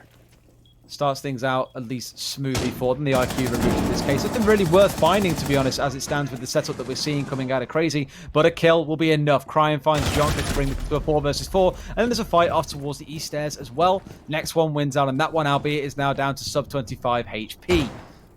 Still got them trying to hold off on towards the south door at the south of Customs here as well. And the attack may now start to come through. As you can see, this stack starting to assemble around waiting room. No push coming in immediately, but you still got the Maverick doing some work on this wall as well, just trying to open up these vision lines to find out where the defenders are, get some chip damage down at the feet, and force them to have to do a bit of happy feet and get moving on their way out of there. Nice position though. Stats has the C4 at the hand as well. Yeah, also has a nice gun to challenge at close range. No recoil. All you have to do is just land a couple of sprays. Perhaps at longer ranges you'll be questioning him, but really in the position he's at, he doesn't need to worry about those kind of angles. Madman, however, has eliminated Deepak, who tried to push in by himself towards that north side and towards that Vince room. Two players stacked up outside the breach for next one inside of Workshop. Just riding tight and waiting. Again, Fuse Kids have got to a spot where they feel like they're making some kind of progress and everything's just kind of held up. C4 going to come out. No, here's the rip and then immediately backing out there. He can just keep on doing this all day long to wait. Out it comes there. Should find him for free. Yes, he will. It sails over a little bit far, but Cryan isn't fast enough to pull the trigger on that one.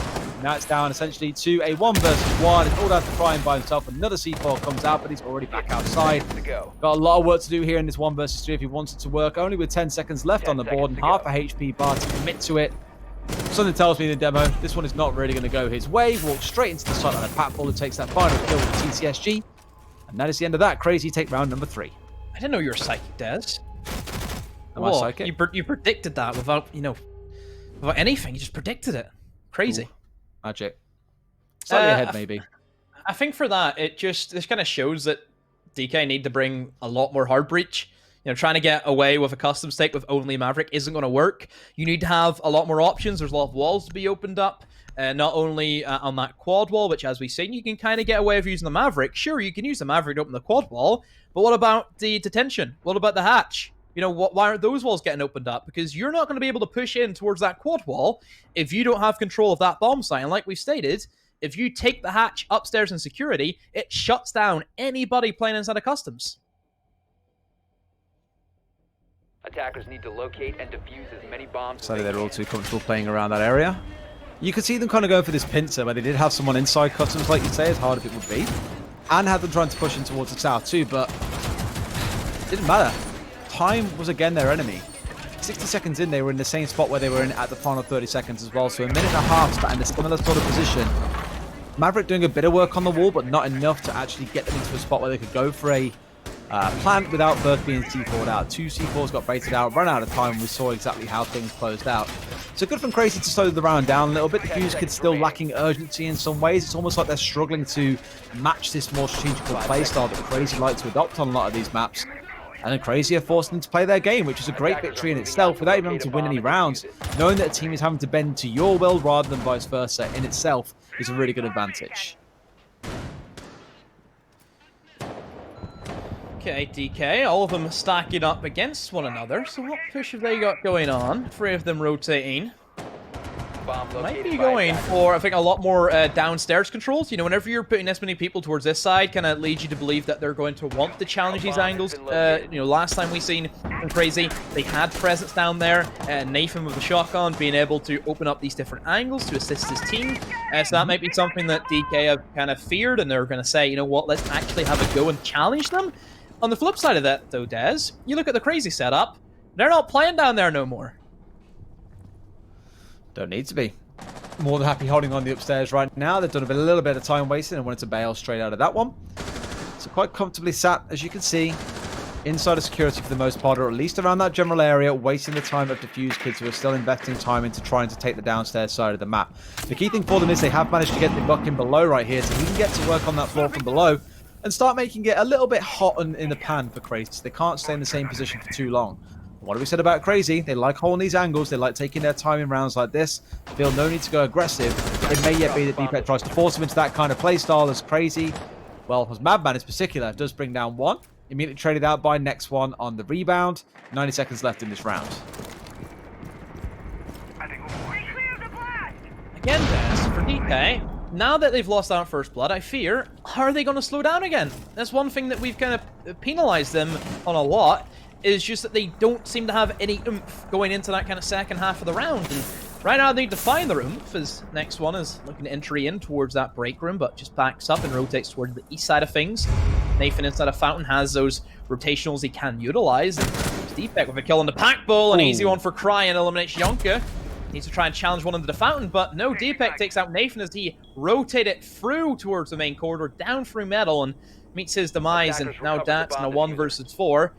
And that's a lot better from DK. They're winning their engagements. They're just playing it slow, waiting for Crazy to make the slip up. And now Dats has the LMG in hand, but all they need to do is find out where he is, and it should be an easy slaughter for them. Rotates in towards the armory, and finally does DK, looking a little bit more professional on their attacks.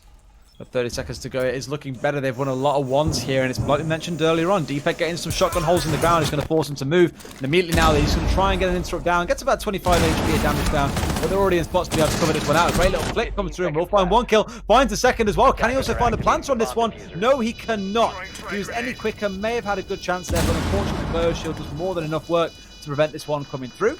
And there should be a crossfire set up here now by the members of the Fuse Kids to make this incredibly difficult. Should find the long angle. Yes, they will. Down goes the Maestro, and that will be around for the Fuse Kids. Literally trading rounds back and forth here. It's as close as we could have asked for. Tough one for Dats in that position. The crossfire, even if he pre-fired next one, then we would have seen the swing around from the Maverick, an easy retrade. So yeah, the Fuse Kids definitely set up their angles well in that post plant. So yeah, 2-2 as it goes. Expected on border, very 50-50. And once again, Des, I'm feeling 12 rounds. What about you? It's definitely feeling like it's going to go the full distance if this carries on. Again, the way it's been ping-ponging back and forth, just either team taking it in turns to walk away as the round victor suggests that's the way it's going. And I like how the small bits of adaptation we're seeing coming through are making a difference. The round in supply and customs was a little bit messy. There wasn't really the opportunity for Diffuse kids to play the map. They were forced to play in 1 or 2 angles in particular.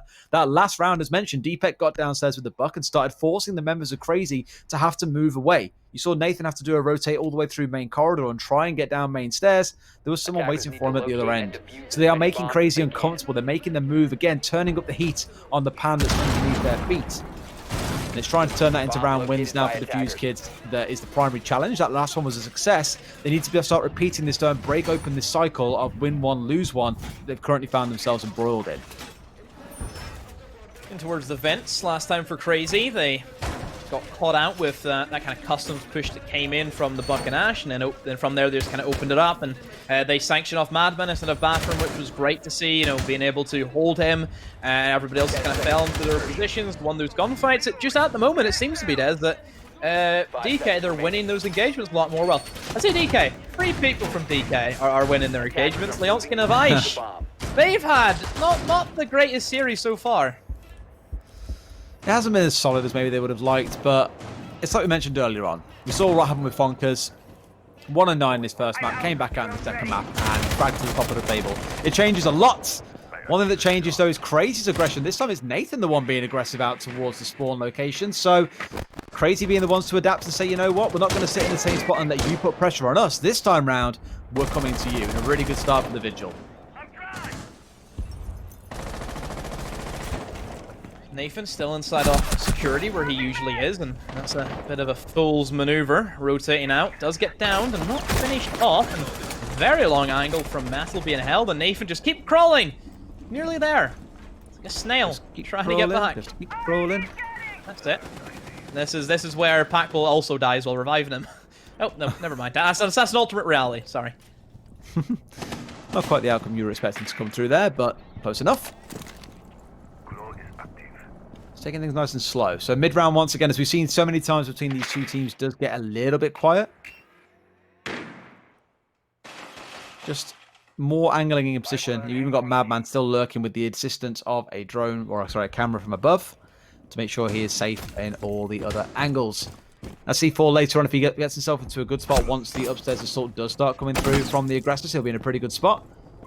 But they're not even bothering right now. I think they've got 2 upstairs right now and 2 on the downstairs, and they know exactly where the pulse is as well. Deepek now starting to contest that. He'll try and get this kill from below, and he does with a great grenade onto the soft flooring. Down goes Madman, and he is out of this round. Deepek playing really well this series. Really impressed with some of the work he's been doing as that main entry. Very smart plays, I would say, coming out from him. And that has gave their team quite a big confidence boost. And there it goes, as whenever one leads, more will follow. And Crying now inside of Bathroom in a great power position. All 3 members of Crazy upstairs, trying to play off the vertical holes that they've made themselves, along with hatches being open. Wall starting to get drilled by the Maverick, but Yonka just waiting at the moment. Packbull on the hatch. It's going to be tough for Crazy. Packbull has decided to drop down into the bomb site. So they've thrown him up, they know where he is, and that bathroom, there's that bathroom, that's going to be the problem. Right, it turned to be that way. The fact this is open, they have this full range all the way through the sites, means for defenders now they are very restricted in terms of when they can move, and Crying absolutely agrees. From that long angle, will find a kill, and this should be able to restrict the movement so easily. Jonka's trying to play aggressive, but is finding himself out, does get the one spray come through. I'm not sure if that was an accidental spray, potentially coming out of Nathan, but low HP, the pair of them now. The diffuser is down, they've got work to do in this 2 versus 3. He's looking the wrong way. I don't think he even knew that he dropped down now into a 2 versus 2. Finds a third one as well. How on earth is this working out for them? Into a 1 versus 2, and Leonsky has got it all to do. This could be the magic round for him to pull the Fuse kids ahead, or they continue in the cycle once more. For the C4 to open up this wall and try and find yet another angle. Right now, he's holding somewhere completely different. 18 seconds left on the clock, and they can have one of them afford to go for a defuse whilst the other tries to press aggressively. That's exactly what they're trying to go for right now. The angle isn't being held. He could just spray through the soft wall if he wanted to, but no, he doesn't spray. Nathan gets a triple kill. They'll make it out of that round, but literally how different that could have been if he just sprayed through the soft wall. Wow. Oh my. Don't know if anybody caught on with it. I don't know if it was Nathan, if he meant to do it or if he didn't mean to do it, but essentially he did it where he baited out the hatch drop, where he kind of teeter on the edge, and it kind of drops you, but it doesn't actually drop you, so you make the noise. And we've seen the Ash peek in, thinking that he dropped. So I don't know if that was Nathan being a genius. I don't know. Or accidental. Again, we don't know. Because it's Nathan, let's say it was genius play. We'll say it is just because it's Nathan, because why not? You know, he thinks he's the mastermind, so we'll give him the benefit of the doubt. But yeah, just great retake from Crazy. Absolutely phenomenal. Back into the old cycle of Crazy win, Defuse win, Crazy win, Defuse win, Crazy win. That should mean that the 6th round goes the way Defuse kids and things get tied up 3-3 at the half. Interestingly, the exact same scoreline that we saw earlier on between Team Secret and Salamander. The game back then, how do we describe it? We described it like a game of tennis. Now, even in this series, it's starting to feel very, very similar. Admittedly, the last map a little more decisive. 4 rounds to Crazy in a row, and then 3 to Defuse kids in a row to bring it back to a draw. But this one on border, definitely flip-flopping either way. Yeah, very even. But now this is quite a big one to see who's going to come out of this half in the better end of things. Will it be Crazy going 4-2 up, or will we see an even split? I think we've seen an even split in 2 over a game, and then one time we've seen Salamander and Clubhouse go 4-2 up, I believe. But for the most part, it's been pretty even for all our games tonight, Des. Yeah, Clubhouse was 4-2 at the half. Yeah, it absolutely is. It's what you want to see. Isn't just a complete and utter defender slaughterfest. It is a mix and match of both attackers and defenders having some success. But for Defuse kids, this could really do with being a success to close out the half, like we keep on mentioning. Now into supplying customs then for this site. Starting off on the top floor. Gotta be so wary though. Look at this. Oh, you can see him there. He saw the leg, but just didn't click fast enough. The Vice going to bring down Nathan to get things off, and that is once again Nathan going for, yes, rats, I agree. Starting to look pretty aggressively there towards trying to shut down those on their spawns. Oh, one of those, and as we can see, they're not happy. Nathan knows that he should have had that one, but it is what it is. So let's see how things now move in, as Packball has been able to pull one back from below, utilizing those shotgun holes as always. Something that I think Crazy have been excellent at using, not only just in Clubhouse, but just in general, the way they kind of play with their shotguns, their smoke, their mute players. They really like using that combination of the shotgun plus SMG. The more Vice talks in chat, the more I think Crazy just become aware that slowly they're starting to get under his skin a little bit here. These aggressive angles constantly being held, just stopping the attackers being able to be as comfortable as they want, orchestrating at the pace they want these attacks. It's Nathan forcing them to react to him, but either way it turns into a kill. The Vice, you should see, is also now dead as well, so it's not quite the end of the world. As you say, it's now Rat Central. I love it. That's his go-to word. That and meat. Rat. He loves saying the word meat. Rat's just great. Barrel. So, minute 10. You see Crazy, very separated from one another. One in bathroom, 2 in sight, 1 inside of vents. Everybody from DK is upstairs, essentially, apart from next one, who's trying to go on a little hunt towards blue. They have just lost Deepak to a C4, and that bodes well for Crazy. Next one now backing up, knowing he's by himself. Leonsky has managed to square away a kill onto that. A lot of pressure on next one to see if he can prove to be a great player in this position. One outside, double door, it's going to be crying, and now 2 of them has to deal with them. At the moment, everything seems to be scattered, not just on Crazy side, but also on the DK side as well. A great angle being opened up by next one, but doesn't land the shots, jumps on in. They should hear that wall animation. Now they try and capitalize on it. Crying has eliminated 1, and finally next one. He gets the kill he was hunting for. Packball, 1 versus 3. Where have we seen this before, Des? Well, last time he tried it, it was trying to defend, I was going to say, in towards CCTV on Clubhouse. He didn't manage to make it work in a 1v4 there. Shall not make it work here in a 1 versus 3. Defuse kids, closing out the round as we said that they should, ends things in that half 3-3. Border has been so ridiculously close tonight, and that looks to be the continued trend. 6-6. I think a double draw is on the cards here, a 6-6 scoreline. Ooh, that could be a tight one to see, split points across the board again. Izzy Dream sitting there saying, yes, we want that. But in reality, I don't know. I'm feeling a 7-5. I just don't know who to. 7-5 is what it should be, so it sticks up with the other scores as well. Just as an update as well, on the other stream, on the other stream, sorry. Other screen. Yes, August are currently up 4-3, and they've just switched over to their defensive half. So it just feels like constantly that both games are starting to sit at a spot, or both streams, sorry, are having constant draws and 7-5 full round games all night long. No 7-0s here, ladies and gents. No 7-1, 7-2, 7-3s, or even 7-4s. It really is coming down to the wire that much. All 12 rounds, that has to be. So, see how things maneuver as we've had that split Des and in towards that armory at the top floor first of all, and a security hold is what seems to be coming out for DK. I'm wondering if they're extending towards office as well, because that is typically something we see being comboed, is that you have the security hold accompanied by the office hold, and there we go. One reinforcement finally being placed down, and that will finish off, I believe, the full set of those walls, and yes, it will be.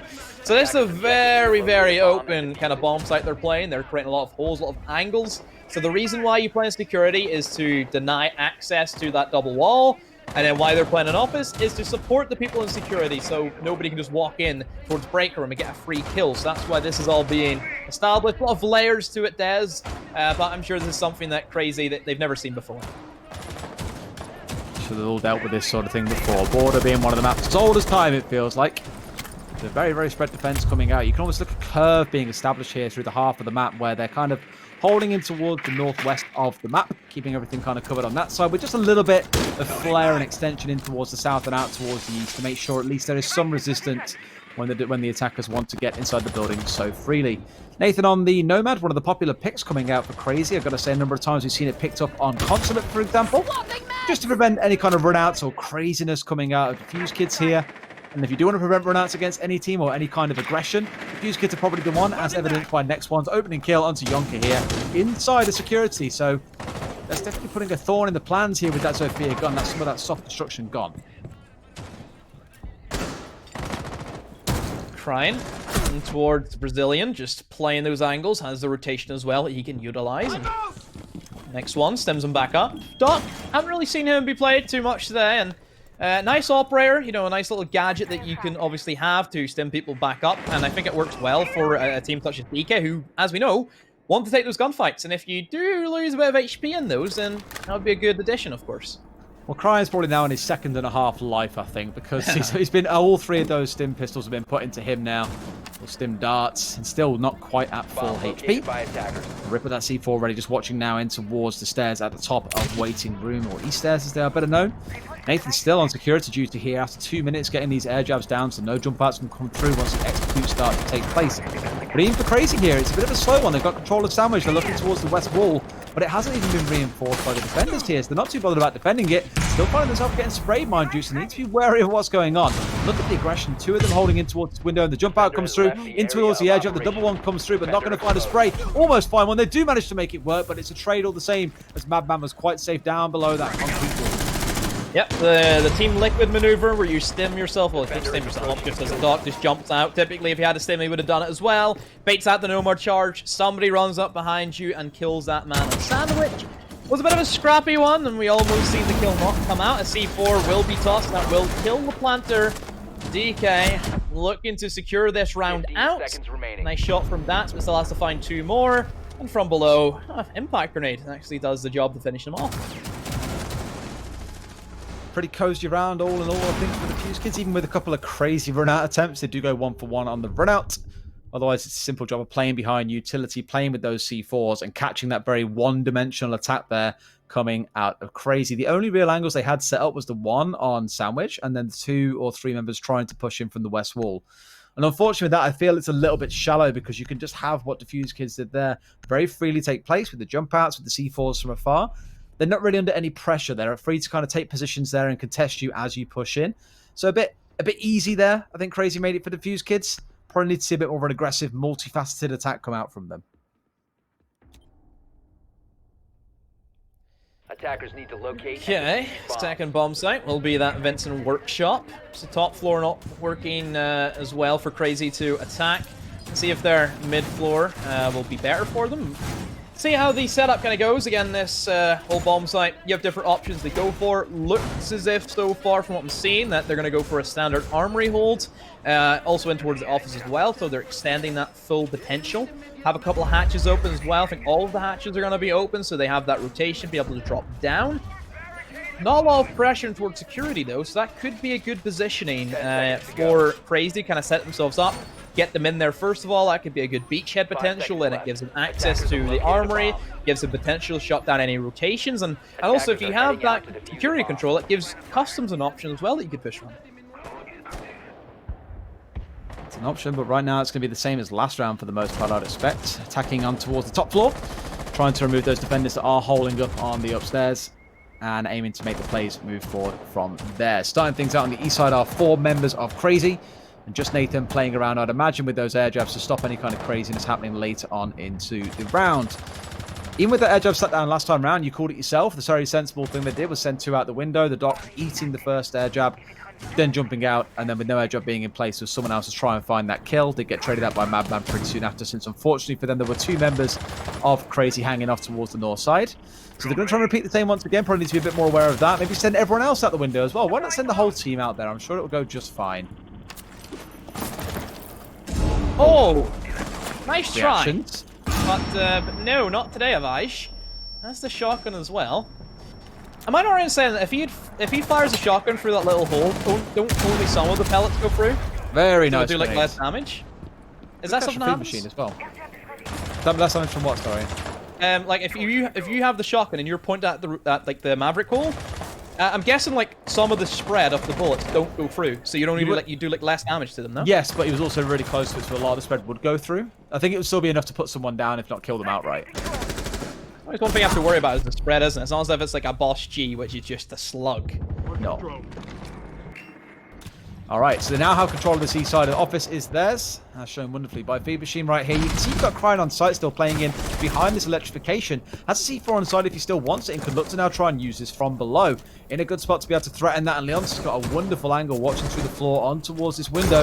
They've got the ability to contest, but a lot of it is playing vertically. I don't know Crazy if they even know that all this drop down has come out of the members of the Fuse Kids. They're a pretty smart play to rotate most downstairs. Problem is now you're going to have to get back upstairs to be able to contest them once more if they can get inside the site. Long angle, being held by Deepak on towards that construction concrete side of things, and Nathan sprays down in the barricade. I don't think he knows he's there. Here comes the drone and gets shot straight away, so now he knows that one's going to be close to his wall. The peak comes around, trying to destroy the barbed wire. Oh! Deepak comes off at the wrong time. If he had extended just a little bit more, he would have been able to get a kill at least. And now for Crazy, this should be a landslide for them. One's inside of office, gets finished off, and what's wrong, guys? You don't like that play?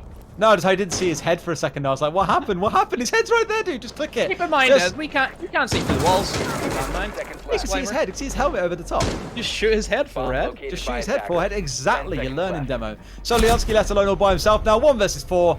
Unfortunately, wasn't anticipating the one on top of the servers. That's nuts.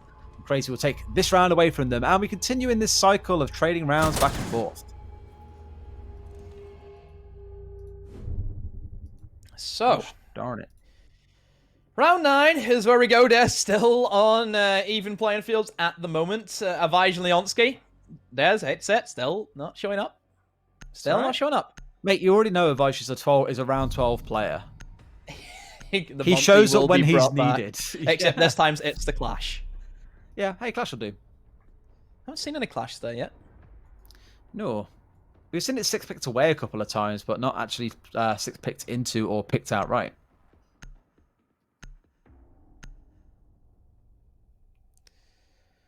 So, moving in now towards our next bomb site. Need to locate and defuse as many bombs as they Gonna be downstairs once again. So, last time for DK, I would say that it was, a very, very strong attack from Crazy. Whenever they were using their utility as well as what they were, we've seen the nades come in. That's going to be tough to deal with. Perhaps they're going to try and position their men in different locations this time around and not put them in nade positions, which is primarily what Crazy have been really good at. Madman and Packful alike being able to utilize those. More than likely, it's going to come from the same area from Crazy, probably challenging that top floor. I like the kind of switch from Nathan, pushing over towards the west side of things, being able to catch somebody by surprise in a sense. Didn't really get that far for Deepak, but I think just caused a distraction, which is what they kind of needed. What are your thoughts out of curiosity? This is just a random point that came into my mind looking at the gadgets everyone's got. Leonsky on the castle has got both the Super Shorty and 2 impact nades, but he's used the impact nades for rotations. What are your thoughts on that now that he's got a Super Shorty? I mean, like, what else are you going to use the impacts for? Like, what, to kill somebody? That it does, like, Pokeball and 20 people's damage? star points. I get that, but it's like, you know, you have a lot of setup to do, especially for him. Whenever he has a lot of rotations. Either. Like, it's fine, I suppose. Like, he has to impact in the bathroom, and then, you know, he has to go upstairs, put castle barricades upstairs, has to do shotgun holes as well. There's a lot of prep that you have to do, and you only get 40 seconds. And Border is a map to be known that you can easily take control of a bomb site within 20 seconds if you're quick enough. So, for the impacts, it's just a quick way of shotgunning that hole. And keep in mind that trigger shorty, you have to shoot 3 times, then reload. Shoot 3 times, then reload. It's quite a lengthy process. Oh, what? Was he just banging through the wall? Nah, he did. Yes, from here, look to the north. Gross. Replay system when? Soon. We'll never know. Soon. Oh, another nade!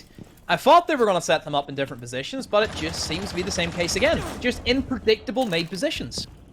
What was the Wamai's going popped off again? We mentioned earlier on how they're often thrown out mid-round to try and intercept those more deadly grenades after all the flashes and such. The harmless ones have been expunged, but in that case, not quite in the right place. Like you say, the unpredictability is helping them find kills, and a crucial one to balance out the death of Nathan from earlier on. A minute and 30 left in the round then. Leonski is on the downstairs right now. Just wanted to make sure things are open up, so late game there is the option to rotate and play from around waiting room while still being able to see inside of the site. Batman's got control of Archive's window here. And he's looked at Armory window even. He's trying to fight Archives. No, I was right. Archives window. This is the worst site for it because they're both A. And I'm just like, which one's which again? Fine. Archives window is now in his control. Sat in a spot here where without Nathan, with Nathan on side, it would have been so much nicer because of the air jabs, but me and Dev means that isn't quite available, so instead going to have to stick someone on this window. Still a grenade in Madman's back pocket as trades are put elsewhere around the map. Deepak gets one into Patball and Dats trays that back pretty much immediately. The Fuser is down upstairs for now. It means that we need to see the members of Crazy go and swarm back over towards that east side to pick it up. It's pretty crucial that that has now died in isolation without anyone easily able to get it. And Next looks away at just the wrong moment there. In fact, no, he won't. Yonka just didn't know that he was there then inside the hallway, and that will be a free kill.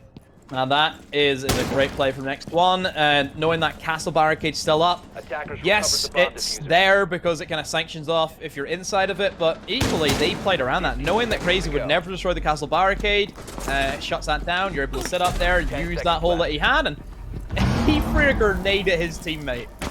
He threw it at him, and DK back in the lead, 5-4 the scoreline. Alrighty. Now, it kind of went this way in reverse last time round. It was Crazy that pulled ahead and got themselves to match point and just couldn't quite close things out. The Fuse Kids in a spot here to pull themselves ahead and turn this into a 1-win, 1-draw victory. Be very curious to know how they feel this game has gone if they do win this one and we get to interview them afterwards. We'll see if, of course, it comes to that. It could well be that we have Patball on stream if they manage to convert things out themselves. 5-4, as you say, Demo. Going now into Armory and Archives once again, returning there where we saw the Fuse Kids win things out a couple of rounds ago. So upstairs is where we will head for DK. Mm-hmm. See how things work out for them. Oh, Maverick gone for the Hibana instead. Interesting. We haven't seen that yet. The only worry you have is, you know, Kaid exists and Kaid's on the roster. So now you know what did he do? It's going to be tough, unless they're going to try and rely on, like, a nade, throwing it from the top dome down onto Triple Watt. The only thing I can think of, that is, of course, if they push from that side of the map, which is pretty likely. But then again, Armory's always something as well you can go for. It looks to be the kind of same pushy, same setup again for the defense. They're extending in toward office, then having these rotation holes, extend it over towards security. Cryan primarily going to be playing in towards the Brazilian position, has those rotation holes to not only give himself an exit, but also be able to assist if it is going to be an office push.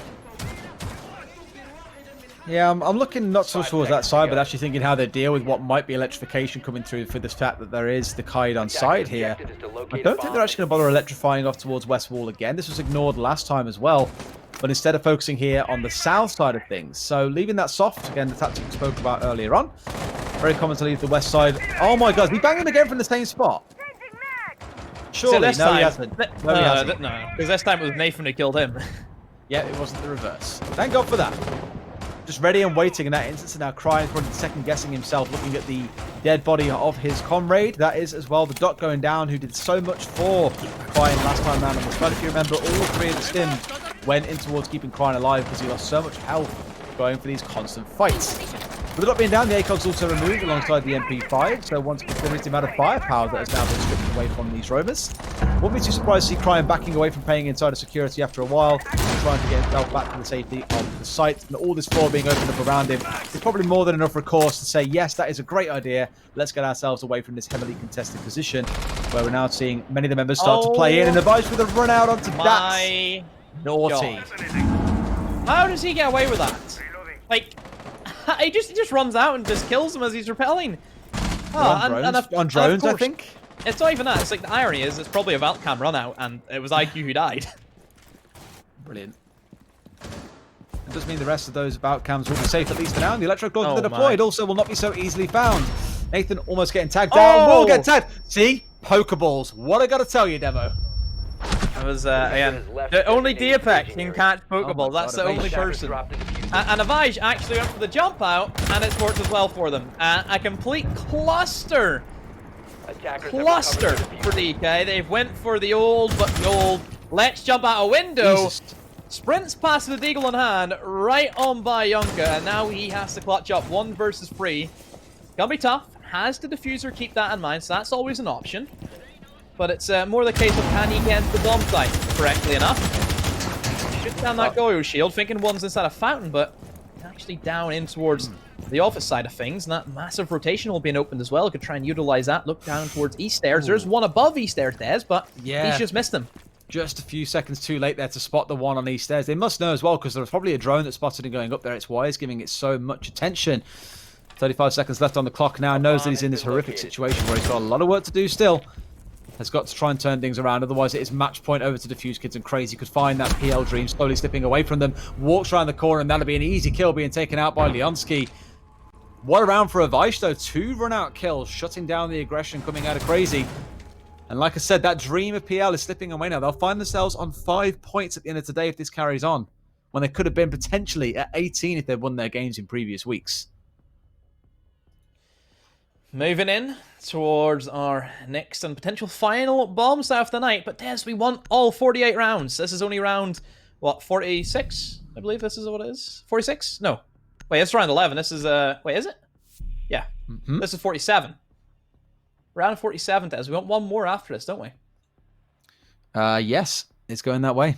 It's been a day of games. Much Siege has been played on this day. In other news... We haven't yet played this site this entire map. Orglis took down Sisu, so that's 6 points for Orglis. Nice. Okay, good for them. Where does that put us in league standings? I'm pretty sure it puts... I'm not the best at dynamic calculation, but we can give this a good go. I think Orglis are now on 13 points, I believe.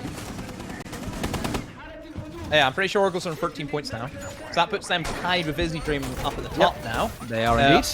Obviously, we need to see where Diffuse Kids, because they could also tie with them. They're on 10 points at the moment. Oh so, my god. You know, we could be sitting at the end of this stage with 3 people on 13 points. 3 people, 3 teams. There's already a bit of a rift beginning to form as well, because you'll then have Crazy, Sisu, and Salamander sat on 4 points, 4 points, and 3 points respectively, and then all these guys at the top starting to pull ahead. It's going to be a bloodbath as the season progresses, which is really interesting. And let's not forget, Penta are sitting in the middle on 7 points. They have a great chance to be able to kind of threaten that top of the table in later weeks as well, based on how results go. Yeah, I just kind of fear now for Crazy Des, because as we know, this could have been a great day for them to kind of flip things on its head, pull them back into the running.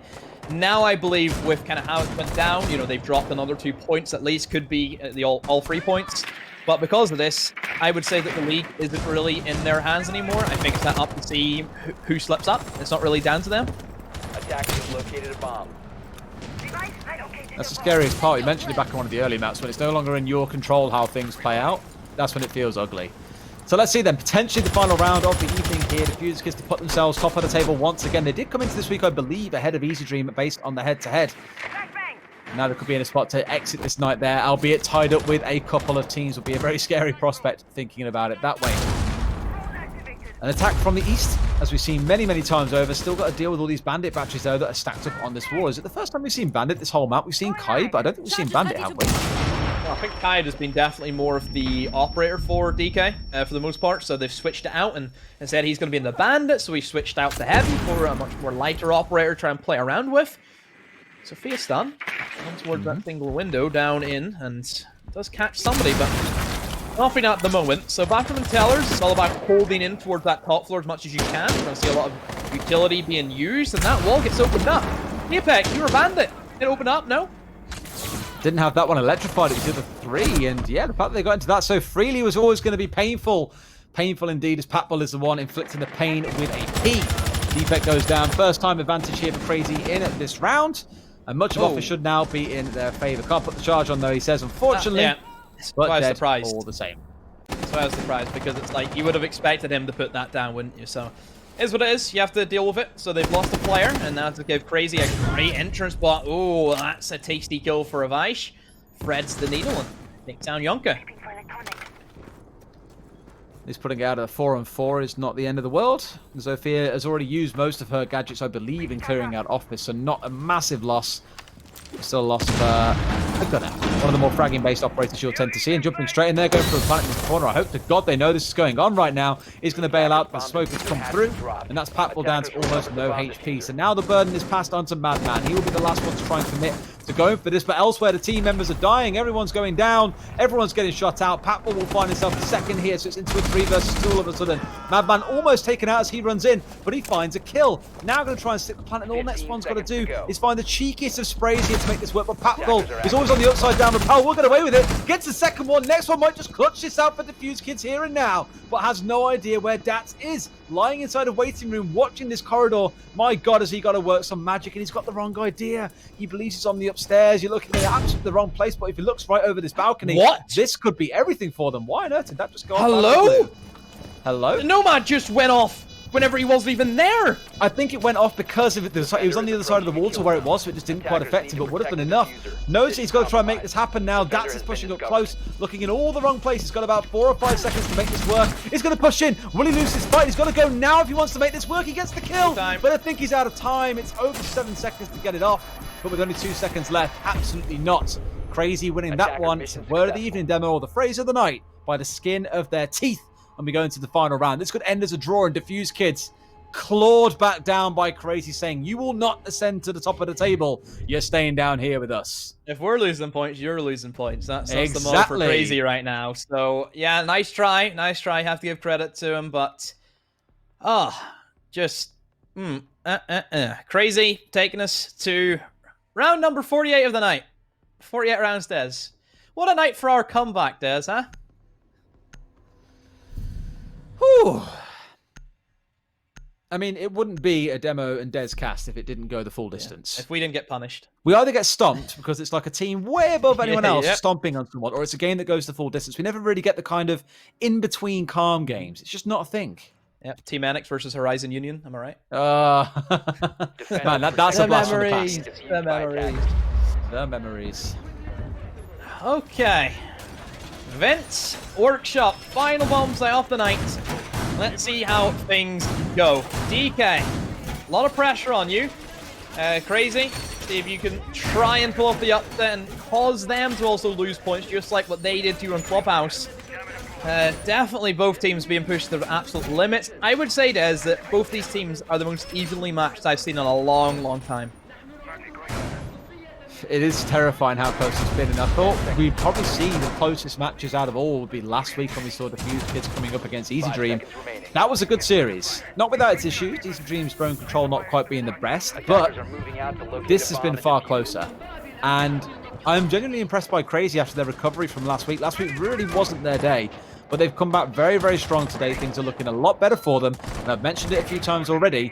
Crazy have almost forced the Fuse Kids to play to their game, play this more strategy-focused style rather than the, you know, intel and aggression that they're very well known for. So it's been an interesting change in style for them that may well cost them, 4 points in the long run. That's really painful. Goyo being brought once again. I think we've seen great Goyo use from, I think, every team tonight. That's definitely an operator that hit its mark on the meta, just similar to what Wamayas did in that combination. I would say that we haven't really seen the Goyos get too many, denials. He's kind of there for denial operator, in a sense. He can, shoot open the back of the shields. It then covers off, quite similar to what a Katana Bolt would do. Haven't really seen too much of that tonight. It's just utility waste for the most part for him. Deploying a charge.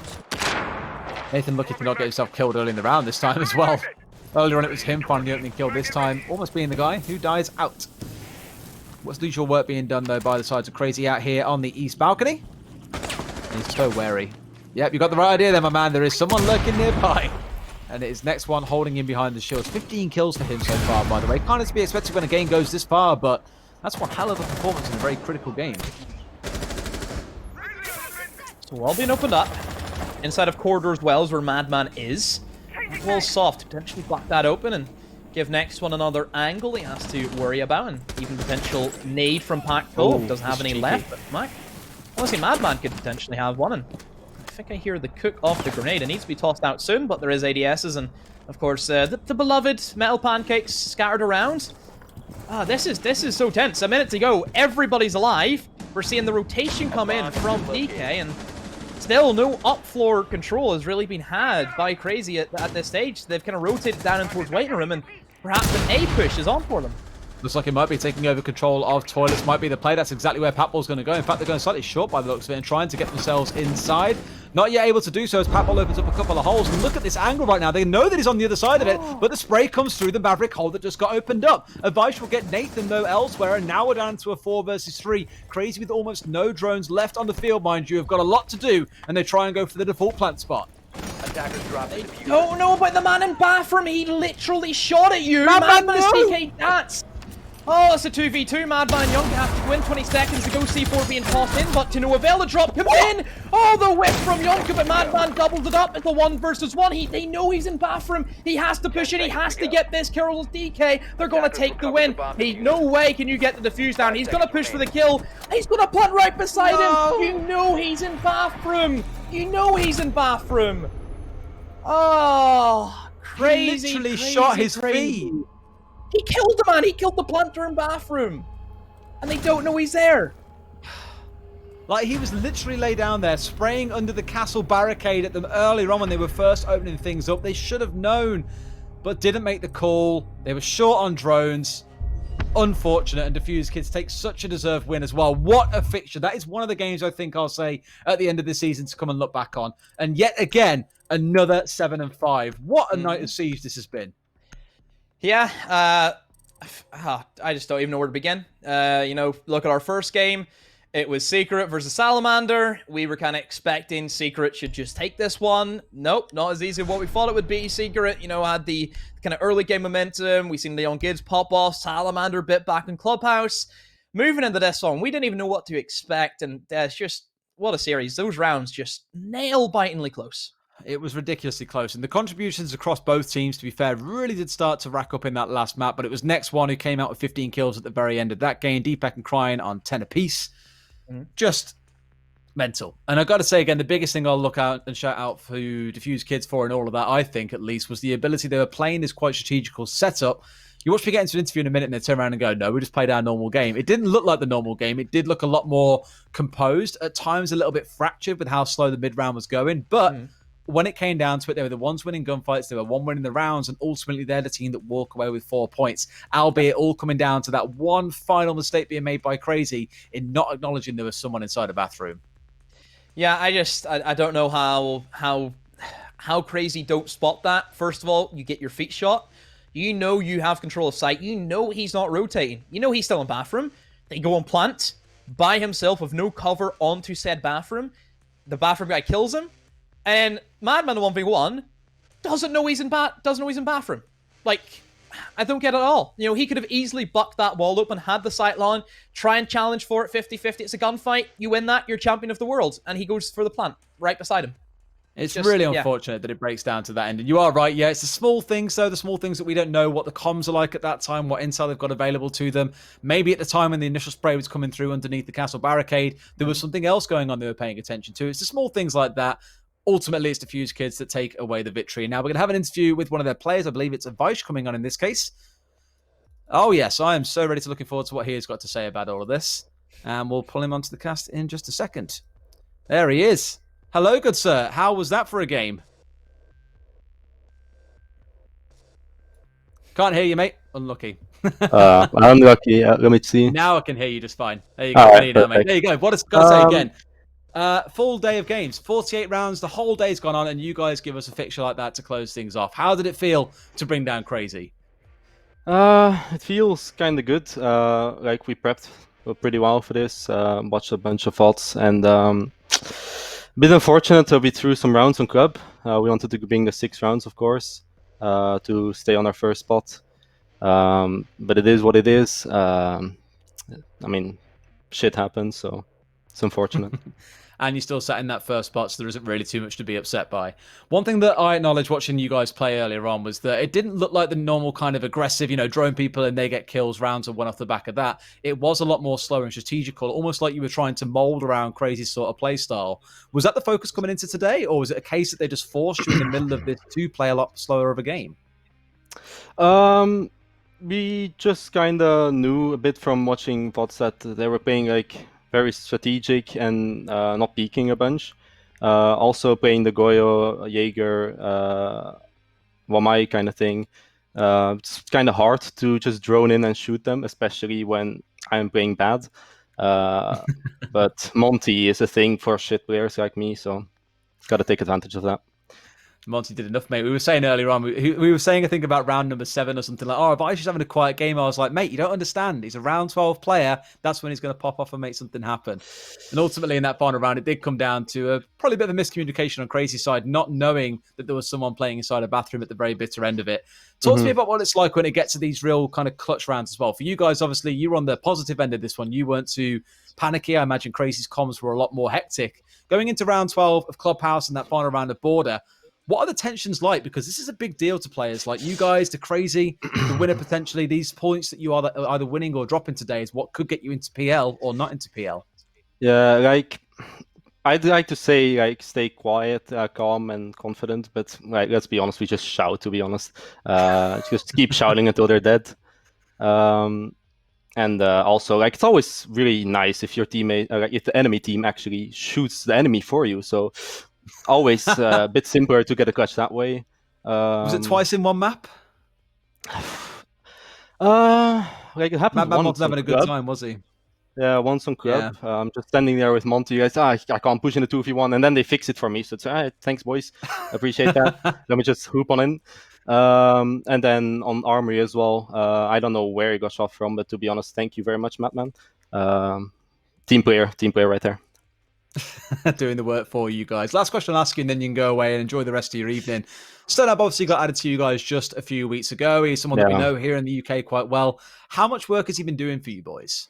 Yeah, no, he's honestly been a very good help. He's mostly giving us some strategic bans, map bans. He's been helping us a great bit with that. The only thing is like when we win, like we know like it's just us, but when we lose, it's kind of his fault because like he set the wrong bans. So it is what it is. But yeah, it's a lot easier to blame someone else. There are no bad players on Diffuse, kids. Just a bad coach, right? Yeah, bad coach, terrible coach actually. That's all we need to that's know. why we tied as well. Like it wasn't us choking rounds; it was just him being a bad coach. Yeah, that's all it comes down to. So we're now at 3. We're in a week 3 now, Playday 3. We now go into this gauntlet of every 3 or 4 days. We've got a very, very intense Playday coming up. You think you guys are ready for the challenge to make it into Pro League? Right now we're looking a very, very good spot. Of course, we shouldn't get lazy. Just keep prepping for everyone. But I'm feeling confident that we can keep it up. I feel like the hardest games are behind us now with Easy Dream and Team Secret.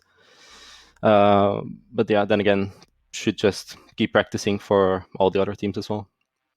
Well, hopefully in 2 or 3 weeks' time, we have you on an interview congratulating you on making it into Pro League. It still sounds insane to say that some teams here will be making it into Pro League. So all the best for that one. And hopefully we get to speak to you in future Playdays. All right. Thank you very much.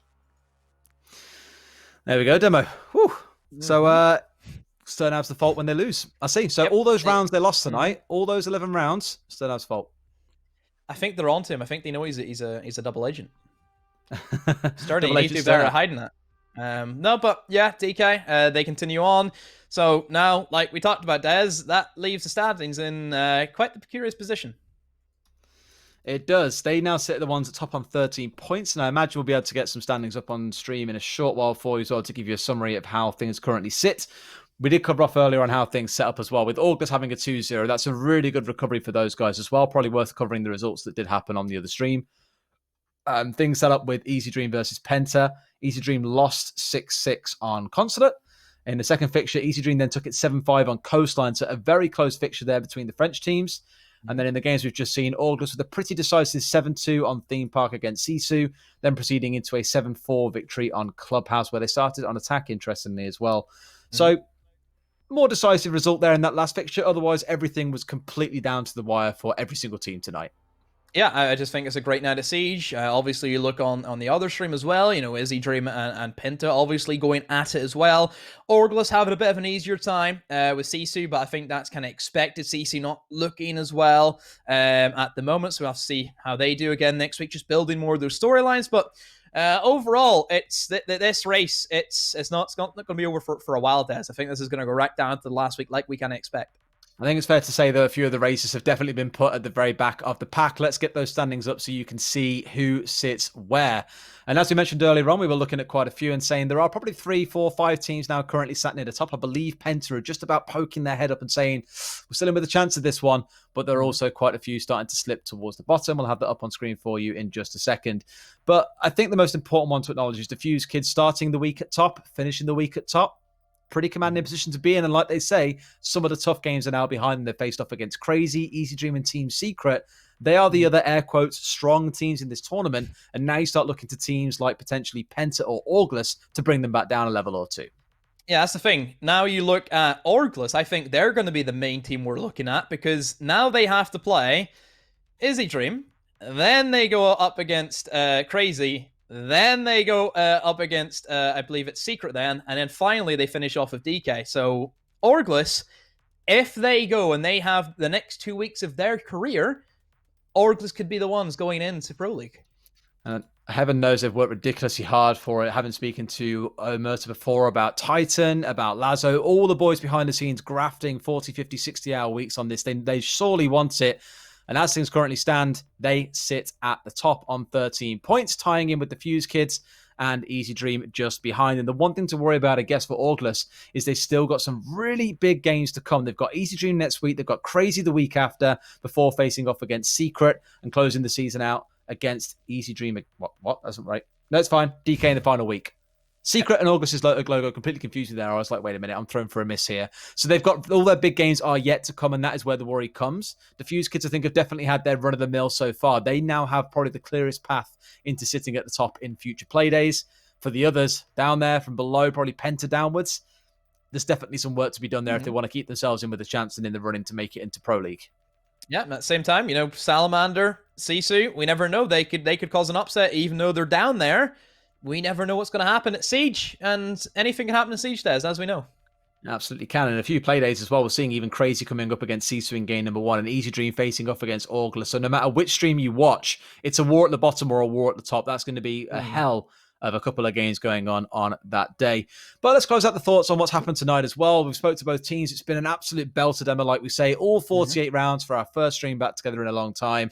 Very, very enjoyable. What have been your main takeaways from the first game that we had tonight? Let's go with that one to begin with. Salamander versus Secret. What are you expecting going into next Playday? Oh, next Playday, it's going to be, I think, a very fun one between Secret and Penta. That's a game which I think is going to be very evenly matched. I think Secret will have a real run for their money if the match against Salamander.